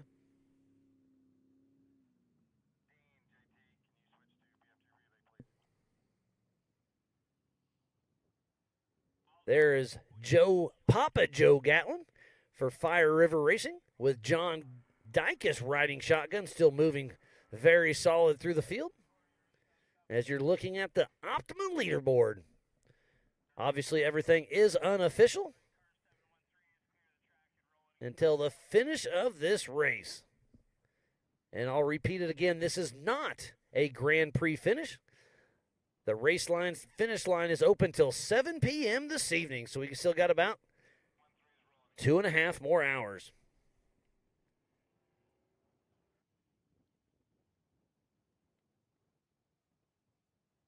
You know who we haven't seen come through here in just a little while? Well, we saw Jaron Gunter earlier, but Jeremy Jones, Jaron Gunter, Brett Harrell. We have these guys still coming through, too, in the 4800 Legends class. Yeah, give us a rundown on who's leading that one, the 4800 Brannick Motorsports Legends class. I believe it's still Brent Harrell, if I'm not mistaken. Brent Harrell is leading the Legends class in the number 56. Jeremy Jones in the 4837 is in that second position. Woody Rose is in that third position, but they are all out. We have seen them moving. And then in fourth position is Eric Weichel.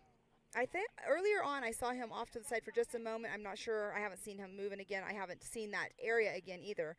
And then fifth position would be Dustin Sexton in that 4800 Legends class. What a great race we have on our hands. But look at our top 5 for our 4400 Unlimited class. We have Cody Addington in that number 1 spot. Levi Shirley, which we know is stopped on race course right now, getting parts taken to him. Travis Zollinger in that third position. Philip Mitchilton, and then Bailey Campbell. That's a great stacked field for sure. But now it could be Brent Burton sneaking in that top 5. We'll see how long it takes Levi Shirley to get back out on course. See a lot of dust out there still. But, Pam, we haven't seen anybody else coming. Cody Addington is pulling away with a commanding lead. Yes. This is absolutely his race to lose. We'll see how it all shakes out. But to finish first you must finish. I think you're going to jinx them by saying that. I'm not jinxing them. I'll let you do it. I'm not saying it. You are. Been a great day of racing, though. You can hear some horsepower coming in, and I love hearing that horsepower in the background, but we shall see here in just a moment. Oh, there we go. We got them on screen.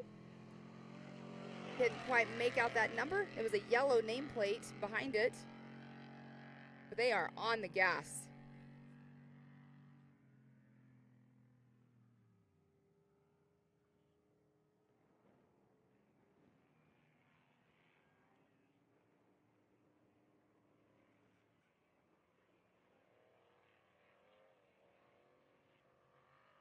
Brent Burton, we just saw him. There's Tracy Poole sending it over the Brannick bump.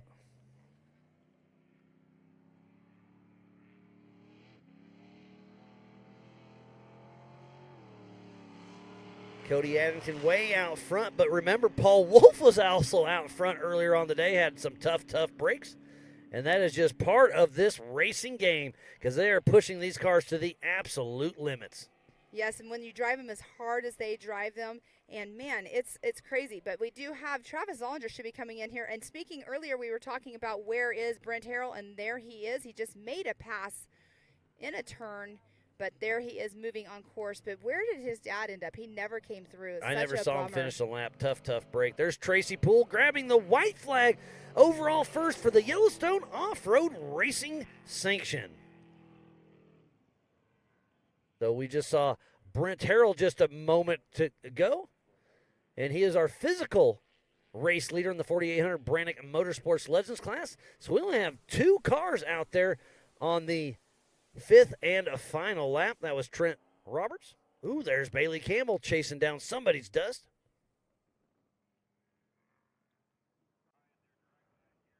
And this is where her fuel will come into play. If she was 30% or below, I believe is what she told me, she was going to stop and pit because she does not want to get out there and run into any fuel issues. But there are 3 cars, so she right now is behind 2 cars in their dust.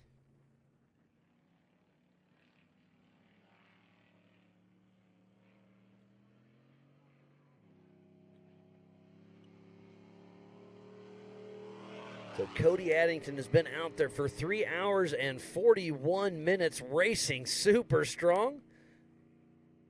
And there's Bailey Campbell behind the dust, like we were saying, of 2 cars. Got a drone following them both. And look, one of them has now pulled over for her. Now she'll catch up to this one, and hopefully that one will do the same thing. Look at that. Tracy Poole sending it over the Rocky Mountain Speed and Fab launch. That was some pretty good air out of that Geyser TT Unlimited truck. There was Philip McJilton So that may be new physical second place. It is. That is physical second place in the 4,400 Unlimited class. Philip McGilton, Dr. Amanda Ross. Where is Travis Zollinger? Been told he is still moving, but yeah, that is awesome though that Philip McGilton just moved into that second position unofficially. That might be Travis that Bailey is hunting down right now. Can't quite make it out, but it kind of looks like his car. Is that an 8-minute lead? Yes, 8 minutes, 32 seconds over Philip McGilton. Cody Addington has a great race going. I hope his pits radio in said, hey, back her down. This is looking good for you. Exactly where I was going with that, because he could definitely back it down quite a bit and he could still bring home the win. And I believe this could be his first win, but I'm having a little bit of thought that he may have won a race in Nationals in Reno a few years back.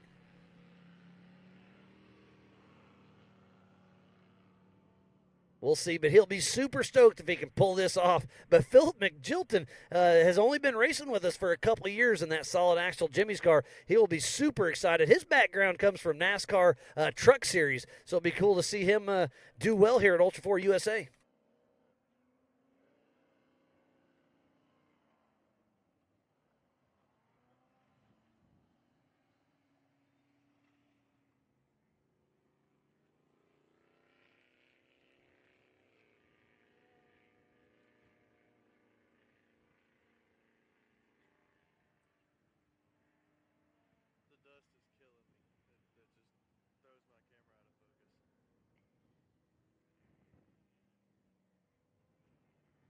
So there's Philip McGilton hitting the Rocky Mountain Speed and Fab launch.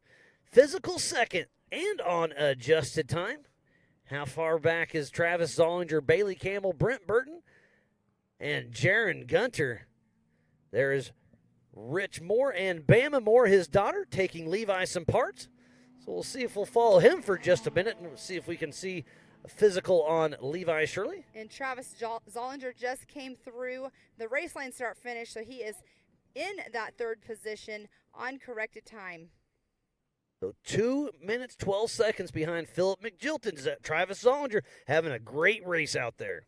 And he is 10 minutes and 45 seconds behind Cody Addington. And Miles, you touched on it right before we kind of went silent there for a minute, but I really do hope that that Cody Addington's team is telling him, hey, you have an almost 9-minute lead. You need to just back it down. Just finish this race. Yeah, because it's a long race. 200 miles is a long one.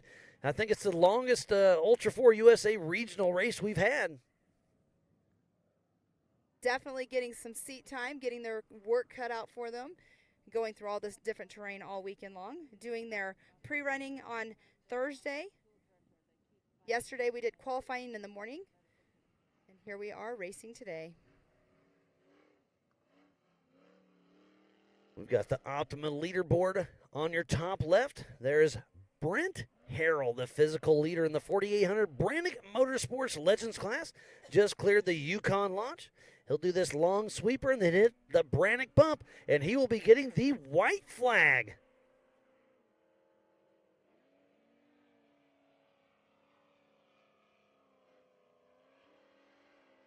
So he may be 4th overall on the road. Brent Harrell is laying down some time.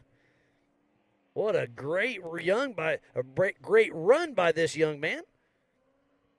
And there's Burton right there. Brent Burton, he's 6th overall right now in the whole entire race and in his class, but he's right telling Brent Burton on his tail. And there is Bailey Campbell right there.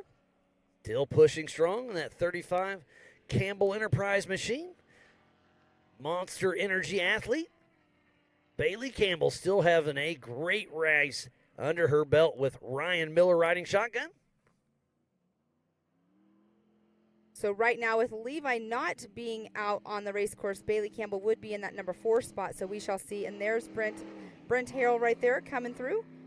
He is 4th overall right now, but 1st in his class. That is super, super impressive. Brent Harrell is having a race of his life. There goes Brent Burton right behind him.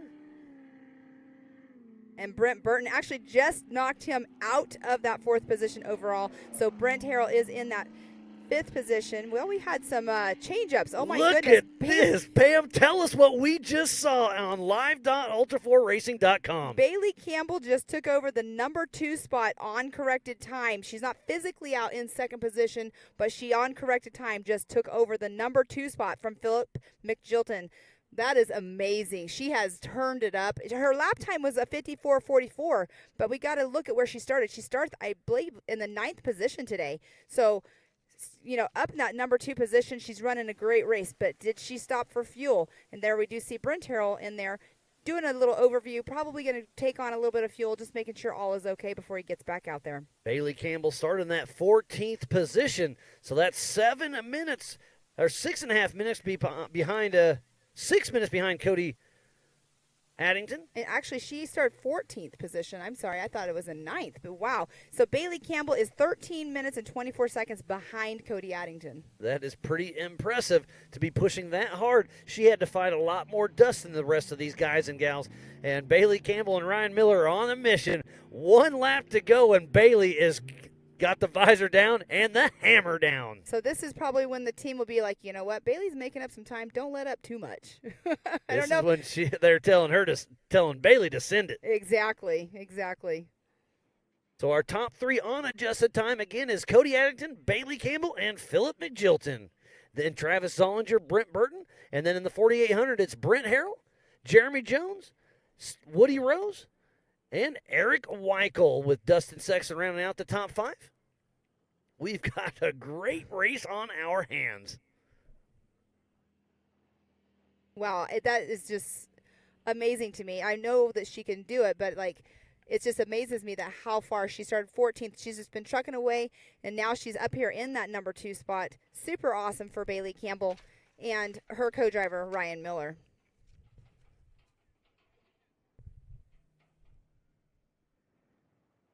I see some dust coming towards us. See who this car is? It looks to be red. That is Andy Blazer. Nope, that is not Andy Blazer. That is the 979. That is Andrew Rivas out of Carnation, Washington. I can remember his car number, but I couldn't remember his name just now. Going over that Yukon launch.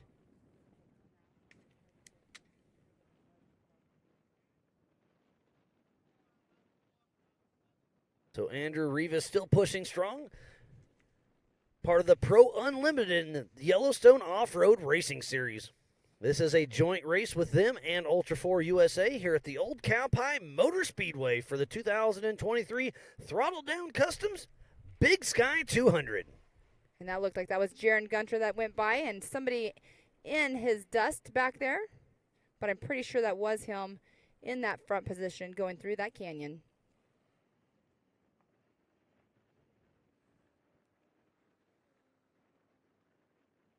And he's limping it in here.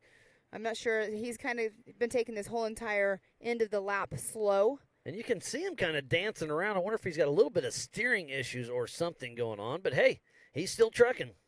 And that's been, let's talk about the steering. There's been quite a few racers that have already raced in the UTV class that had steering issues, and people that were out pre-running as well. They've talked about how their steering, it'd get hot and get tight. The steering is getting worked out here because of all the canyons with all those S-turns. They're really having to work it. And they're going wide open and then slow down so that pump is just spinning hard. Another car heading out for another lap out of the Amsoil hot pits. There's Andrew Rivas heading out for another lap.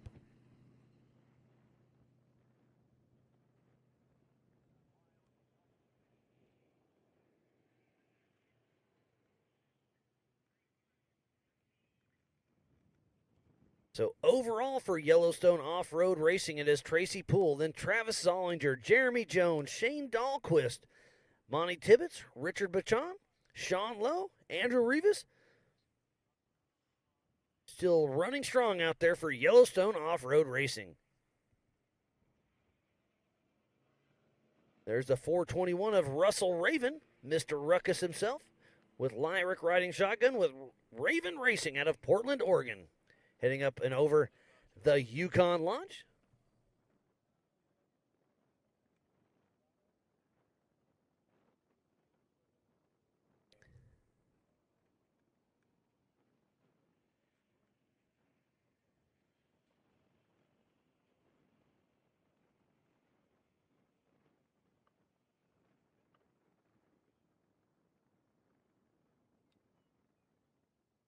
So Russell Raven pulls over right at the Brannick bump. Completely off pace. Not sure what's going on there. So we've had a couple cars coming through here super slow, just trying to limp it in because they're so close to the Amsoil hot pits.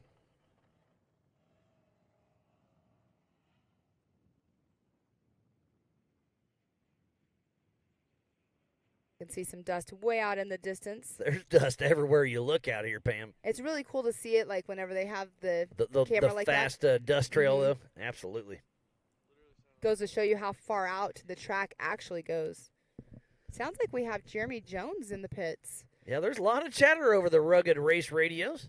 There's Tracy Poole still running strong, physically and on adjusted time, winning the Yellowstone Off-Road Throttle Down Customs Big Sky 200. See if he can keep it together in that Geyser TT Unlimited truck.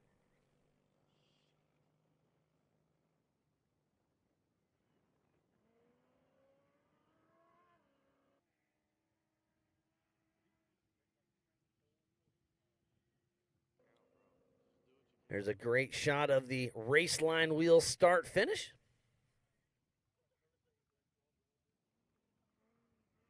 Oh, unfortunately, we were talking about Brett Harrell a little bit ago. I saw him on a pit bike. Tough break for Brett Harrell. There is Andrew Rivas, that Jimmy's car. They're kind of checking everything out.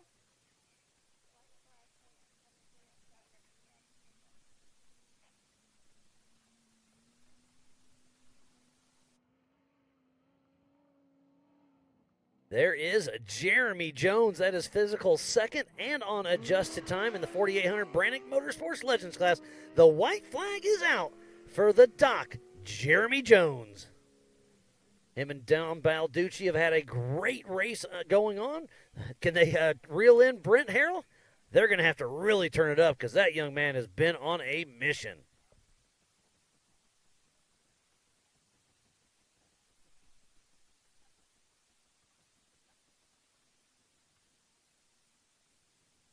Looks like we are waiting for Jeremy Jones. He is going to come into the Amsoil hot pits.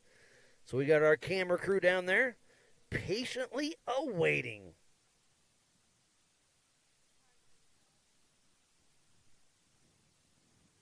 I don't know the strategy other than he's coming in. We'll see if they just do a quick fuel and shakedown.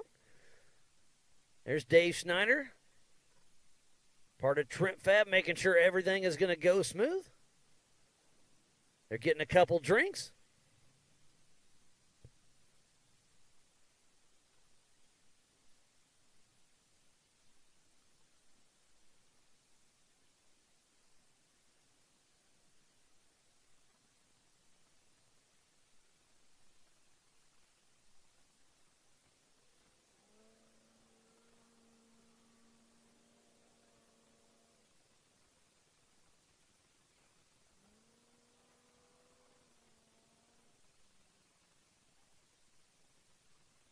So right behind the Amsoil broadcast desk, I see Brent Harrell running out there to bring him some parts to meet Paul Horschel's team. They're out there on course having issues. Remember, this is a no-chase race, but Brent Harrell has the ability to go out and help a fellow racer, so they're out there trying to help him as we're watching Jeremy Jones in the pits. Definitely doing fuel, shaking down some things.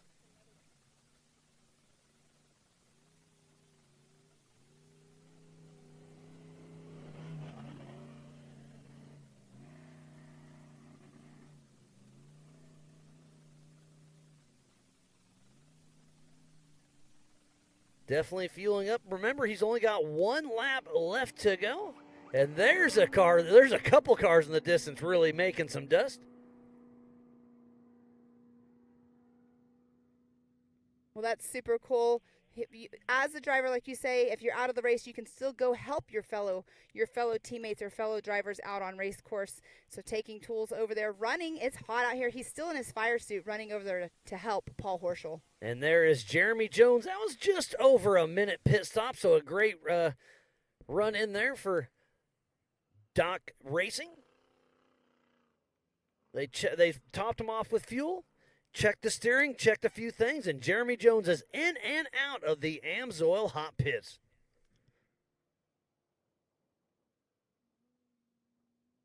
Great drone footage right there. We do have roughly 2 hours left of racing, so people that are having issues can still get their cars fixed. Get out there, get back on race course, because that 2 hours is a long time.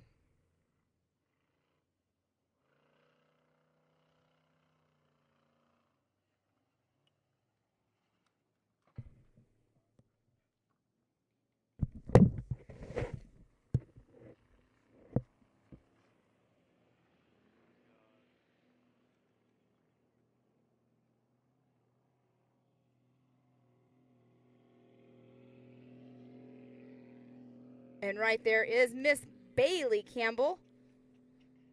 She is running in that second position. She has made up so much time, starting 14th overall today, qualified 14th yesterday morning. Her and Ryan Miller drove here from Arizona, and she is on a mission, and it definitely shows. So congratulations to her for being in that second spot right now. Hopefully she holds on to it. Cody Addington has an astronomical lead, though, a 13:24 lead over Bailey Campbell, but you know that she knows that time split. She has people in her ears telling her. Her co-driver, he's super mathematician. He probably already knew it before anybody even said anything. He knows numbers really quick, and there's right there, that is Brent Harrell right there. His dad just now was running out to go help Paul Horschel, as we were saying, but there's Brent on the race course. He went running out there, but now he's walking back.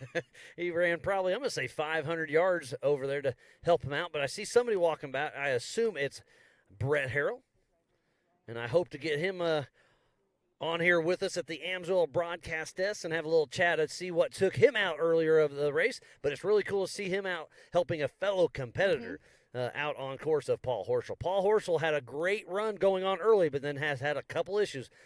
I'm telling you, that car is absolutely amazing, but with that many moving parts, you can have issues. Not only a fellow competitor, but also a fellow teammate. Oh, and look at that. We have drivers walking back with the fuel can as well. So unfortunate, because that's what we were talking about earlier. We were talking about earlier if people are going to run out of fuel or not, and it's like just stop and do a splash and go just in case. I believe that's by the race line. Wheel start finish line, and it is. So that's the where they're at there. Oh, and that's the car that's pulled over right there. So they had to walk all the Amsoil hot pits and back because they ran out of fuel right there. I believe that's Eric Brinker. How unfortunate, though, to run out right there. You're not that far from the pits. It's a start finish line, and to run out right as you cross over. Oh, I know a few people that run out of fuel just before they get where they're going.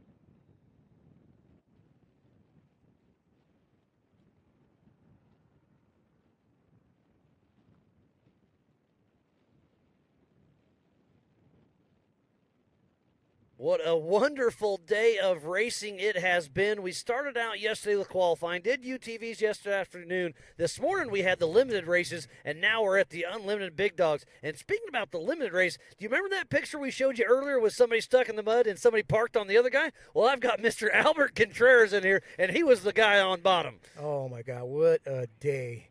I didn't think I was going to find mud out here in Montana, and I found mud. You I think sure I was did. the only muddy car out here. But, man, what an adventure, man. We missed that turn right there. We just slid right off the top of the cliff, and it went down. And we were stuck there in the mud, and I had my son come out and pull the winch lead out to get somebody to pull us out. And I'm sitting in the car, and this Cherokee falls from the sky. Lands right on It starts top of my raining car. Cherokees, huh? So what happened is he barrel rolled, and he just landed right on top of my car. Well, Like, luckily upside nobody down. got hurt. That's Yeah, a little scary. Luckily, I was still in my gear and I was strapped in there, and it just, but it was just super freaked me out. It was an adventure right there. But I mean, luckily, the cars can be replaced and we can fix them, and we're here and we're safe. So, but it was an amazing thing that happened, man. Jeez, couldn't believe it. It was pretty wild, but it looks like you're getting ready to head back to Compton, California. So we'll let you get on your way. But Albert, just wanted a quick chat. Always a pleasure, buddy. Right on. Thank you for having this over, man. It was awesome. Yep. Thanks, Albert. Have a good one.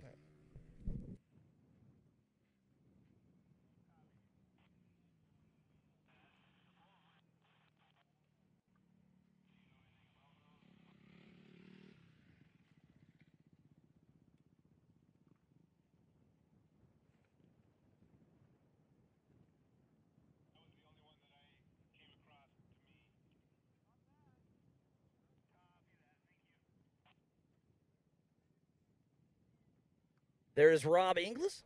We saw him in the pits earlier. Great to see him back rolling. He's all the way from Calgary, Canada. There's Jaron Gunter, the number 74. And that 2-seat UFO IFS machine. Joe Thompson builds some amazing stuff out there.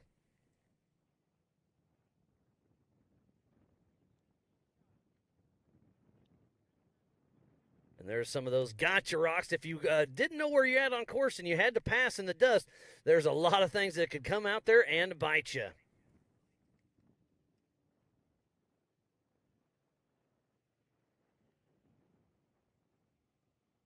There's Dave, the 321, with Mike riding shotgun out of Duvall, Washington. Back to Jaron Gutton.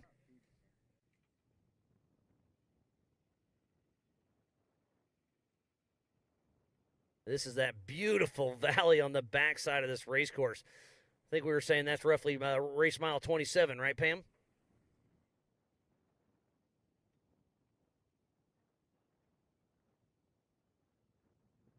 If you're just tuning in, this is the 2023 Amsoil Big Sky 200 in Broadview, Montana. Here at the Old Cow Pie Motor Speedway. A huge shout out to Warren Ketchum for letting us come out here and play on his private 10,000-acre working ranch. He did put up his cows Wednesday night and let us come out here pre-run Thursday, race Friday and Saturday. And then tomorrow we'll go out, clean up everything we can, and then those cows will be released again. And Jaron running a great race right there. But Miles, you're saying that he put his cows up. Does he have another ranch close by that he herded them over to? No, I think that's where he puts them in his little oasis down by his house. So he's got okay. a little secret spot he can hide them in, and then he lets them out and lets them go all over this ranch. Gotcha. And Jaron running a great race. Cody Addington. It's going to be exciting to see if he tried to pick up this last lap or not when he comes through. Super excited for Miss Bailey Campbell running in that number 2 spot right now. It's definitely going to come down to the wire for at least our 2nd through 4th position race cars, as long as Cody Addington doesn't let up too much. We'll see. Yeah, it's Cody Addington, then Bailey Campbell, Philip McGitlin, Travis Solinger, and Brett Burton. Our top 5 running in the 4,400 class as we speak.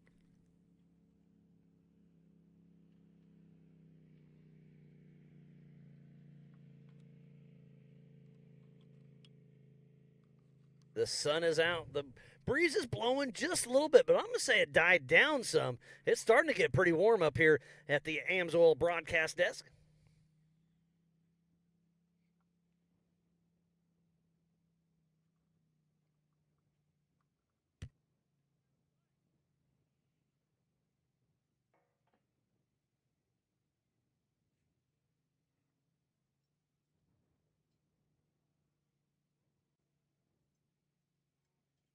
Look at that. There's somebody lost a tire. Is that a co-driver going out to get it, or is that one of our course marshals that saw it happen? You know what? We did hear Paul Wolf lost a tire. Is that his? I don't know. It could be, they could be just getting it off safely. It could have been in the area of the racetrack, but yeah, definitely is somebody rolling it off, and that is one of those ginormous 40-inch tires. They're big and heavy, especially when they're attached to a wheel.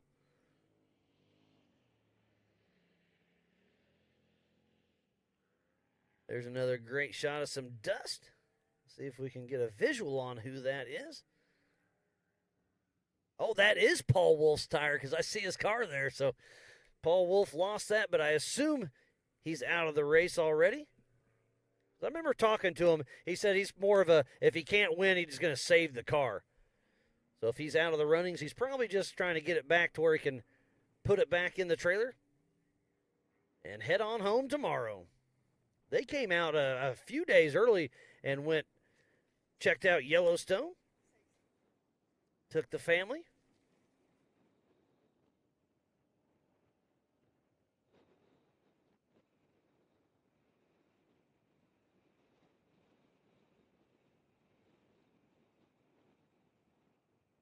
And there is Jeremy Jones. I believe he's physically second in the 4800 Brannick Motorsports Legends class.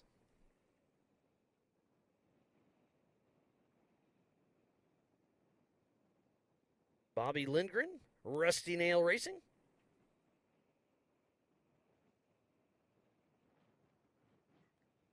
Amazing action. We saw a lot of great pictures coming from race mile 27. That was Caleb Jones that's been helping us out. Yeah, it's pretty awesome when we have people out there working. Caleb works full-time out here, comes to all of the races with us, but goes out, helps, works checkpoints on the race course, and it's pretty cool to see him and Weaver and Curly and Bailey. They always are out there taking pictures and getting videos, and it's pretty cool to see whenever they post them on the social medias and stuff because they get some good ones out there, just like that GoPro video. Yeah, they are absolutely part of the core Ultra4 USA family, as we see the smiley on top of Eric Weichel. I love how he does that because from the air, you can really see it. We are over halfway through the fifth lap for Cody Addington. It could be around 20 minutes before we see the checkered flag fly for Mr. Cody Addington. And Eric Weichel, we haven't seen him in quite a while, but good to see him going out there, and he has had an hour lap on his first one. That's his best lap. His last lap was an hour 5 minutes. So Eric Weichel is running fourth position in the 4800 Legends class. He's got a great run going. He's out of Helena, Montana, just about 3 hours down the road. He comes out here and volunteers with Aaron and Grizz and the team. He's very helpful with part of the Yellowstone off-road racing family and then races with the Ultra4 USA as well. So he kind of double dips and really enjoys this racing. Back to Jaron Gunter hitting the Yukon launch with Matt Bauer and that UFO. It's good to see him because he had quite a trek coming here. His motorhome broke down in Idaho, 500 miles out.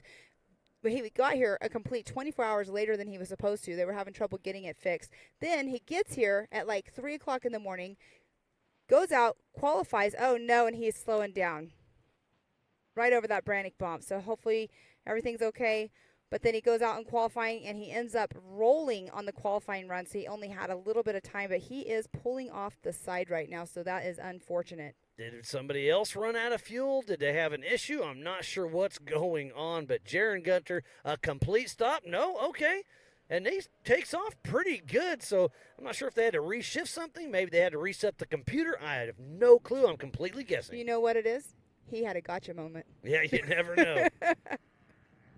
So Jared Gunter comes to a complete stop, resets whatever he had to do, and then throws her back to gear and peels out.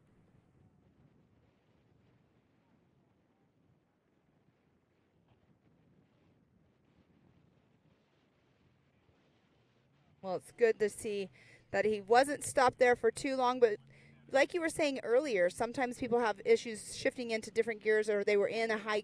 I don't think he was running in a low gear, but. And the white flag is out for Jared Gunter. But I think Jared's running an SCS case, so he does not have to change from high to low range. So he is running in the 6th position in the 4400 Unlimited class. unofficial. But we do know that Levi Shirley was stopped on course. Paul Horschel in the horizon behind us has had tools taken to him, and that's unfortunate because it is super close to the Amsoil hot pits. But he is out there getting his car all fixed. But there is Eric Weichel right there. And before him, we saw Dr. Danger, Clint Peterson, and Ryan Burdick. Lots of cars out there still on course.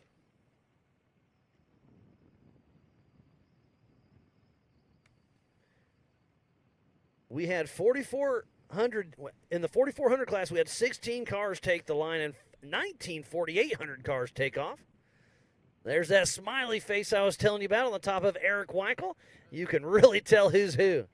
And that's just a little tidbit for you drivers out there. Build a car that we can recognize. Exactly. Or put your number gigantic on the rooftop for our drones. What's really cool, Miles, is you're saying that. What we were saying earlier, whenever somebody has something unique on their car, I was calling it like a landmark on the vehicle, but the roof, whenever it rolls down and they have their number really big, that's an amazing spot to put their number. But on top, like Eric Weichel has that big old happy face, and their whole entire team, they all wear yellow shirts as well, so you can always point them out in the crowd. And they've got some great smiles when you're walking through the pits. I got to know Nancy really well a couple years ago. My first year actually working out in a remote pit for King of the Hammers. I was right next to Nancy. Super nice. Love that family to pieces. All of them super friendly. Take me in like I was there. They were trying to feed me everything else, and they're just, instant family to everybody. Oh, they're great, yeah. Nancy used to ride with Eric Weichel, but now he's got Wade riding shotgun and Nate in the pits. But, Nancy's here rooting him on. Super excited. Looks like a Brink Fab car. And there's Jaron Gunter right there, just launched. So he looks like he probably stopped in the pits because he came through. We saw him come through, and then he just now went over that Rocky Mountain Fab jump. So he ended up having to stop probably to look, and I bet he did take a splash of fuel. You can see another gate crossing they go through, and look how burned in this course is getting. We've had 170 cars race this weekend. It has been absolutely phenomenal. Again, thanks for everybody that helps put this on. Jasa and Galen, Robinette, all the volunteers, Ultra4USA staff, the AOE crew, media, safety, USAC, racers, fans, and all of our marketing partners.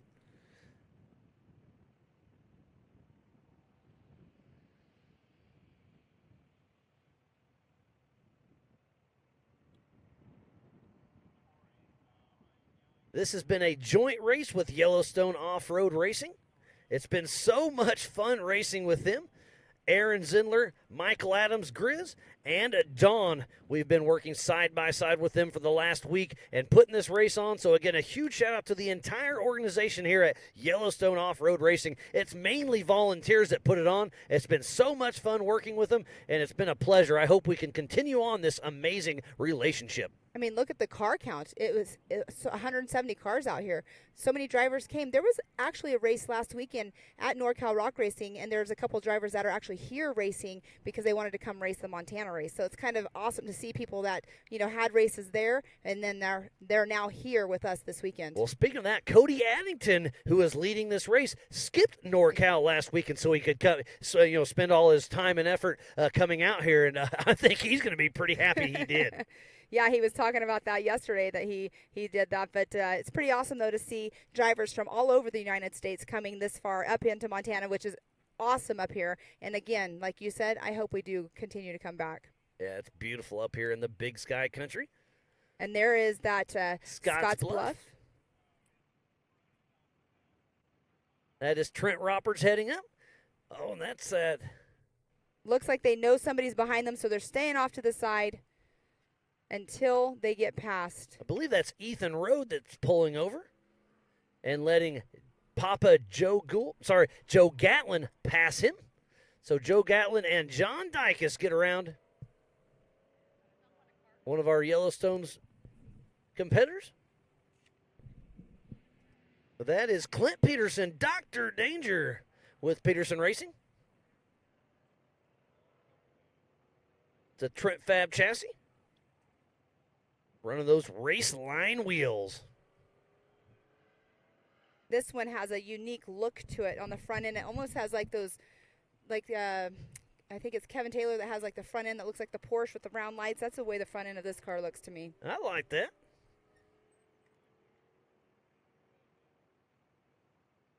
And there's that old school Bronco. I love seeing those old school Broncos out on race course. I believe that's Dave Fahimi.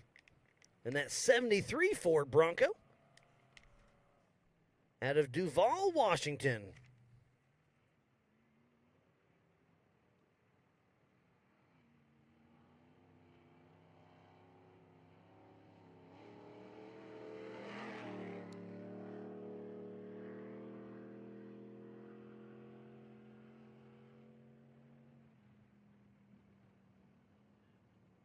You want it?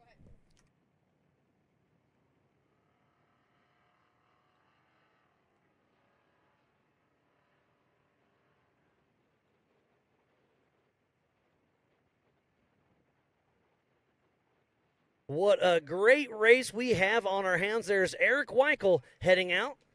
And I've got another special guest hopping into the Amsoil broadcast desk with me. This is Mr. Tom Prendergast. I hate seeing you here in the Amsoil hot desk with me. Why, you should be out on course. What happened, buddy? We sheared the bolt that holds the front yoke onto the SCS box. Well, that's going to be an issue. Yeah, so we had that. We had a couple of misfires that finally cleared up, and we took off, and then that just said no more. Oh, such a bummer. I saw you cruise slowly through the Amsoil hot pits, and I saw you were done. You gave me the break. You know, a tough break for that. But you have such a beautiful car. You've got that car from Rob Butler. Give me a rundown. That thing is absolutely amazing looking. So it's it's a Eurofighter 2.0. It's a lot of. I mean, it's been a lot of fun. We've spent a ton of time with Keith at KTM getting the shocks right and everything, and we're still learning the car. I mean, we picked it up 2 days before Christmas and then took it to Hammers, which wasn't smart. And then just fixing parts we broke at Hammers and brought it here because we love this track. It's amazing up here, isn't it? Oh, this track is awesome. I'm kind of bummed that we're not still on it. I completely understand it. You had a great run going until you didn't, but hey, that's part of it. Yep. But hey, you'll be back and better. What's the next race you're coming with us? Crandon, most likely. Crandon, all right. That's going to be a fun one. But hey, you still have one of your teammates out there with Joe Gatlin still running. Yep. So are you wishing you would have gave him the new car and you kept the old one? No, not even close. We had a lot of fun. We're trying to we took the challenge and jumped the ranch road on lap coming in. Oh, I missed that. I'm hoping there's video of it. So it hurt a little bit, but it was fun. It was fun. So we'll see if there's any footage of that out there to see if we can see how stupid we are. Oh, heck yeah. Well, thanks for hopping in with me. I just want to have a quick chat, but I'm going to kind of give you a little razz here. Okay. Do you think Nora's going to rub it in your face that she took home a trophy and Absolutely, you didn't? Absolutely, 100%. And you're going to hug her and let her do it, aren't you? I am. I'm proud of her. She finally found the rev limiter. And she drove really hard yesterday and had a big smile on her face at the end of the race. So. I love it. And that's what it's all about. Obviously, you're broke, you're bummed, but the smile on your face and then, the hug from Nora out there, I mean, you just can't get any better. No, not at all. It was amazing. So, we'll keep round the cars up and come back together and make it happen. Awesome. Well, Tom, always a pleasure. Yes, sir. Best of luck, and I can't wait to see you once again in Crandon. Awesome. Thank you, sir. So Tom Prendergast and that beautiful Euro fighter. Had some bad luck, but hey, his daughter took home some hardware, and we'll see what Joe Gatlin, his teammate, he's driving his spare car. Like you said, Miles, it's always a bummer to have the drivers in here during a race, but it's always awesome to have them come in and give us good information. There's Dustin Sexton in the 4800 Brannick Motorsports Legends class. And I'm thinking, what do you think, 5-7 minutes before we see Cody Addington? It's going to be close. The checkered flag is in JT Taylor's hand. I haven't seen him on here, so I'm not even going to gauge it. Well, I'm just getting some input through my rugged race radios. It's going to be awesome to see Cody Addington, though. You know he's going to come in super pumped. But you know what? He hasn't crossed the finish line yet. Oh, yeah. No, it's going to be a race to the finish. You can't just take anything for granted. As Eric Weichel up and over the Rocky Mountain Speed and Fab Jump. Getting a little tongue-tied here at the end of the day. It's been a long day, but it's been a fun day. There's the 321 of Dave Fahimi. And we still have an hour and 40 minutes left, so we have lots of racers that'll still be coming through the finish line.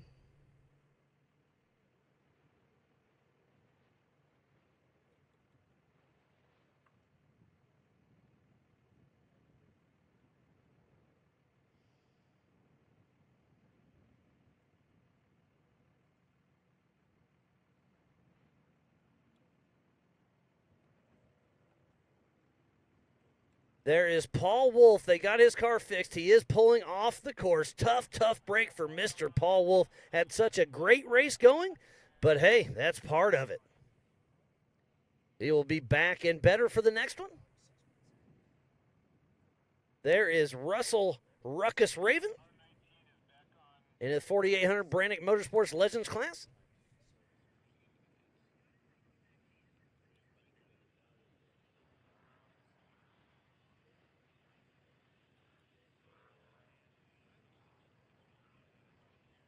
So Cody Addington way out front with a commanding lead, but I think it's going to be down to like 10 or 15 seconds, splitting up Bailey Campbell and Philip McGilton. So it is going to be down to the wire between those two. This is going to be an exciting finish for second and third. But where is Cody Addington? I hope I see him soon. Yeah, we should. If he's that close to us, he'll be coming into the camera's view here in just a minute. But how exciting. That is going to be a photo finish almost. Cody Addington is going to be so stoked. There's one of our Your racers. What a beautiful part of the track it is right there. That looks like Joe Gatlin possibly up front, and then a Your racer in the back. We just had Tom Prendergast up here in the Amsoil booth with me, and that is his spare car driven by Joe Gatlin. Part of Fire River Racing. Joe Gatlin is teamed up with Fire River Racing and Proving Grounds off and on as he hits the Yukon launch. Did I hear you? I was listening to the interview, but I was also talking with our crew in there. Are they going to Crandon? That's our next race? Yep, the next race they're planning on is Crandon, and he's got a new work with a supercharger company, so that new car is going to have some more horsepower as well. Oh, wow. But it was an unfortunate break today out here at Big Sky. This race has been awesome. We've had a lot of racers having some issues, but it's been a great finishing rate, though. Oh, it's been absolutely amazing.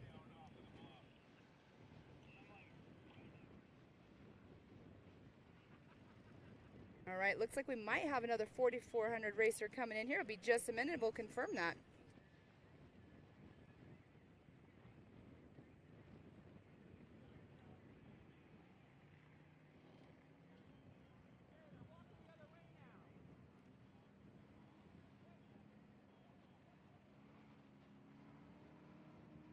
And the white flag is out for Joe Gatlin. In the 4570 with Fire River Racing.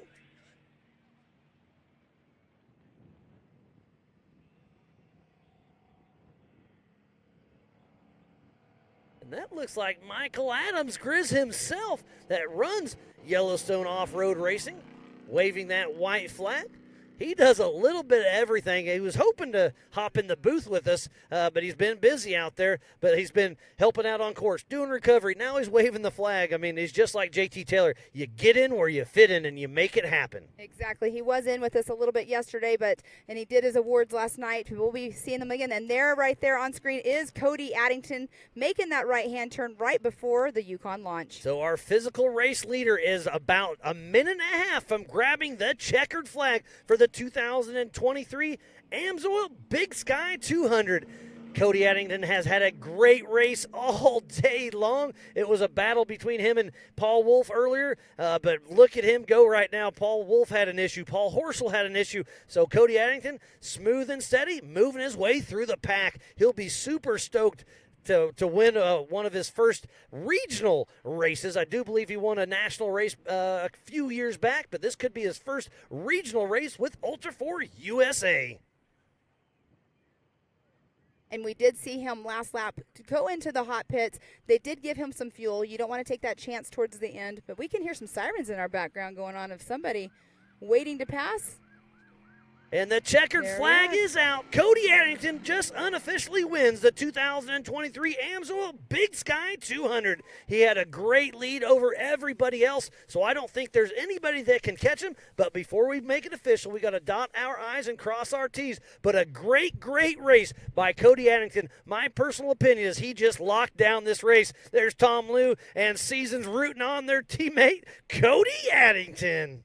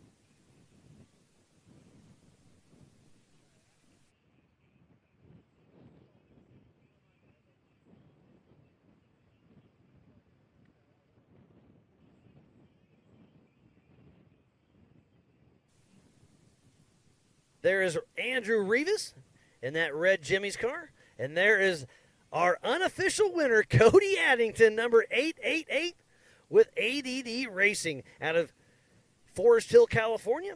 That is a Jimmy's Red Dragon chassis, single seat IFS, turnkey LS7, Gearworks Turbo 400, Atlas, Spider Tracks, Yukon, King, Nitto, Vision, Lasernut, Willwood, Parts Mike, Custom Splice, Factor 55, PCI, and OCD graphics. Help him win this race unofficially. I can't wait to see a smile from Cody Addington. He's getting all his gear off. I see some other of his buddies helping him get out, and there's that smile I was waiting for. Cody Addington, what awesome. a race.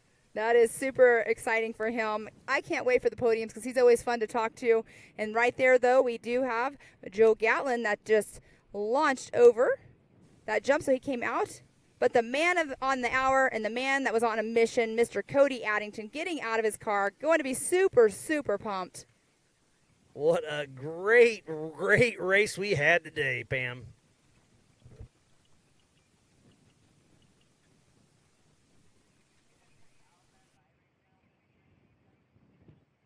There's one of our Your racers, part of the Pro Unlimited class. They have two classes. They have Pro and Pro Unlimited. I believe this is a Pro class.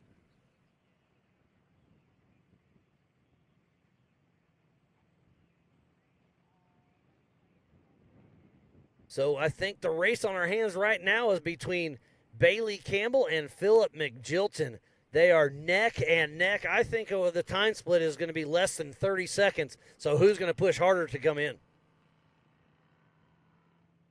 Yeah, between Bailey Campbell and Philip McJilton, that is so close. That's where the race is. Cody Addington, he checked out. I mean, once he got out front, and with Paul Horschel having the issues, and then Levi Shirley having the issues, he checked out. Now the race is between second and third, and we shall see how this plays out.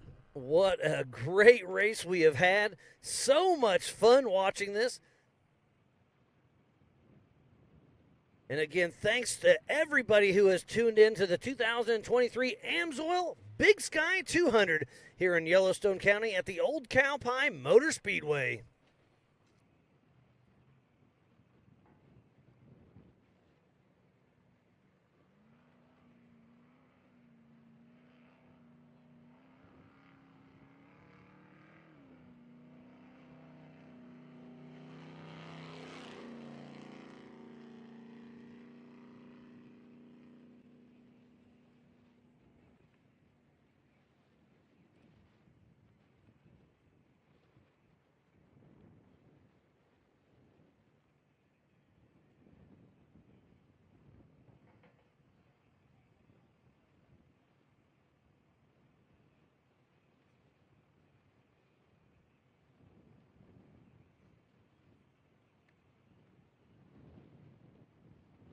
What an amazing day of racing it has been, but right now it's all about Cody Addington out there. Put on a clinic. A few racers had some bad luck, but we are going to have Erica Allreed down there in the Amsoil hot pits to have a quick chat with them, see what's going on. But there's Erica and Cody Addington. So Erica, take it away and let's see what's going on.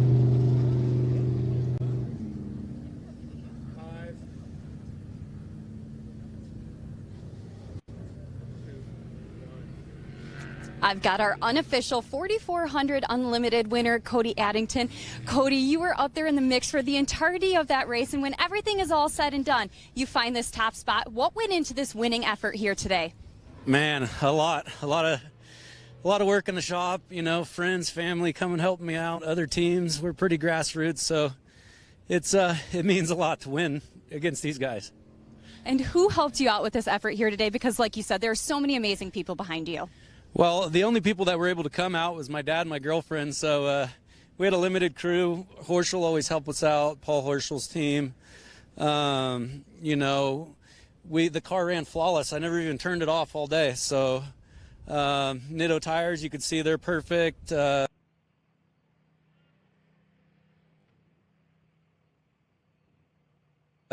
King shocks did great, Vision wheel.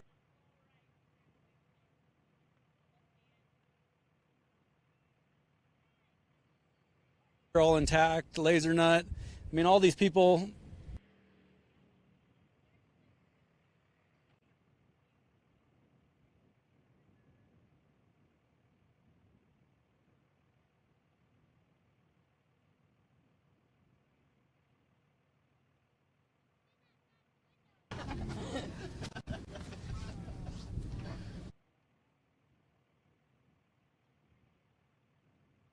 Thank you, Erica. And again, congratulations, Cody Attican, to unofficially win this race. But just getting some chatter over the radio, it sounds like Brent Harrell is about 7 miles out, and he may win the 4,800 Brannick Motorsports Legends class. That would be one heck of a feat for that young man and that Horschel machine.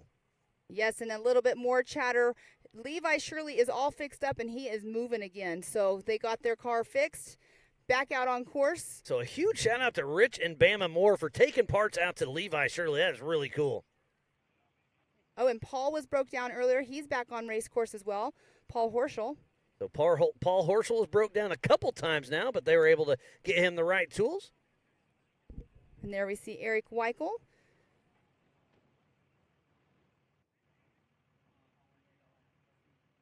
There is Tracy Poole trying to chase down one of the Brinker cars, it looks like. That's a Geyser truck.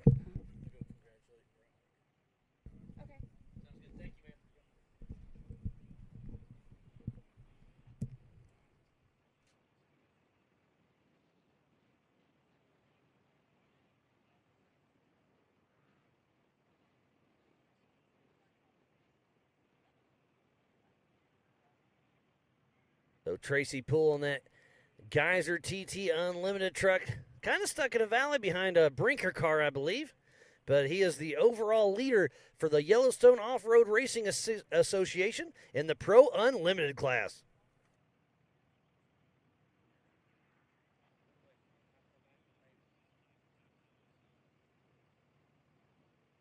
It's been such a wonderful day of racing, and we are not even close to being done. The race line start-finish is still open for about another hour and a half. I don't know exactly how many cars are still moving out there, but we obviously do have some, but they do have up until that 7 o'clock time to finish the race.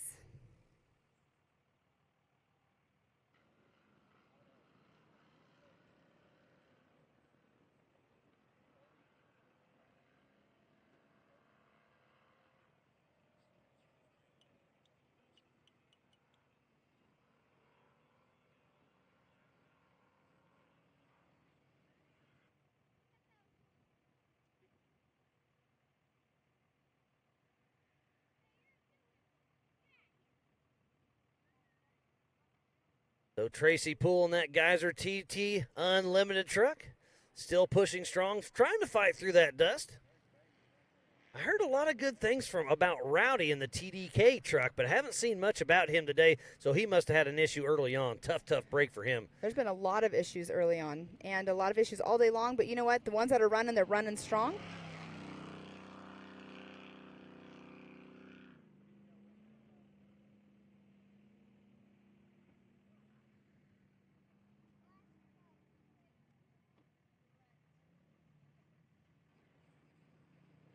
And there is Tracy Poole. Speaking of the Throttle Down Customs Big Sky 200, he makes a pass, and he is physically leading his race.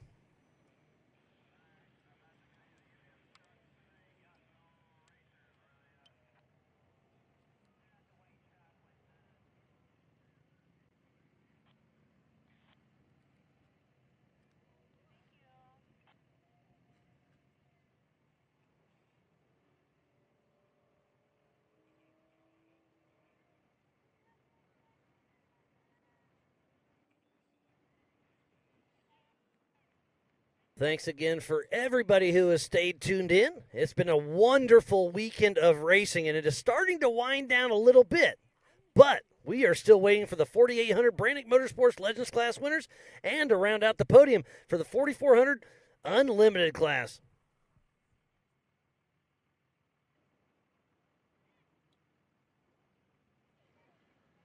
There's Bob Lindgren heading over the Rocky Mountain Speed and Fab launch. I heard a little squeak I there. know. I looked at you. I heard it. It's been a long weekend of racing, a lot of talking, a lot of dust, but I have had so much fun, and I wouldn't trade it for anything. And going through that canyon, there must be quite a breeze out there because when you get down into those, usually the dust likes to linger, and it's blowing away out. And there is the 481 right there that was on the screen. There is Travis Zollinger right there still trucking along, but it sounds like Bailey Campbell could be just a couple minutes out.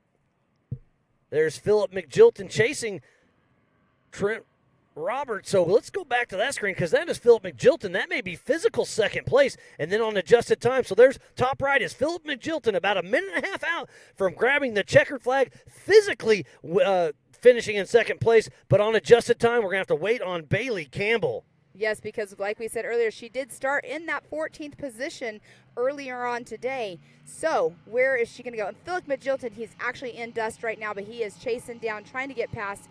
And here we are getting a white flag. And there is Philip McJilton grabbing the checkered flag for second place. I'm going to do my unofficial stopwatch here. He has to beat her by 5 minutes, so the ticker is on. But Philip McJilton just crossed the line, physical second for the Amsoil Big Sky 200. This is going to be super exciting to see. Where is Bailey Campbell? That's our next car we need to be looking for.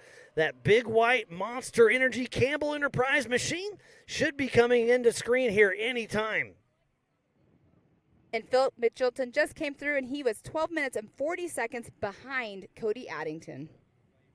So Bailey's got roughly 4.5 more minutes to come across the race line, start-finish line. Where is she at? I think it's going to be down to the wire on this race. This is going to be a super, super exciting finish.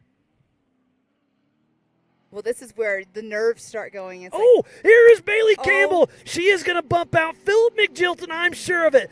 Bailey Campbell, I think, just stole away second place from Philip McJilton, and she does. Unofficially, Cody Addington won, Bailey Campbell 2, and Philip McJilton in that third spot. What an amazing, amazing race. It was down to the wire, but I think she stole away by about 4 minutes.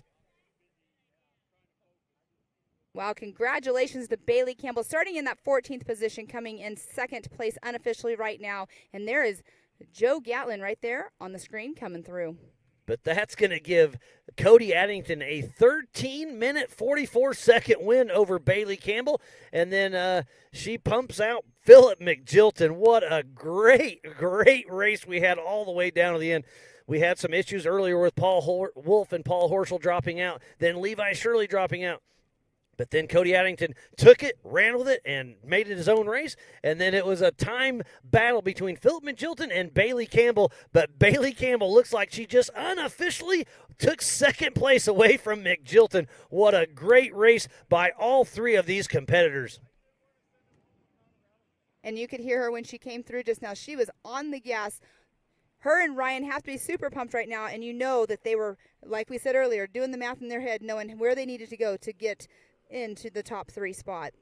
What a great race by the young lady of Bailey Campbell to battle all the way to the end. She started in 14th position and just held her own the entire race. Never went checkers or wreckers, just ran her pace. Her and Ryan Miller ran an amazing race. But again, unofficially, it's Cody Addington, Bailey Campbell, and Ryan Miller, then Philip McJilton and Dr. Amanda Ross. And here comes physical first place, Tracy Poole for the Throttle Down Customs Big Sky 200 for the Yellowstone Off-Road Racing. He's about a minute and a half away from the checkered flag from overall winning the Yellowstone Off-Road Throttle Down Customs Big Sky 200. Remember, we have 2 different races going on with 2 classes apiece, but there is Tracy Poole about to grab the checkered flag and overall winning unofficially the Throttle Down Customs Big Sky 200.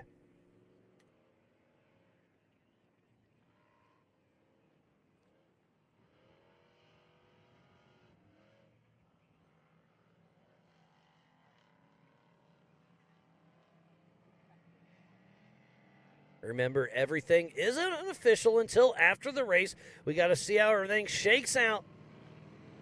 I believe that was a Brinker car. Getting that checkered flag. And we should have Brent Harrell coming in here very soon because he was about mile marker 33 just about 5 minutes ago. So we'll be having him come in right now. Actually, I think we missed it. I think Brent Harrell did grab the checkered flag and unofficially won the 4800 Brannick Motorsports Legends class. A huge shout out to Brent Harrell for unofficially winning the 4800 Brannick Motorsports Amsoil Big Sky 200. and that put him in 4th overall for the whole entire race as well, unofficially.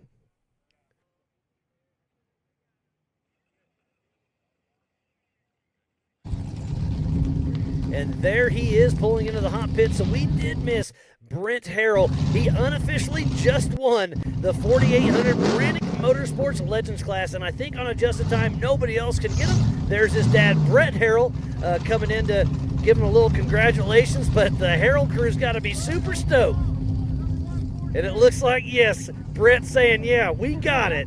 Brent Harrell's got to be super excited for winning the 4800 Brannick Motorsports Legends class here at the Big Sky 200, presented by Amsoil. Yes, Brett Harrell was over here earlier, gave us a little update on his car. He actually missed a turn, went off an area, and it just completely ripped off the front right of his car. Oh, tough break for him. There is Jeremy Jones battling out on course. He's trying to get around, but there's a rock. He dives back in just in time. He is trying to really push hard because what's he sitting in? Physical second in Legends class? Yes, Jeremy Jones is sitting in second position. He did have a 7-minute, 35-second difference between him and Woody Rose on the last lap when they came through.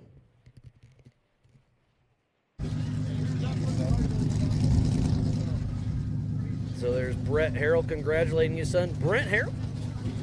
What a wonderful race by that young man. I believe it was supposed to be Mike Slauson riding shotgun with Brent Harrell.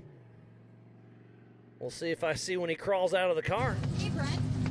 We grab you for He looks pretty worn out. He's got dust all over his face.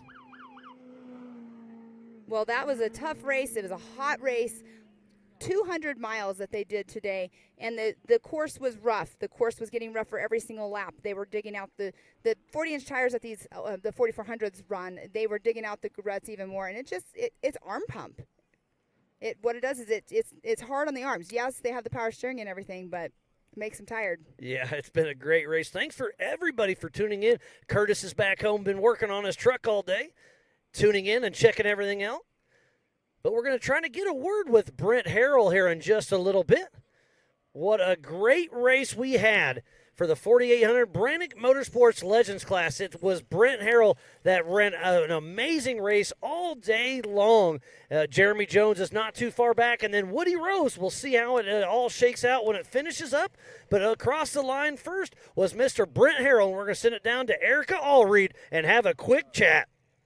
Brent Harrell. Brent, congratulations on such a dominant performance here at the Big Sky 200. Where do you believe you were able to find an advantage over the field today to secure your very first win of the season? I don't know. I mean, I had a fantastic co-pilot, Mike Slauson, today, and we kind of went out and took it easy the first couple laps and then started picking it up from there.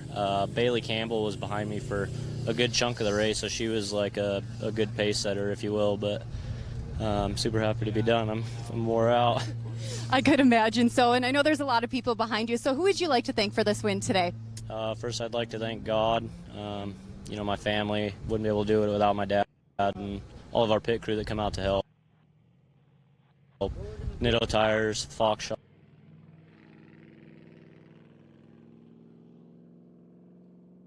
Shocks, Max Tie Downs, Brett Schmid Trucking, Trail Ready Wheels, Rigid Industries,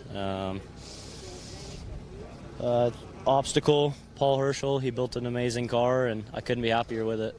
Congratulations to you and your team on such a dominant performance today. Thank you. Thank you, Erica, for that quick little update from Brent Harrell, our unofficial winner in the 4800 Brannick Motorsports Legends class. We've got a car pulled over on course.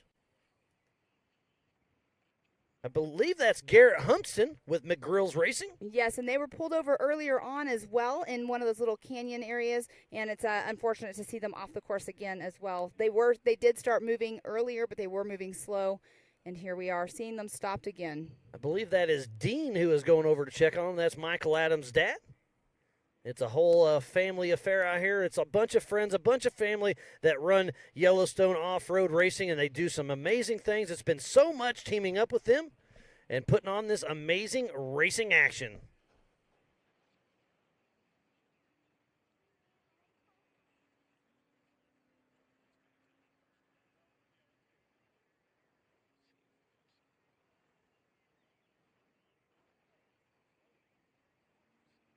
There's some dust trails going off in the end.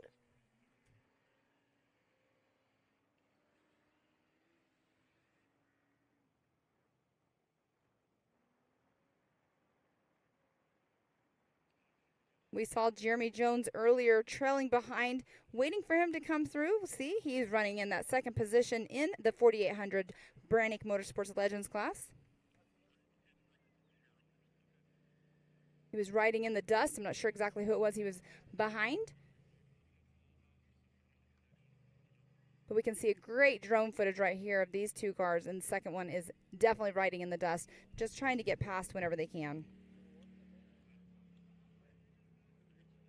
Look at the dust trails we have out there. They are still pushing hard. I think the top of our screen could be Jeremy Jones, physical second in the 4800 Brannick Motorsports Legends class. We'll see how it all shakes out. Oh, and you can see right there, the driver pulled over that knew he had somebody behind him just because he knows if he doesn't do it, he's holding up somebody else's race. Oh, and there's that little lip that we were seeing people hit earlier, and it's really popping them up. I think that's Jaron Gunter, actually.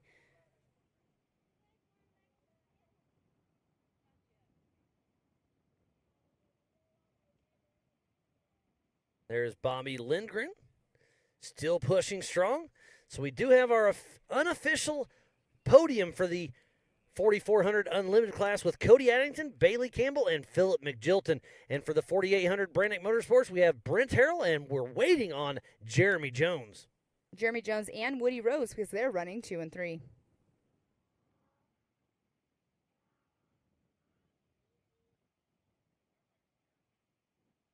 So much action all over this race course.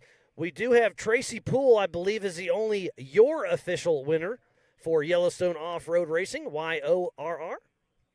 He ran an amazing race all day in his Geyser Unlimited TT truck.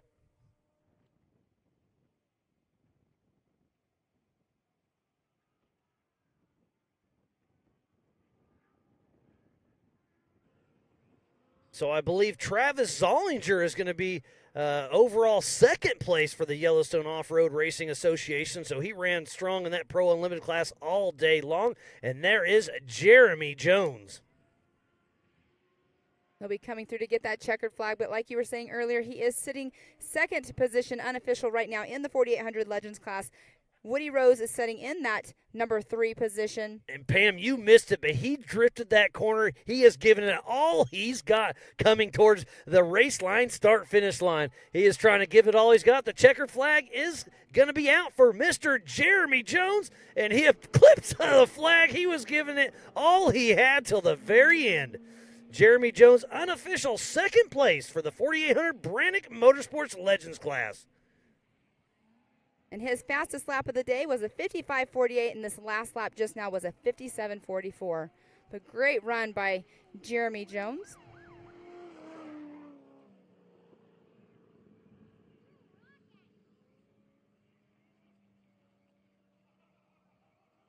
We've still got a lot of cars out on course. It's been a wonderful weekend of racing. Thank you for everybody for tuning in. What a great weekend we have had. We got here on Sunday, started setting up course all week long. Oh, and we've got a pass in the prairie. Still pushing strong. What a great view right there. And look at the dust we are seeing.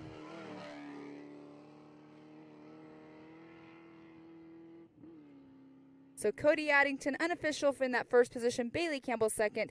Philip McJilton in that third position for our 4,400 Legends or Unlimited class. And in our 4,800 Legends, we do have Brett Harrell, and we do have Mr. Jeremy Jones has came in. Those are our unofficial 1 and 2. Actually, we have a little change up here. Woody Rose came through, so we actually have unofficially Brent Harrell is in that number 1 position, and Woody Rose is actually in that number 2 position, and Jeremy Jones in third. So on adjusted time, I missed that, but Woody Rose snuck into the. It actually until Jeremy came in, that's when it switched up just now.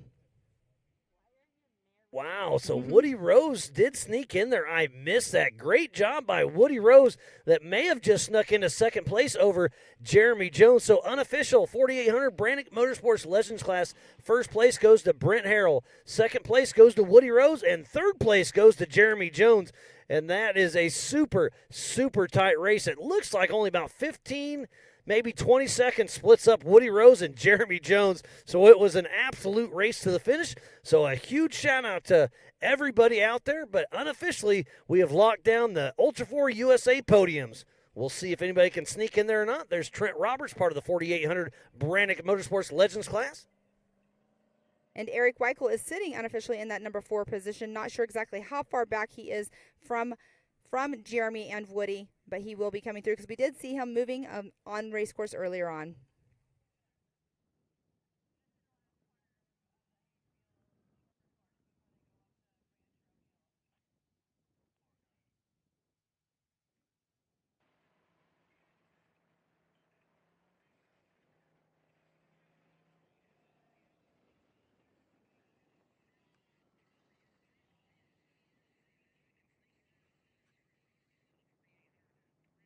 There's Harley Foley, one of our camera photographers, taking some pictures.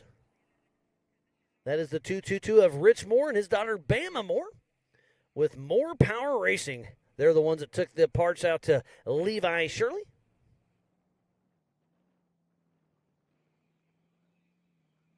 And Levi Shirley did get moving again. We got some information from the hot pits for him.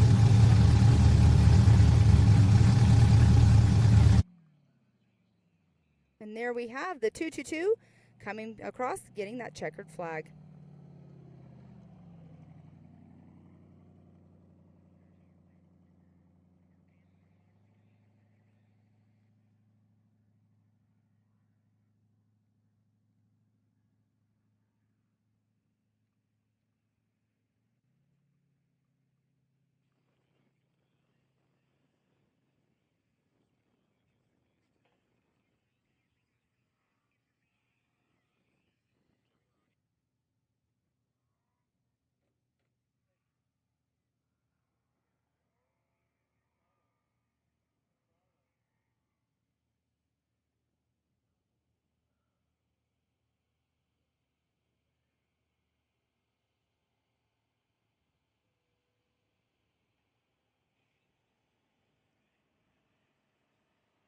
What a wonderful weekend it has been here in Broadview, Montana, here in Yellowstone County at the Old Cow Pie Motor Speedway for the Amsoil Big Sky 200. Again, thanks to everybody that makes this possible. Jason and Gayla Robinette, all the volunteers, Ultra4 USA staff, the AOE crew, media, safety, USAC, racers, fans, and our marketing partners. A huge shout out to Yellowstone Off-Road Racing, Aaron Zindler, Michael Adams, Don, and the entire team. And Pam, you're getting ready to hand out some Laser Nut 360 wrap trophies here in just a little bit. So thanks to them. And again, our official broadcast partner is Speed Sport. Yes, we'll get some information from the drivers, and what we've been talking about all day long is we want to know who hit over the 100-mile mark.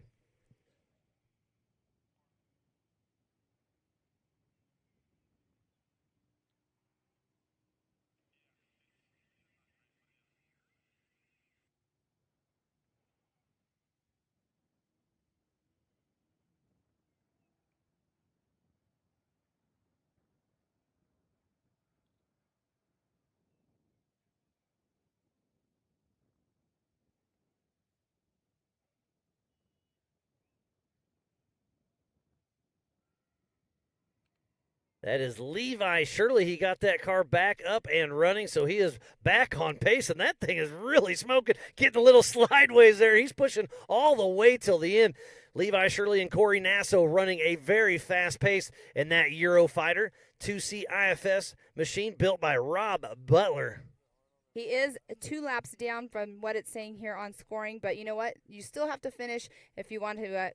You're out here. You never know up until the end. But we do have unofficially R1, 2, and 3 already in, and it's pretty amazing that, you know, Cody Addington, Bailey Campbell coming from 14th position, and then Philip McGilton in the 1, 2, and 3 unofficially right now. What a great race. That Off-Road Armory Eurofighter is still on screen, and look how bermed out it is getting. He's putting those Yokohama tires to work, and Levi Shirley still pushing strong out of Dodge City, Kansas, with Lucky Dog Racing and Levi Shirley Racing.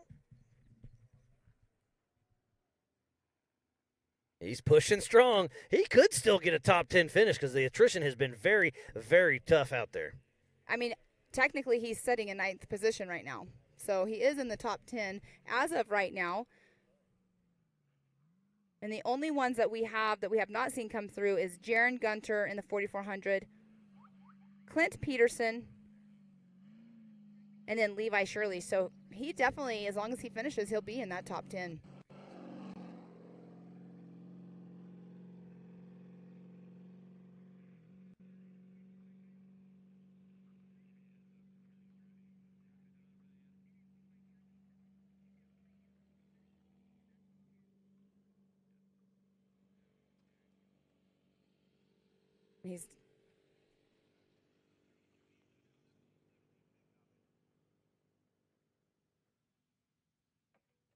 It's been a great race, but we've had one of our good buddies, James Cantrell, back at the MAO headquarters, and we're going to kind of see what he has to say and give his explanation of the race. Hey, Miles and Pam. Great day of racing out there in Montana. Action all day long. Congratulations to Cody Addington on his win. I know this is his first regional race win, unofficially. Bailey Campbell with 2nd place. Awesome to see her back on the podium. And Philip McGilton rounding it out with the 3rd place. And then in the 4800 class, you had Brent Harrell bringing in the win, which was awesome. And then Woody Rose looks like he ended up 2nd with Jeremy Jones 3rd. Lots of action all day on the course. It was a wild race to watch, definitely, from out here. And we're looking forward to seeing everybody out in Visions in 3.5 weeks, and we'll do it all over again. You all have a good day. Well, thank you, James, and thanks for your input all weekend long. It's been a pleasure. Always love hanging out with you. I would rather see you in a race car than on the mic, but hey, I'll take you anytime. It's been so much fun out here. So again, James Cantrell from the MAO headquarters giving us his little 2 cents. And we still have eyes on Levi Shirley. The drone is following him through. He'll be coming in. I'm not sure exactly what mile marker he's at, but I do know that he was broken down around the 14, anywhere between 14 and 17. They weren't exactly sure where he was, but back out on course, and we should be seeing him shortly. But we're still chasing down this Off-Road Armory Eurofighter of Levi Shirley. Corey Nasso riding shotgun. He is still pushing super hard all the way to the finish line. And look at the terrain. He got a little off course, but saved her. Yeah, you don't want to get too far off course here, especially in the section he's at, because that's where those large rocks are off the sides, as you can see here, and you don't want to hit any of those gotchas. And look at him blowing out those berms on some of these corners. Really pushing hard, trying to get a strong finish. Where's he at? It looks like, okay, 18th spot, but top 10 overall in the 4400 class. We'll see if it shakes out. There's only a few left above him that need to come in. As I was saying just a little bit earlier, you have Clint Peterson and Jaron Gunter. And then we also have Travis Zollinger and Brent Burton. So we have those guys that are above him. We haven't seen them come through yet as well. So we're just waiting for all of them to come through. Let's run down our unofficial top winners. We have Cody Addington 1, Bailey Campbell 2, Philip McGilton, then Brent Burton, Travis Zollinger, and then we'll see who it is, Jaron Gunter. And that is the 4400 class. Yes, and in the 4800 Brennick Motorsports Legends class, we do have Brent Harrell in that number 1 position, Woody Rose in that 3rd position, and Jeremy Jones in 3rd. So Woody Rose 2nd, Jeremy Jones 3rd. Those are all unofficial. Everything we just said is unofficial until we get it all finalized at the end of the race. What a great drone pilot chasing down Levi Shirley. He's coming into the back far side of the qualifying course. So we should see him in the next 3 to 4 minutes. There's actually a pond up there. I didn't even notice that earlier from the drone footage. There's a lot out here. This is a private 10,000-acre ranch. Thanks again to Warren Ketchum for letting us come out here and check it out. We are just north of Billings, just outside of Broadview. Elevation is roughly 3,900 feet, and it is a beautiful part of the country. We're just about an hour or so outside of Yellowstone, right here in Yellowstone County. I was talking about Yellowstone National Park. I know Paul Wolf took advantage and took the family down there earlier this week. I was hoping to, but we've just been a little too busy. Yes, work week out at races is usually a little difficult to actually go and explore, but I might start seeing about taking some extra time after the races and go explore these beautiful places. We're so close to them. Like you said, we're an hour out from there. I've never, ever seen Yellowstone. Have you ever been to Yellowstone? I have not, but it's definitely on the bucket list, and we will make it happen. But I kind of want to wait to take the family. Exactly. That's what I mean. Have my family come. Hopefully one of these days my kid's out here racing with the Ultra4USA series. That would be fun. Yeah, it's a future plan. Old Hank would give some of those guys a run for their money, I'll bet. Yes. Well, I mean, only one way to find out. Put him in a car. We just saw Nathan Parker yesterday at 14 years old win the stock class. There's a great shot of the race line wheels, start-finish line. There's another shot of Levi Shirley. We should see him in the next few minutes. Oh. And a huge donkey kick from Levi Shirley. But it sounds like down in Bailey Campbell kits, it is Erica Allreed going to have a quick chat with her and see how her unofficial second place is. So Erica Allreed with Mrs. Bailey Campbell, what do you got for us?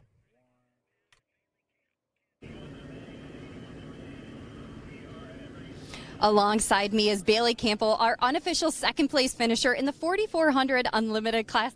Bailey, this one has to feel good. You had faced some adversity earlier this season, and you said the goal for today was redemption, and I'd say you'd accomplished just that. So take me through that drive from your perspective. Yeah, so KOH, it beat myself down. It beat our team down a little bit just because I wasn't out there racing my own car. But today I finally got to get back in it. We had an awesome motor run, and oh my God, it's just a huge relief knowing that this car lasted the whole race. I ran it so hard, and it made it, and we crossed the finish line in second, and I couldn't ask for anything more. A well-deserved finish for you and your team indeed, and I know there's a lot of people behind you, so who would you like to thank?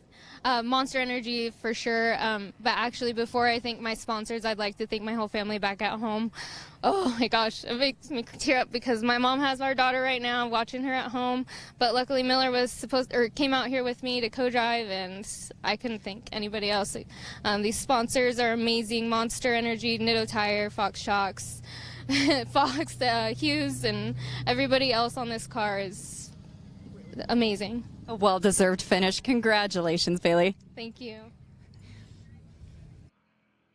Thank you, Erica and Bailey Campbell. There's Levi Shirley grabbing the white flag. Remember, he was down on course for a little bit, so he has about 53 more minutes to finish his last lap. So he's on the gas trying to make it happen. But what a great race it was for Bailey Campbell to be coming from 14th spot all the way to unofficial second. You saw her almost getting choked up thinking about her mom and her daughter back home watching her. She knows she wishes here. Usually they come out in full force, but they came with a light team. Her and Ryan Miller came with a plan and executed it. Yes, an amazing job by Bailey Campbell. But Levi Shirley just not coming through. Guess what she did? Levi Shirley's last lap having to get fixed and everything, he's been out there since he came through last time, 2 hours and 22 minutes. What a tough break for him. But it looks like somebody else that's been having issues. That's Paul Horschel. We saw him having issues in the Amsoil hot pits, and then Brett Harrell took him some other parts, a fellow racer. And he was able to get him back and going. So Paul Horschel and Mitchell Sweat back out on course in that beautiful IFS IRS with rear steer Fox live valve Horschel built machine.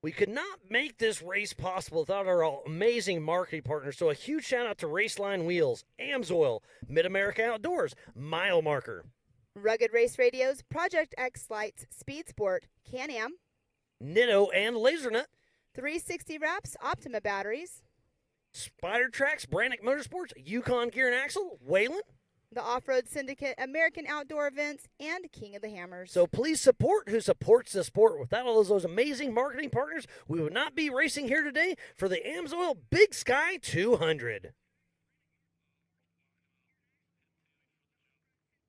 There's Annalise Zindler with Chris Coach riding shotgun, part of the Yellowstone Off-Road Racing Pro Class. And there we see Jaron Gunter right there.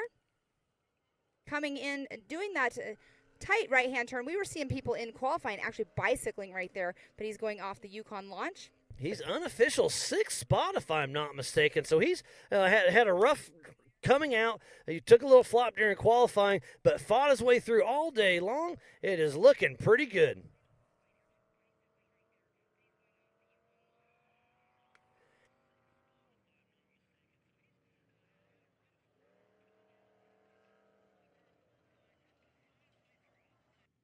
So Jaron Gunter doing amazing out there, coming in, getting his final lap. His fastest lap of the day has been a 56:52.951. Again, if you're just tuning in, this is the Throttle Down Customs Big Sky 200, and we want to give a huge shout out to the Yellowstone Off-Road Racing sponsors of Elevated Power Sports, Throttle Down Customs, Jim and Tracy's Alignment, J&M Tire, Askin Construction, Inland Truck Parts, DRW Performance, Tractor and Equipment, and Metalworks. They help Yellowstone Off-Road put on all these awesome races, and there's Jaron Gunter getting the checkered flag with a top 10 finish with Ultra4USA in the 4400 Unlimited class. So that put him unofficially in that number 6 spot, but 9th overall.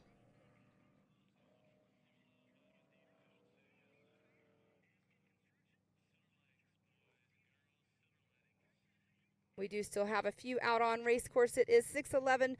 We are ending the race at 7 o'clock tonight. Super excited. This has been an amazing day of racing, an amazing weekend of racing out here in Big Sky, Montana. And then, Pam, you are going to give away some LaserNut 360 wrap trophies here in about an hour. We got to make sure everything goes smooth.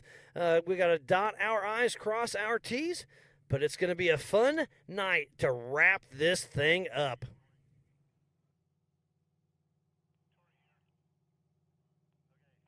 Thanks again to Speed Sport, our official broadcast partner, for bringing you all this amazing action here in Broadview, Montana. And we can see right there, we have a camera waiting. We don't have anybody in the dust right now, but we do have cars still out on course. We did see Levi Shirley go through. He was able to go through because of the way his lap times are. So he had some issues out there, but they did let him go out for one more lap. And you saw him. He was on the gas, so we'll see how he can make this show up. So for Ultra4USA, our next race will be June 14th through the 18th at Visions. And then July 27th through 30th will be in Pottsville, Pennsylvania. August 31st through September 4th for Labor Day weekend, we will be back in Crandon, Wisconsin. And then September 28th through October 1st will be at Disney in Oklahoma. And then we will finish up the year for Legends of the Fall at Lake Havasu. You do not want to miss that one. Visions and Lake Havasu are going to be two huge events for us here at American Outdoor Events. So definitely get on, check everything we have coming out. We got Nitro Circus, Ultra 4, Lakes Havasu. We're going to have F1 boots. We're going to have rodeos. There's so much going to happen at those two events. Definitely check it out. Get your tickets. It's getting sold out quick.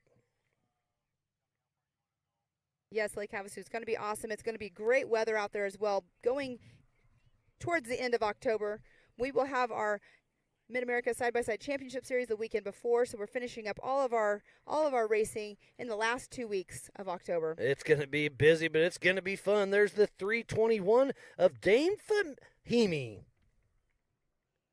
Racing in the pro class for Yellowstone Off-Road Racing.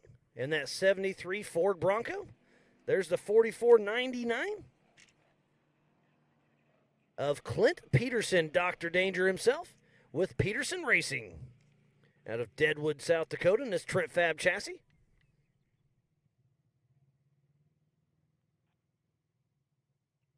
You can see the breeze is still picking up out here. We have it has gone a different direction though, Forest Miles, so it's going the opposite way. We have no more dust coming in on us. It is absolutely beautiful up here.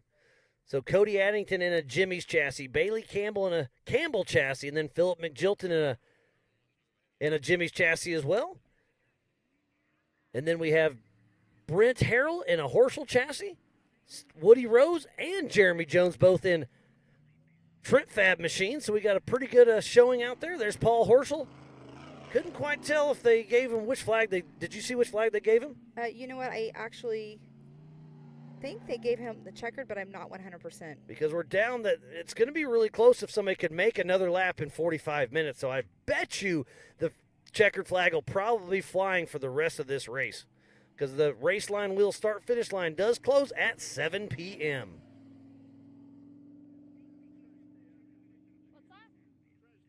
We do have a car right there in the dust that has actually stopped. Not sure who that is.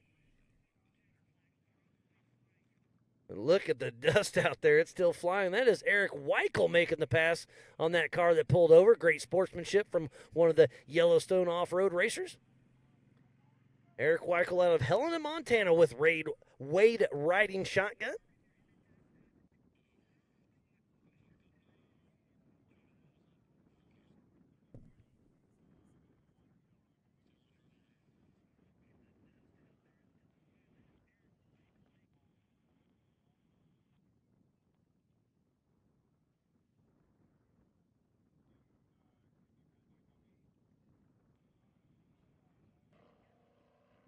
Eric Weichel still making his way through the course in the 4800 Brannick Motorsports Legends class.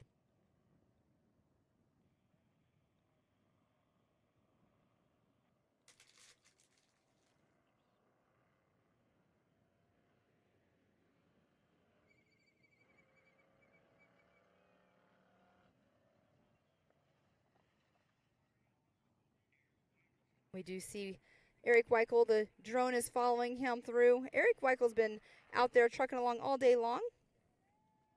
There's Andrew Rivas, part of the Pro Unlimited class in that red Jimmy's car, part of the Yellowstone Off-Road class.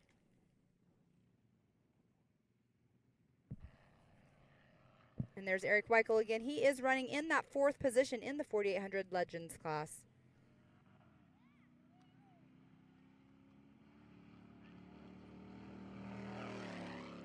And there goes Andrew Rivas. There's the 321 of Dave Fahimi heading out of the Amsoil hot pit, so he'll be heading up and over the Rocky Mountain Speed and Fab jump. And he gets a little hang time. That's not bad for an old body. Old Ford Bronco, a little heavy on that machine. It looked like a soft landing, but yeah, you're definitely right on that with a little bit of all the heavy metal on it. And there is Eric Weichel.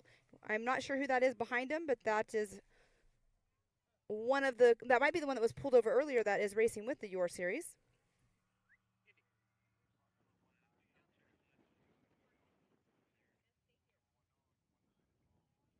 So for the Yellowstone Off-Road Racing Series in the Pro Unlimited class, unofficially first place is Tracy Poole.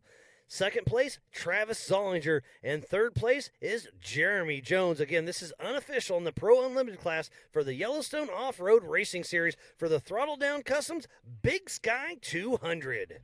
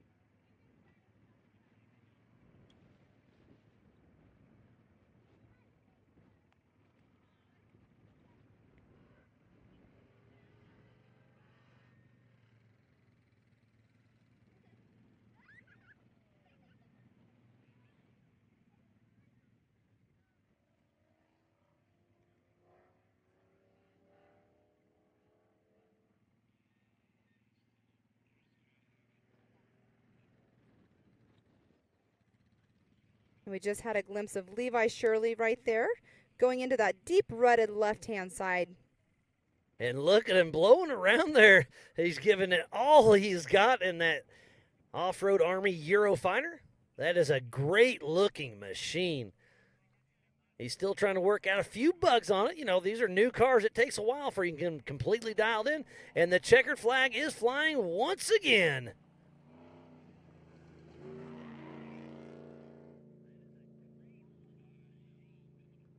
I believe that was Clint Peterson.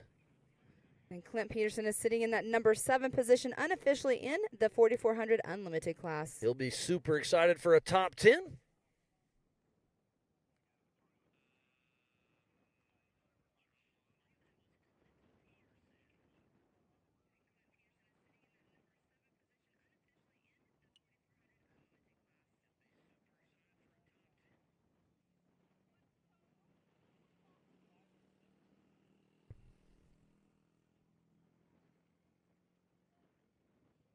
There's one of our Yellowstone off-road racing pro drivers trying to chase down Eric Weichel, it looks like. Again, I do apologize. I've been racing with Ultra4USA for a very, very long time, and I've only seen the Your races just a couple times.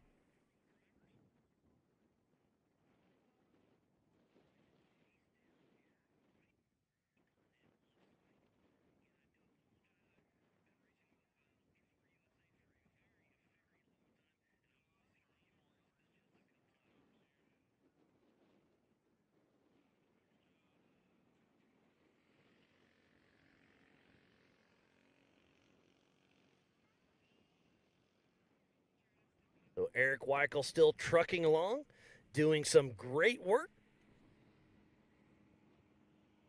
Part of the 4800 Brannick Motorsports Legends class. Thanks again to everybody for tuning in all weekend long. It has been an amazing race weekend here up in Broadview, Montana, in Yellowstone County at the Old Cow Pie Motor Speedway for the Big Sky 200. Presented by Amsoil. That is Levi Shirley in that Eurofighter. Off-Road Army machine. Levi Shirley and Corey Nasso have been pushing really hard all day long. Had some mechanical issues, but the never quit attitude is proving to show itself as we speak.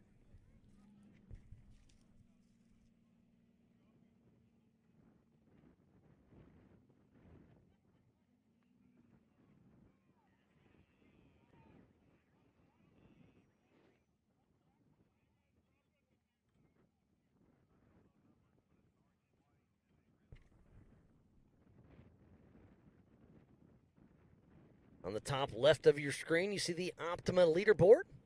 Again, everything is unofficial, so we check everything out, but it's looking really nice for Cody Addington, Bailey Campbell,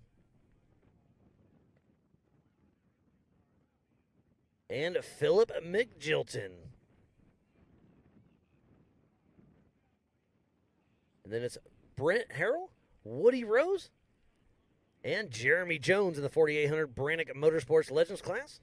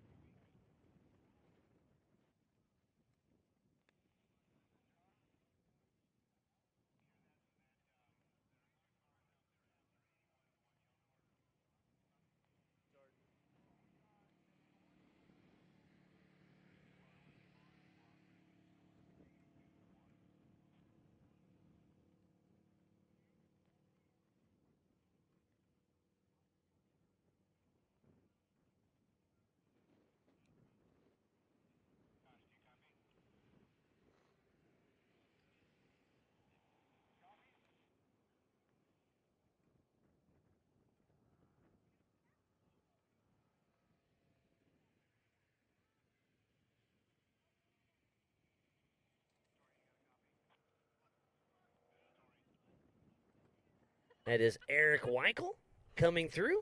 He should be getting the check for flag here in just a couple minutes. We'll have one more shot at the Yukon launch, hit the Brannick bump, and across the race line wheels, start-finish line.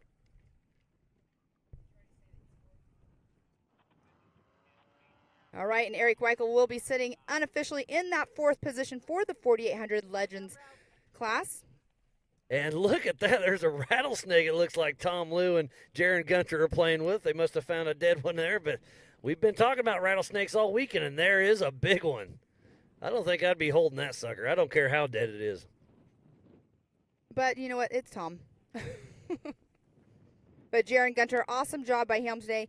He overcame so much just to get here, and then coming out here on course for, I don't know, it was what, maybe 30 seconds he was on the race course whenever he had his tumble. But out here finishing the race this weekend, amazing job by his whole entire crew.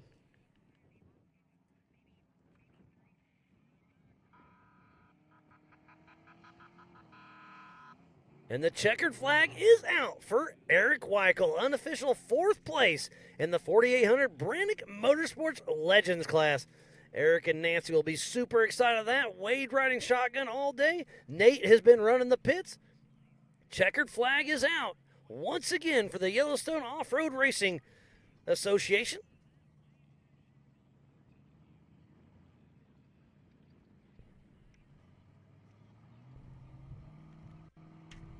That is the 1459 of Monty Tibbetts.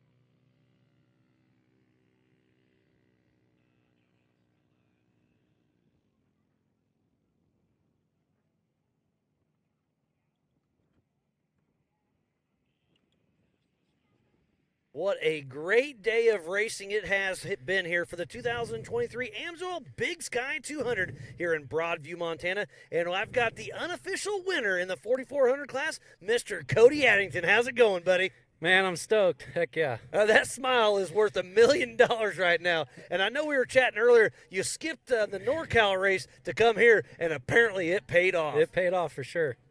We had a good car, man. I never even turned the car off all day and never got out. So, I mean, that's a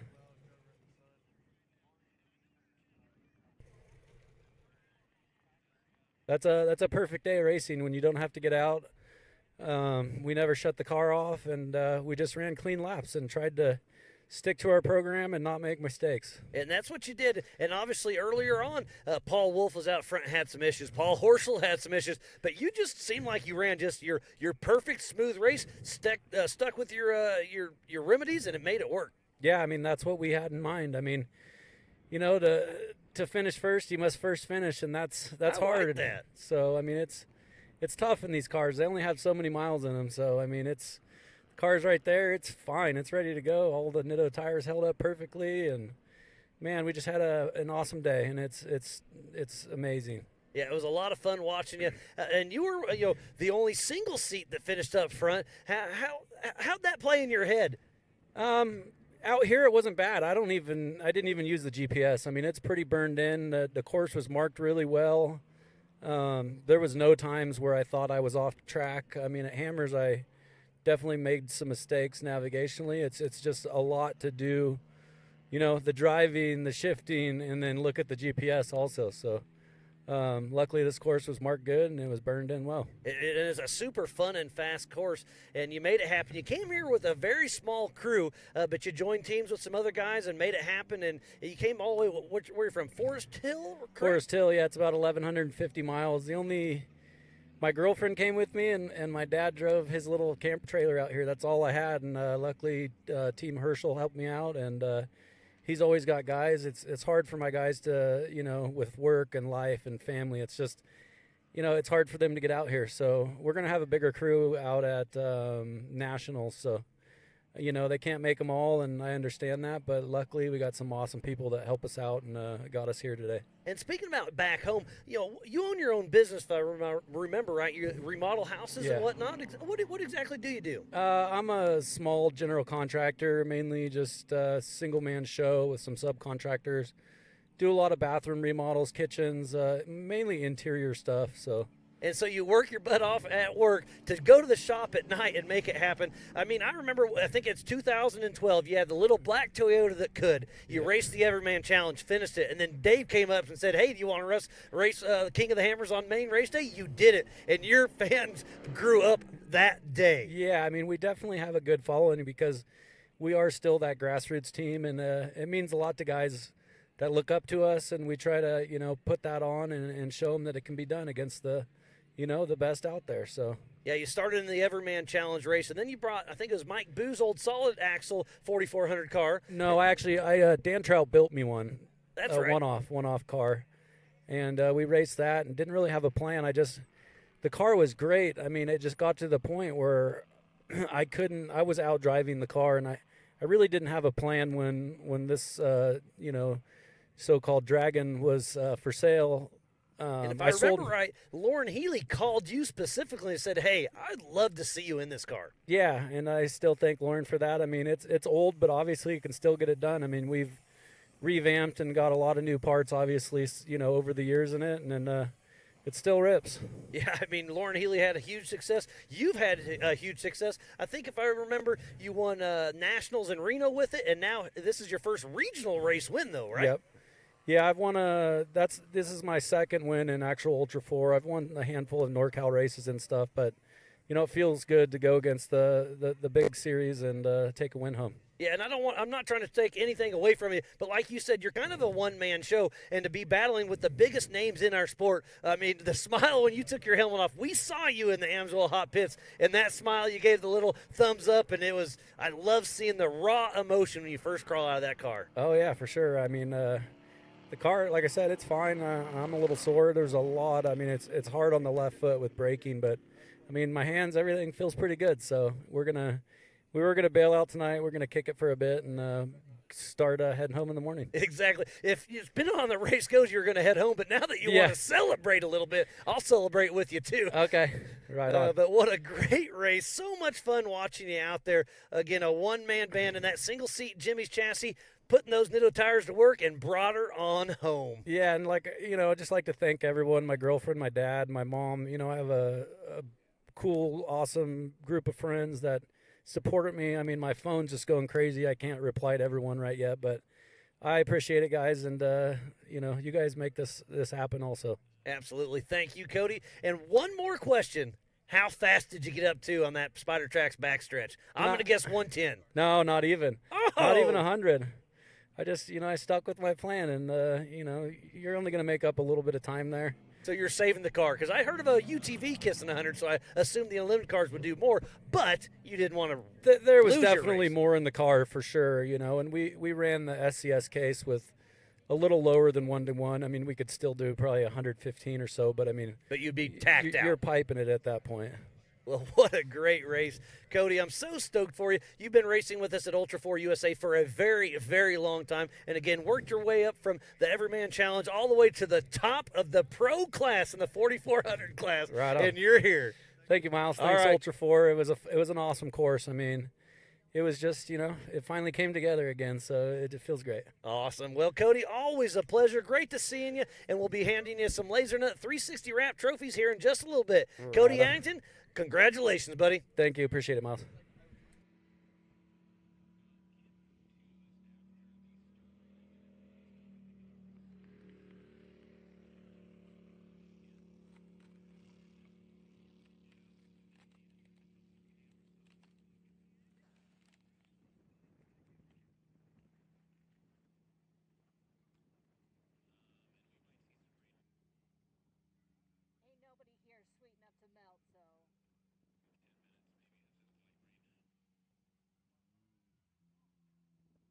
What a great race. Again, chatting with Cody Addington. I've been hanging out with that guy for a very long time. We've traded some stories around the campfire more than once. And to see him start from the grassroots, that's why I love Ultra4 as much as I do, is because it is about the raw emotion and the people that make it happen. And Cody Addington just showed he can do it, and he did it. Yeah, he had a great day out there, coming in first overall and in his class. Super amazing. Congratulations to Cody Addington. He got out front and he made an astronomical lead, 13 minutes between him and second place just now at the finish of the race. Yeah, it was so much fun to have that roll out. So we'll see how it all shakes out, but I'm pretty sure it's looking good for Cody Addington that unofficially just won this race. Yeah, so Miles, you're going to step out for just a minute, and I'm going to have Mr. Philip McGilton come in here. And we're going to sit down and chit-chat. All right, Philip, how are you? You got to be feeling really good right now. I'm doing good. I'm a little bit exhausted. It was a long race out there. The course was not real rough, for the cars. I was pretty surprised at how long, through the race. I was like, man, this is still going. We still got another 2 laps. I know. But no, it was a really good race course. We showed up, just kind of never been out here. This is our first time out to Montana. So we were pretty unsure about what to expect when we got out here. When we got out here, we seen a big, wide open course and a lot of really awesome IFS fast cars, right? So our straight axle, it was a little bit out of its element. It was originally designed and built for the East Coast and Midwest because that's where we reside. Exactly. So our focus has been woods racing, trees, and ditches and things of that nature. And Jimmy's 4x4 has done a really good job of putting a great package together for us for a straight axle car. But, we got out here, we got into big, wide open country, and, Wayne from Alltech and them guys have done a lot of work on this car through the hammers and everything else. And I tell you, it works really good for a straight axle car. We've had to do a lot of adjustments. We've had it for a little while, and but this year it's really starting to come in whole. We ran really well at Rush. Hammers, we made it to third lap at Hammers, but then we had a few hiccups there later in the race and did some damage. But so far this year, we're having a good showing, having a blast. Well, it's awesome. And you're going to be at Visions, correct? Yes. So our plan, we're running a full season this year, so we'll run every race. And so we'll be there. And so some races will be ours. Some other races maybe will be catered to other cars. But we're excited. Well, you never know. But, yeah.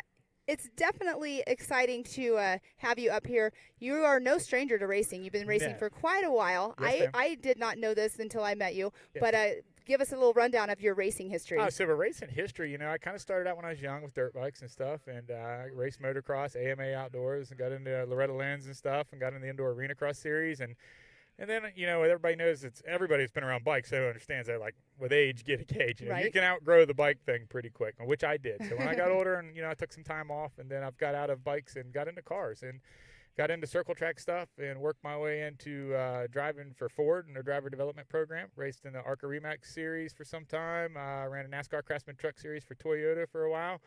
And I think I finished up in 2008 was my last season for Toyota in the Truck Series. At that point in time, I kind of transitioned. I found myself sitting there going, man, I still had this itch. I'm a racer. I'm a driver. And whether or not, no matter what I'm running, and I want to be racing. So I was like, man, what works for me? You take dirt bike racing, you take motocross, and you take the circle track stuff.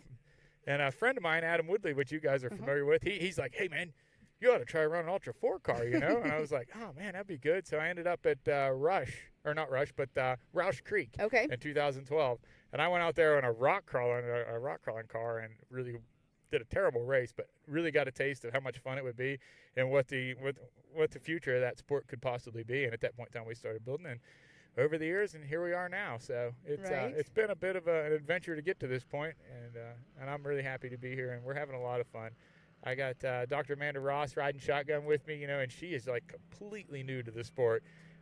She got in last year at AOP. That's when I met. Yeah, that's so when you I met her at too. AOP. Yes. So you think about, she has no understanding of off-road. I'm not picking on, it's not a negative thing, it's just a reality. She doesn't understand anything about off-road races, never been on a four-wheeler, never been in the woods. And I dropped her in the passenger seat for AOP for her first time in a car, period. And that's not an easy course. No. I'm like, listen, let's just stick you in here for this. I can kind of find my way around. Don't need a lot of navigating, but just if you can get through this and it doesn't scare you to death, then you might be all right. So we raced there in AOP, and I tell you what, she did great. I remember we took that first left on the turn. Remember the race that struck off and it took us first mountain left? Yes. We went to turn left, and she was like, I think that's the way to go. And I'm like, that's the way we go. So ever since then, she ran hammers, run that, and here we are now on our first podium in the Ultra 4 Series in a straight axle car in Montana. So she's really taken to it and doing great. We've teamed up with Schofield Performance. James, you guys are probably familiar with him. Yes. He's done a ton of work with the car and really, really have brought our game up. We had a lot of issues last year with the car and mechanical failures. No one's fault or nothing, just new car blue stuff. So we've worked our way through that and just really excited for the year. We've had solid finishes so far this year, and we continue to improve, continue to find things in the car, and we're just looking forward to there. Well, you're doing awesome. I mean, coming out here to Montana, I've never been to this racetrack out here, but it looked like it was fun and fast. Let's ask you, what do you think your top speed was out there today? I asked her once. We were in the 90s, well in the 90s right there on that one. I'm not sure what the straightaways are called here, but the one long straightaway there, we got on up into the 90s pretty solid. And I'm going to be honest with you, that's for the folks that's watching it from home, there is a difference. The main thing that I would say on the IFS net from a steering standpoint is we're full hydraulic versus a rack and pinion steering. So we have nothing but hydraulic fluid control our steering. So when you start getting over 100 with these little ruts in it and get them around that, she gets a little bit skatey. Yeah. So you really want to be careful with that. But I tell you, the car did great, and it stayed. I swear we could put gas in it and just kept on going all day. So hats off to everybody that worked on the car. So speaking of gas, did you stop and fuel up?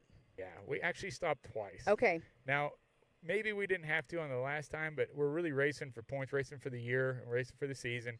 And we probably didn't do as much homework as we should have done on fuel mileage and understanding the car and what it's burning.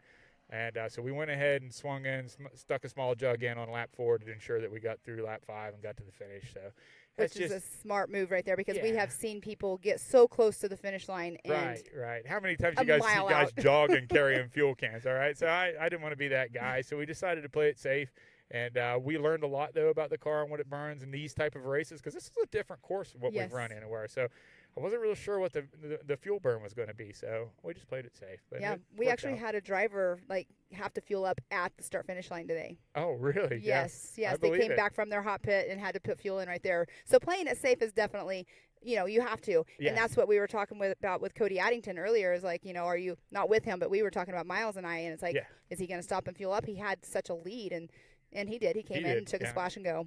Yeah, and I think it's smart, There's times when it's time to gamble, but I don't think race 3 of the season is the time when we want to start rolling the dice on that. So there's a lot of chess playing and being smart and making good decisions through the season if you want to be there at the end of the year. So, and that's what we're trying to do, is make good decisions in that. I do want to make one thing out there. We got in on the last lap behind one of those two-wheel drive trophy truck things, and this, oh my God, the dust them things put out. I was behind us. I'm like, it was like a tornado of dust. And they were like, oh my gosh. We could see it on the screen whenever people were, on the tail end of somebody. Yeah. And those unlimited trucks, they throw up. I mean, you guys throw up big dust clouds as well. We do, but not like that. We were running. We knew we were second at that time because we left out physically in second, but I knew Bailey was putting a pretty good push on us, so we really needed to make time. And then we caught like a lot of traffic in lap 4, which everybody's racing their race. So it ain't nothing against them, but caught a lot of traffic. But we got behind that trophy truck, and the amount of dust he was putting up, and we had to check up. I mean, it was just, we didn't want to yard sale the car on the last lap, so it was just. But I think we lost some time there, so nobody's fault, just racing. But, man, them things put out some dust. Yeah, I know. My hat's off to them It's guys. pretty amazing to watch the live feed. I mean, because we're just sitting here. We've had our own dust issues here because of the wind today, but watching the live feed and the drones following you guys, and it's just amazing, just the long trail of dust. Oh, yeah. And sometimes, as long as the wind was going crossways, you can get pretty tight and, throw your siren and make a pass. But then you'd make a right turn or a left turn given your situation, and all of a sudden you're just straight on. The wind's carrying it straight in your face, and you're blind as a bat. So exactly. But you just got to be smart. You got your GPSs, and you know the course, and you've done your homework, hopefully, and so you just kind of roll along and wait for it to clear up, and then make your move at that point. So doing your homework, how many times did you guys go out and do pre-run laps? Pre-run laps, we only did 2 actually. Now, but we did a real slow first lap, and we took a lot of notes there, and really stopped and just studied a lot of the. A lot of the stuff you can see here on this course because everything's so flat and open, but there is a lot of over-the-rise stuff with offhand corners after that. So we really we made sure we stopped and made good notes on those and judged our speed and stuff where we needed to call those out. And that's something that, Amanda, she does really great. She doesn't know the sport, but she's super intelligent from that standpoint, so she does a really great job at putting notes and everything else and calling out that stuff on the track. And I really think we, after lap 1 or 2 and kind of got our communication down, the flow was good. So good. It's exciting. We'll see how it goes. It's definitely a test of having a couple in a race car together. I've been that with my husband as well, so I totally understand it, and it can really test a relationship. But you guys are doing amazing as well. Yeah, really. Together. We haven't got into any real scraps yet. That's good. We've had a couple times where we wanted to get out, but it settled back down pretty quick. So we do well communicating and working through that stuff, and I feel like having that relationship and knowing each other's tempo and understanding each other that helps in this actually. So. It's interesting. It's exciting. I'm looking forward for the rest of the year. So. Well, that's awesome. So again, back to the course. From pre-run day, the course was awesome, right? Yes. And then today, each lap, could you tell a change in the course with the ruts or anything like that? Yeah, you could tell. There was actually one spot. What was it? Dead cow corner. Dead cow corner. Yeah, there was dead cow corner, but you could really see there was like a sinkhole there. Like the ruts were getting so deep, and it was like soft. Like there must be some type of water table below the surface. Okay. And it was just like sinking down, and there was a lot of those corners that it was amazing how rutted they got through the race. And we actually bicycled up pretty hard on one that I wasn't expecting because it did, like you're saying, got so rutted out throughout the race. But yeah, you had to really be careful and then be, for us, just make sure you didn't push too hard into some of those corners. And like you said, you end up upside down, sitting out there by yourself and wishing you wouldn't. Yeah, exactly. I know like the other day in qualifying, we saw some, good bicycles, but out there you do definitely, we were talking about how like earlier on the class 11 bugs that were out there, the 1600s, they were trying to straddle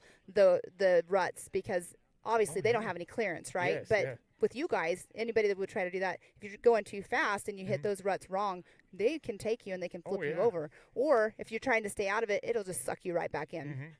Yeah, and you can see, especially like I could see in the ground from the IFS cars, because as their suspension compresses, they lose that ground clearance in the front. That's one thing with the IFS cars, the difference to the straight axle. But you can see a lot of places where their bulkheads had dug into the ground because the ruts had gotten so deep. Exactly. So. It was a good day though out there for you for sure. And I'm going to let you get going, and because we're going to see you on the podiums. All right. Yeah, we're looking forward to it. Everything obviously is unofficial still. We don't have official times, but we have to say that. But we will probably be seeing you on the podium. Yeah, it's looking like it. So. No, I appreciate you guys having me here. And like I said, it's our first Ultra4 podium, and I don't think it's our last. So we're going to be here, and we're bringing A game. You know how to do podiums. You've been around this, so we'll get you up there later on. So congratulations again, though, on your unofficial second place.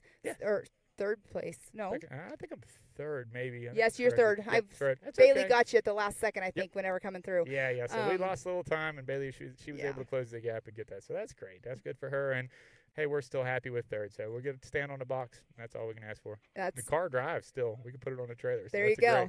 Looking forward to vision. That's the best part about the end of a race weekend is being able to actually drive it onto the trailer. Exactly. So that don't happen very often, as you know, in this sport. So we're happy about that. So and big shout out to BF Goodwrench. Now this is our third race. You know, we raced Nito tires last year. Nothing against Nito, great tire.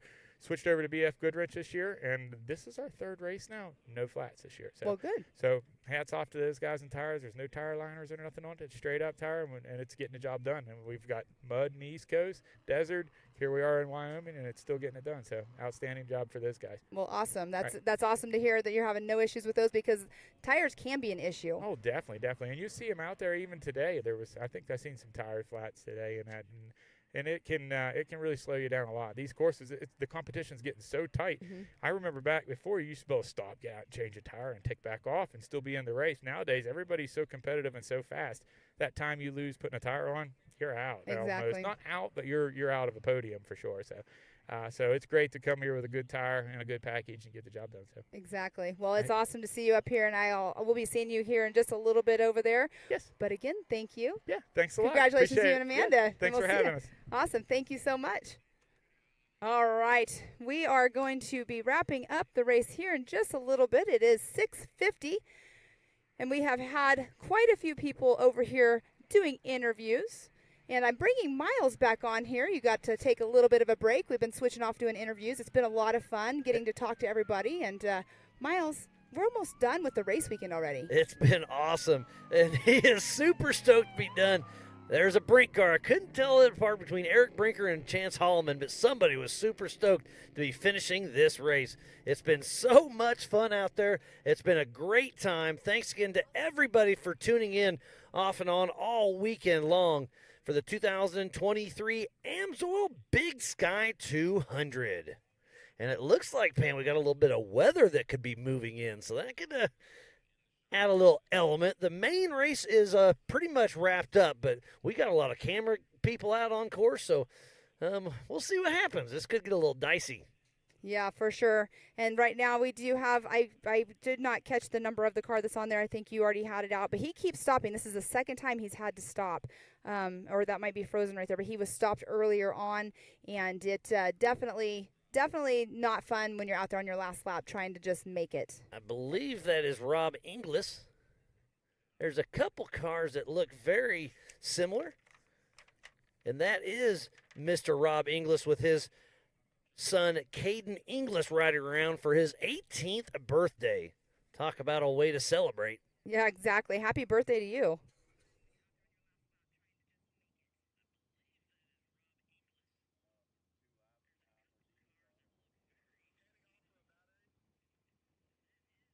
All right, we still have the dust in the sky on the racetrack. Amazing day of racing. I don't know how many times I've said amazing today, because it has been an awesome day of racing. And again, I can't believe the race weekend is coming to a close. Going straight to Mid-America for the next race next weekend, as well for our side-by-side races. So it has been a busy couple weeks, a lot of fun for the past couple weeks. We've had Erica Allreed out in our hot pits all day long, getting good reports for us, pit reporting, getting a lot of information. She's done an amazing job out there. Her first race with us for Speed Sport was at our Legends of the Fall, and she did an amazing job out there as well. That was last year to wrap up our season, and she was with you guys in Wheatland not too long ago, if I remember correctly. Mm-hmm. Yes, she was.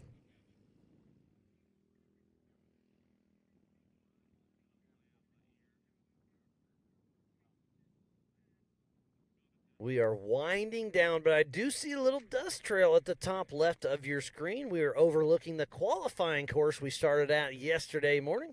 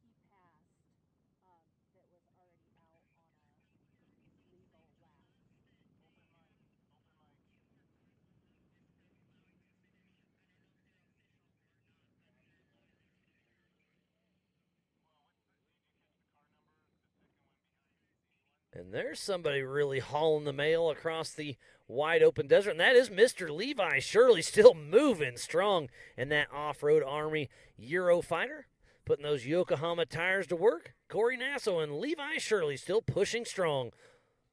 He had those vibration issues he was running up front, but he was able to adapt and overcome and make it happen. And he's going to be super thankful to Rich Moore and Bama Moore for bringing him his parts out on course.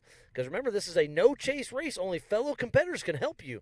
Obviously, Ultra4USA will help him flip over if it's a safety issue, but for fixing the course, it is only your fellow competitors. And it sounds like he's only got about 8 more minutes before that race line, start-finish line, gets locked down.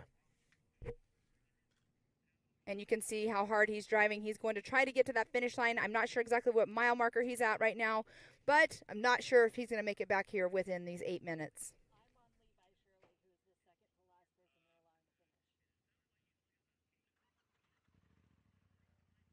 And the great drone footage right there, dropping down into one of those canyons with the tight left-hand hairpin turn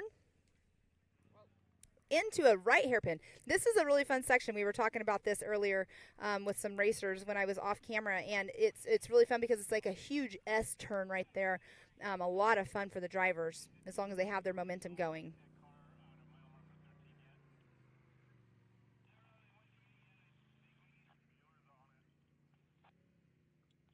And that silty, dusty area that he's going through, you can see how rutted up it is and how soft the dirt has actually gotten.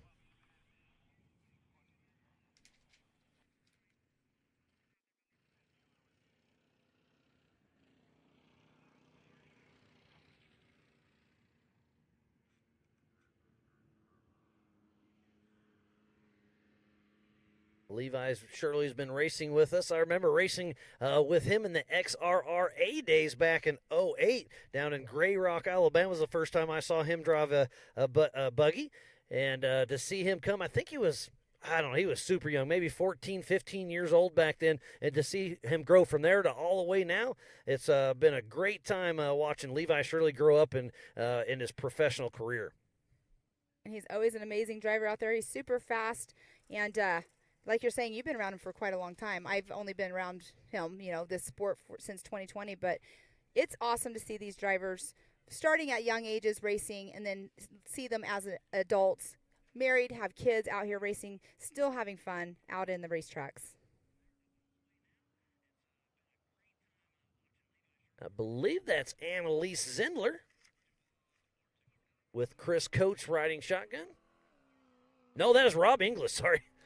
Well, it looks like he's moving now because he kept stopping earlier on. We saw him going, he was going and then he would stop. He was going and then he would stop. So it's good to see that he's actually moving along. He sent it over the Yukon launch. One more left turn, and it'll be hitting the Brannick bump.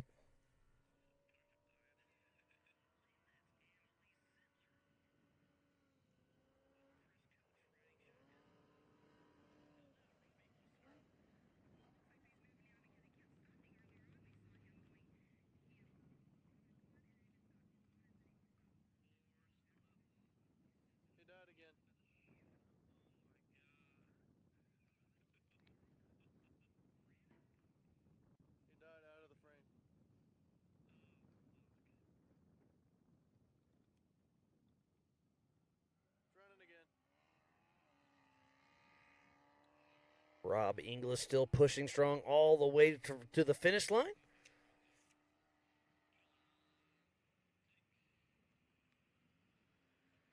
All the way from Calgary, Canada, coming down to race with us. He's been racing Ultra4USA off and on for quite some time. And there it is. The checkered flag is out for Rob Inglis. His son Caden riding shotgun. They are going to be super, super excited.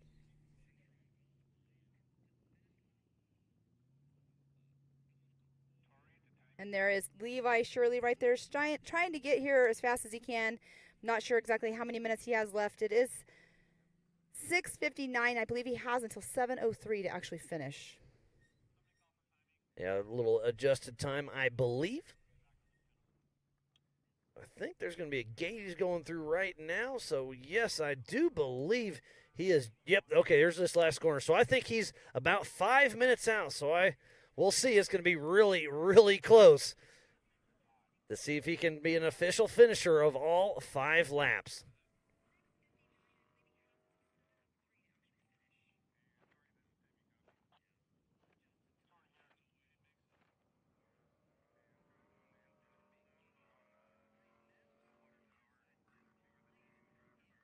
Levi Shirley is really moving all the way to the finish line. I think he's got about 3 more minutes on adjusted time. He took off in 7th position, so it's going to be really down to the wire. He's going to be pushing all he has got to see if he can make this happen. There's JT Taylor and Aaron Zindler. JT Taylor is our race director for Ultra4USA, and then Aaron Zindler on the right is one of the main people behind Yellowstone Off-Road Racing. We've been working side by side with them. And right here, as fast as Levi is going, he's going to do that right-hand turn right here. But you can see at the bottom, it goes into a tight left. Yeah, it's a little creek crossing down there that's got a little culvert. I think he's got about 3 more minutes to go. It's going to be super close. It is going to be down to the wire to see if Levi can make it happen.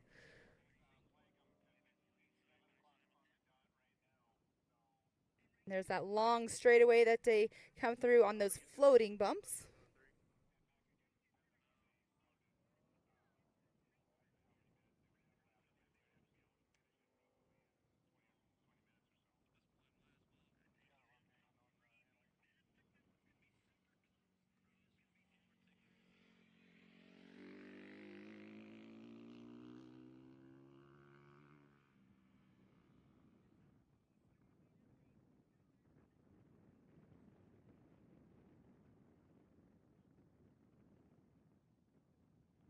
And there we have on the screen there, Mr. Levi Shirley on the gas, trying to get into the finish line.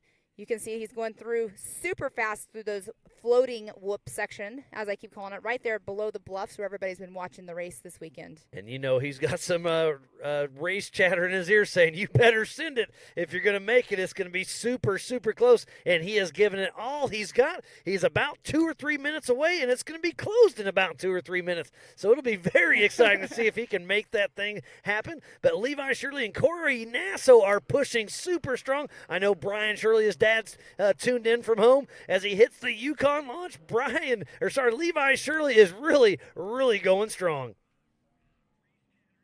I'm nervous for him inside because we know how close it is for him to get into that finish line. The Brannick bump, one more little drop to go, a couple more zigzags, and it's going to be literally within 30 seconds if he's going to make it. What a great, great run from that young man, Levi Shirley. Oh, I'm nervous. I'm excited. I don't know what to say. It's been a great race. I know it's almost over, but he's racing the time right now, wanting to do it. I mean, that he adapted, overcame, had those driveline issues, and he is pushing strong. It's 7:02, and there's Levi Shirley. I think he's going to sneak in. Checkered flag is out. It looks like Levi Shirley may have just officially finished the race. I'm getting the thumbs up from Liam O'Donnell. 23.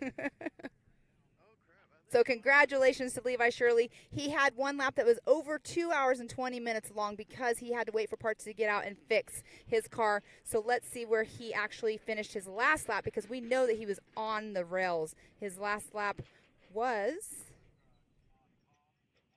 I'll get that update here in just one moment.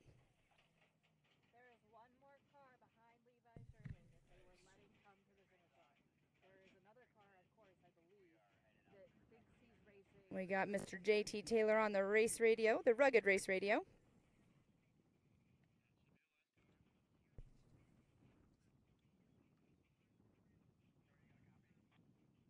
So awesome job by Levi Shirley. Awesome job by all of our racers out here this weekend. They have all worked so hard.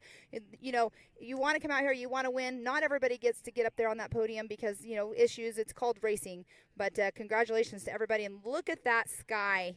Beautiful sky coming with the sunset here in the Big Sky, Montana. So much fun. We've been racing since yesterday morning. We started qualifying, and then we went to the youth races, then the UTV races yesterday afternoon. This morning we started with the limited, and now we got the unlimited race cars out there. So much fun has been had out there for the 2023 Amsoil Big Sky 200. I hear some chatter on the rugged race radios. We have some weather that's starting to come in, so we're trying to beat the clock on that too. Yeah, we have to get down all of our easy ups. We don't want them blowing away. We had crazy winds earlier. We're all anchored down now, but lovely, lovely, fun weather coming in, which is awesome. But at least the race is over.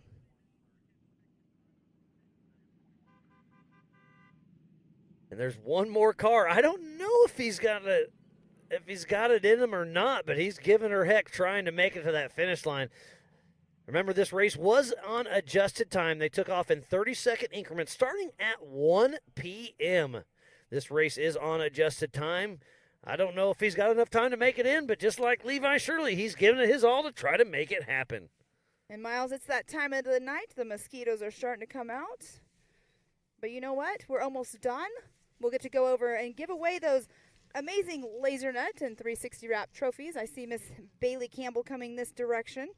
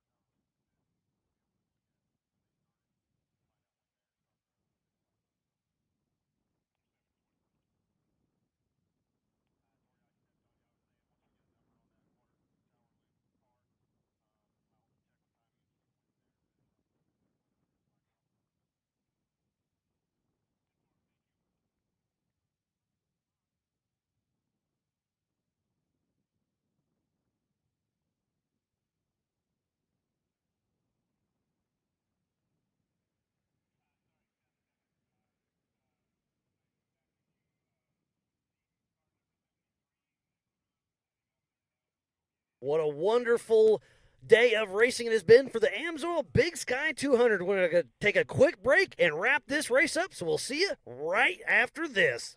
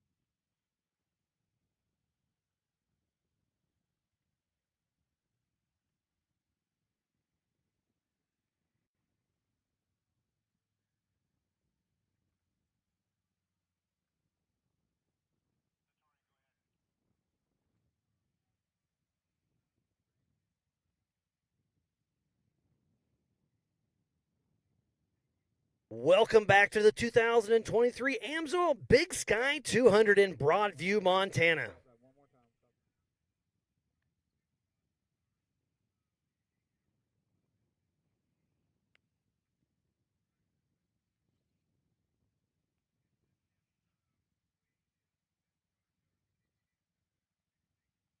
Welcome back to the 2023 Amsoil Big Sky 200 in Broadview, Montana. It's been an amazing day of racing, and we're going to roll right into the Nitto Tire results. It's been so much fun today.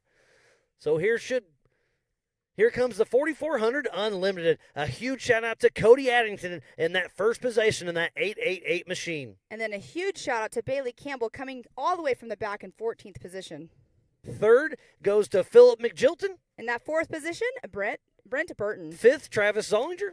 Sixth, Jaron Gunter. 7, Clint Peterson. And Joe Gatlin in that 8th. Levi Shirley in 9th. In that 10th position, Paul Horschel. In 11th goes to Sean Holland. In 12th, Richard Moore. 13th, Paul Wolf. 14th, Tom Prendergast. 15th goes to Brett Harrell. In 16th position, Curtis Warner. And then 17th is Ryan Stambaugh. Up next will be the 4800 Brannick Motorsports Legends class. Again, we'll bring up the Nitto Tire results. Next is the 4800 Brannick Motorsports Legends class. Here is the Nitto Tire results. And first is number 56, Brent Harrell. And in that second position, the number 22 of Stephen Woody Rose. Third, 4837, Jeremy Jones. In the fourth position, the 406 of Eric Weichel. Fifth, 37, Dustin Sexton. In that sixth position, the 819 of Bob Lindgren. In seventh, the 4811 of Trent Roberts. In eighth position, the 4832 of Chance Holloman. And ninth is Rob Inglis. And in that 10th position, the 1717 of Johnny Valdez.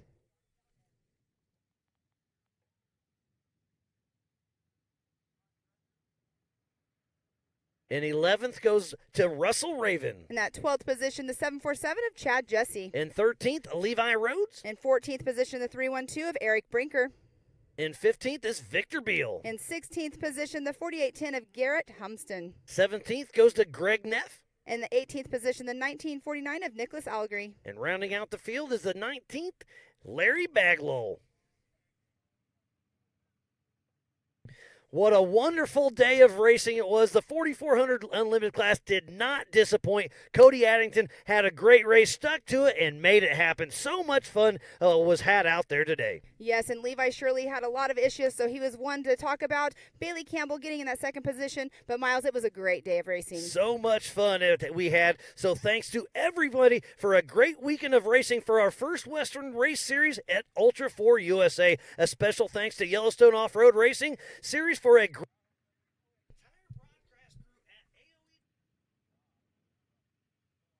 and we'll see you at Visions here coming up in just a little bit.